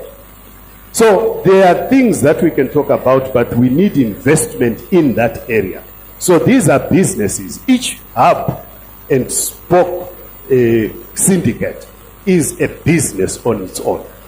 And I challenge our financial institutions to look at that. And not only, see, when we talk about financial institutions, thanks Tafadzwa from Zida, you mentioned it right. It is not just the banks. It will also include insurers. I remember in our banking times, we insisted on facilities that did not require actual money to move around, but the value to move around. So you'd have your insurer issuing out guarantees to input suppliers. Input suppliers supply producers. Producers produce. And there is an off-taker to the bank. The bank settles everybody. Does that make sense, my fellow bankers? So, lastly, is the conditions that the investors have actually alluded to. The conditions to investment, ease of doing business. It has been said, but look at the licensing. We need to look at the amount of money that we have to pay before we even start a business. The taxes, regulatory fees. It's also the political, stability. Zimbabwe is the most politically stable country ever. And we can take notes. But also there is tenure security. Clarity on tenure security. I know now we are talking about, and Dr. Kuchwayo mentioned title deeds and so on and so forth. But yes, there's still some questions around title deeds. How do we get that and so on and so forth? But let's have all this out in the open. And banks come out also in the open to say, yes, we do take this instrument as security. That will give comfort even to the foreign investors. And there is also the issue of currency stability. Currency stability. I listened to the Reserve Bank a few days ago, in fact, just towards the end of last week. They were saying Zimbabwe has, the ZiG is the most stable currency in the whole world. And let's clap hands for the Reserve Bank for stabilizing the currency. But we need the currency to work and for also, of course, to help us. I heard somebody actually saying our costs are not, most of the farm costs are not in ZiG. If we finally get it to spend in ZiG on the farms, then we can de-dollarize without any serious challenges. There is a call to action. Everybody has a role to play. Farmers, input suppliers, financial institutions, off-takers, everybody. And that will also include our investors. So we thank you very much for the input. Thank you very much, Mr. Paul Zakaria. Thank you so much. Some questionable comments there, but thank you. And good to admit, like you said, that you used to see smallholder farmers and just say risk and not even understand why. But this is the crux of what we've been talking about today. So look, I think it's time for us to have a vote of thanks so that we can break off. And to do that and close for us is going to be the president of the Commercial Farmers Union, Mr. Liam Phillip.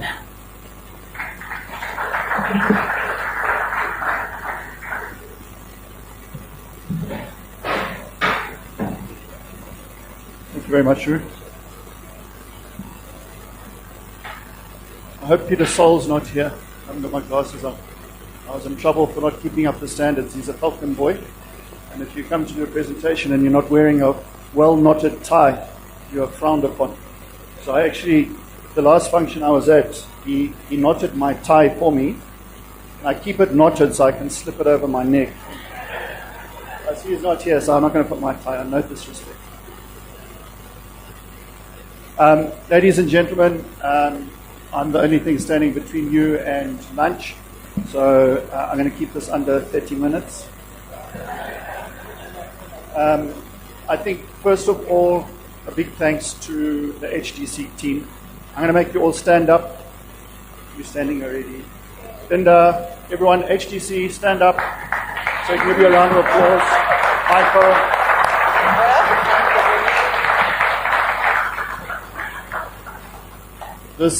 This is one of the biggest marks on our calendar every year as HDC. I say our because I also sit on the board of HDC with Paul as well. We have a seat there representing farmers. And there's a tremendous amount of work that goes into preparing for these events.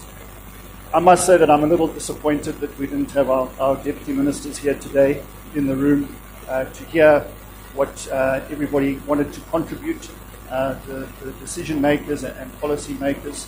They obviously had something very important to attend to, but I do hope that Dr. Chaya will relate back the messaging and what you heard here today.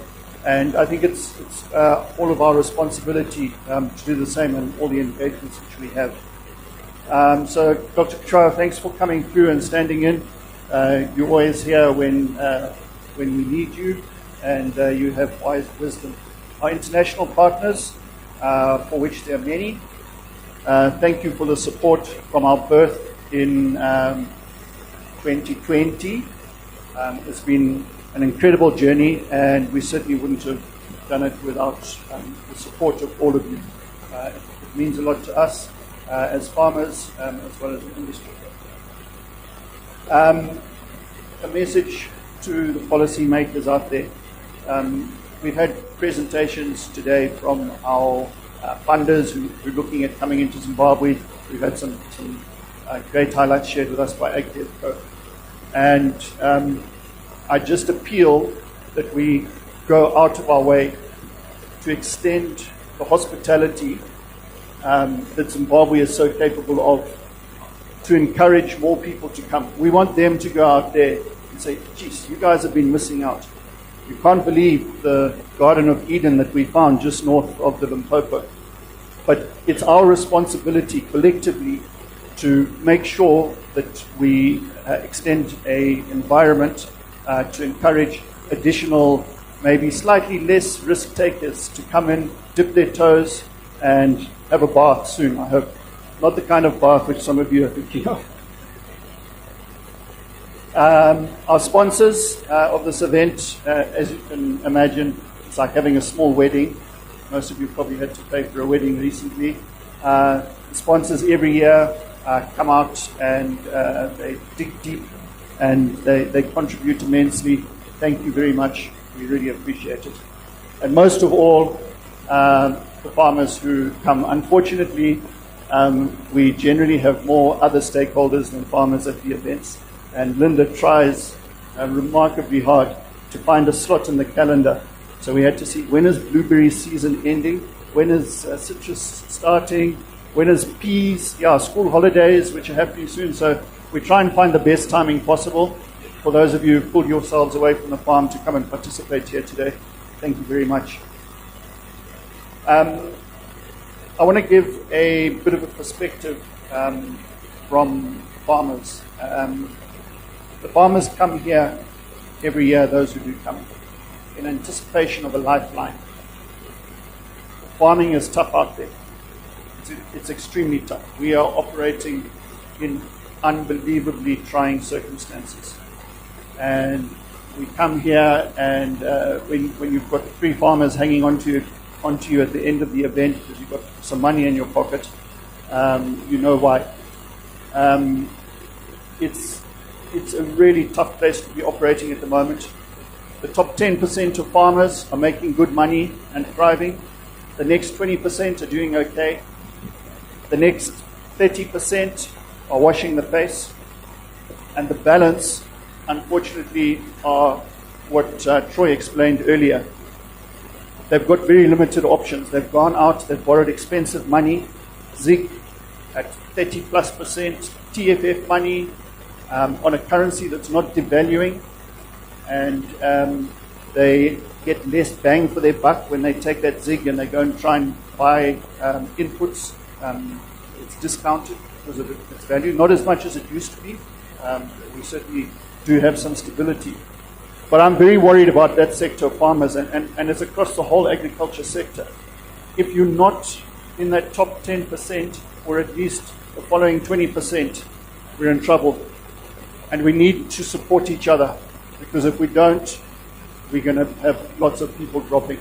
So if you've got someone who's living nearby you and they're in that circumstance, pick up the phone, have a call, ask them around for a meal, have a chat, and talk. If we talk and try and help each other through this, we're going to get through this next stage. But if we sit in silos, we're going to see a lot of our fellow farmers dropping as victims of the economy. I like the analogy of the fuel for the vehicle and the businesses being the vehicle. And I've got something to add to that, and it's the terrain that we're going to put the vehicle on. You know, we might have a nice source of fuel and a Jaguar or a Bentley, but that's going to operate if you're in South Africa or on nice tar roads and where we're wanting to go. We need a vehicle, unfortunately, at the moment, a Land Cruiser, probably a pickup with leaf springs and not coils, to negotiate the terrain that we have to get through. And it's a terrain we're passing to get to the highway. We've had lots of beautiful roads built, and that's where we're going. And what I want to do, I want to take this opportunity to thank the head of state and the government of Zimbabwe for all the efforts which they're putting into the ease of doing business and the cost of doing business. There's been tremendous engagement. We've seen the first draft of policy reforms come out for the livestock sector, and it was very encouraging. There's a lot of work happening that the World Bank is supporting on manufacturing. We've recently submitted agriculture, and there's a lot of reform which needs to happen. There seems to be a strong commitment, and all of you who do engage with government at different forums, I also appeal to you to ask them what's happening, where are we going, how quickly is this going to happen, because we don't have much time. We've got to get these policies implemented now. It's really, really urgent, and I call on everybody to pull in that vein. Funding is an interesting one. I've been around, seen lots of different farmers, lots of different models, and the one thing is we're all talking about funding and the lack of funding.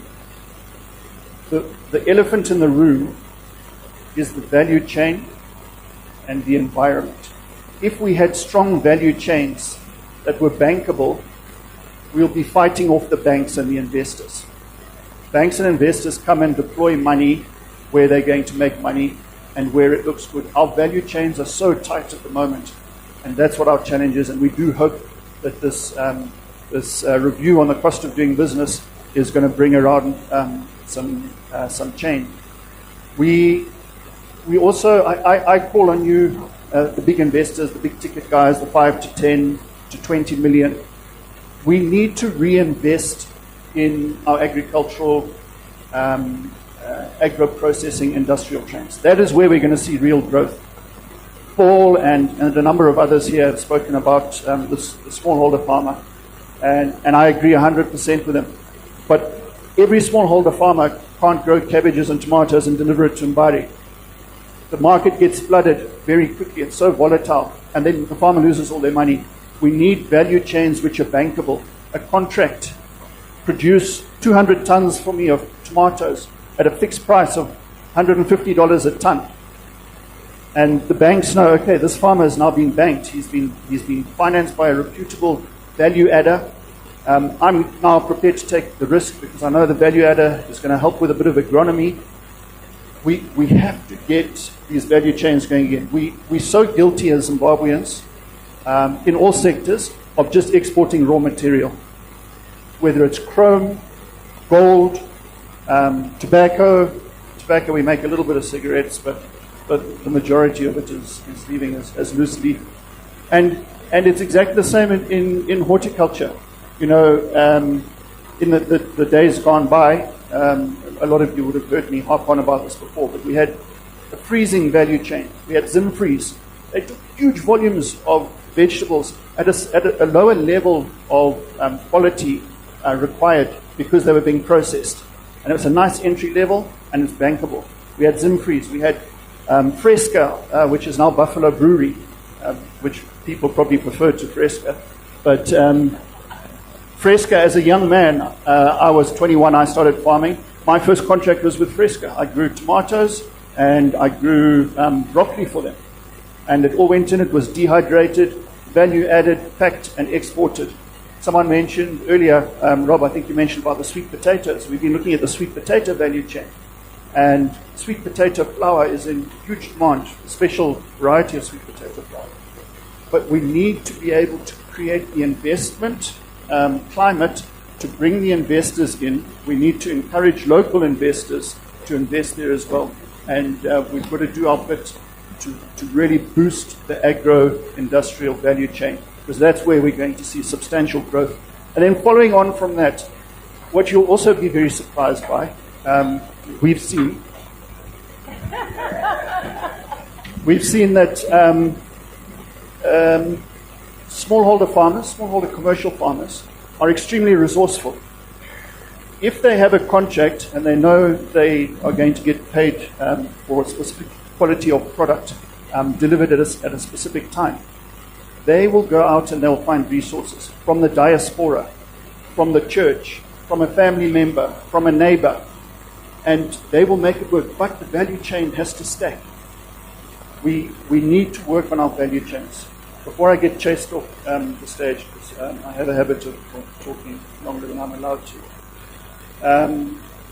I just want to have a quick mention of gratitude to Clarence, Edwin, and Fitz. This is the next generation of young, energetic farmers. This is our future. And these are the guys who are coming in and taking up positions, giving a lot of their time for no money to help build the industry. Guys, I salute you. I respect you. Thank you very much. Our call to action, 30 seconds. We need to find alignment. We need unity, and we need to be professional. Most important, we've got to be creative. And we've got to think out the box and challenge paradigms.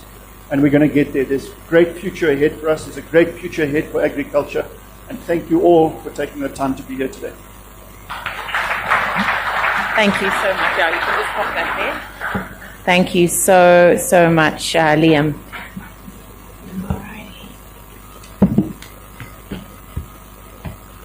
All right.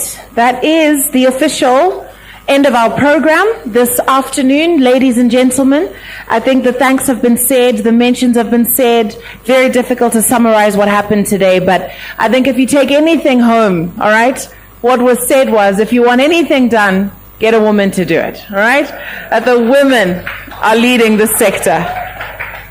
So I don't know what happens after this. I mean, I learned so much in terms of just the follow-up from this. It would be amazing if government does get as much of this as possible. I wish you could do quarterly things like this, because it seems there's so much to talk about. Meeting after a year seems like there'll be so much that happens in between. So I hope that you do follow up and do that. And again, as was saluted, the farmers, anybody who is a farmer, we really do celebrate you. We all are part of these very disheartening jokes about Zimbabwe once being the bread basket and is now the basket case. It's not nice to hear that about our country. So I do definitely applaud all the farmers for all the hard work you do, the resilience, the bravery, and the continuity that you show, and the amount of sunblock you go through. We just want to say well done to you all for keeping our economy going and feeding the nation. If this was class, I would say class dismissed, but Tafadzo from Stanbic, see me after class. And to the rest of you, Mofamba Zvakanaka Kumunda. And honestly, it's been such a pleasure hosting you this afternoon for this really important conversation that is nation building. Be good, and if you can't be good, be safe.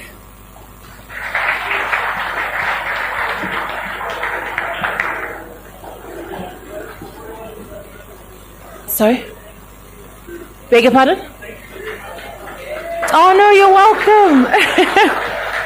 You're so welcome. So just on lunch, sorry, just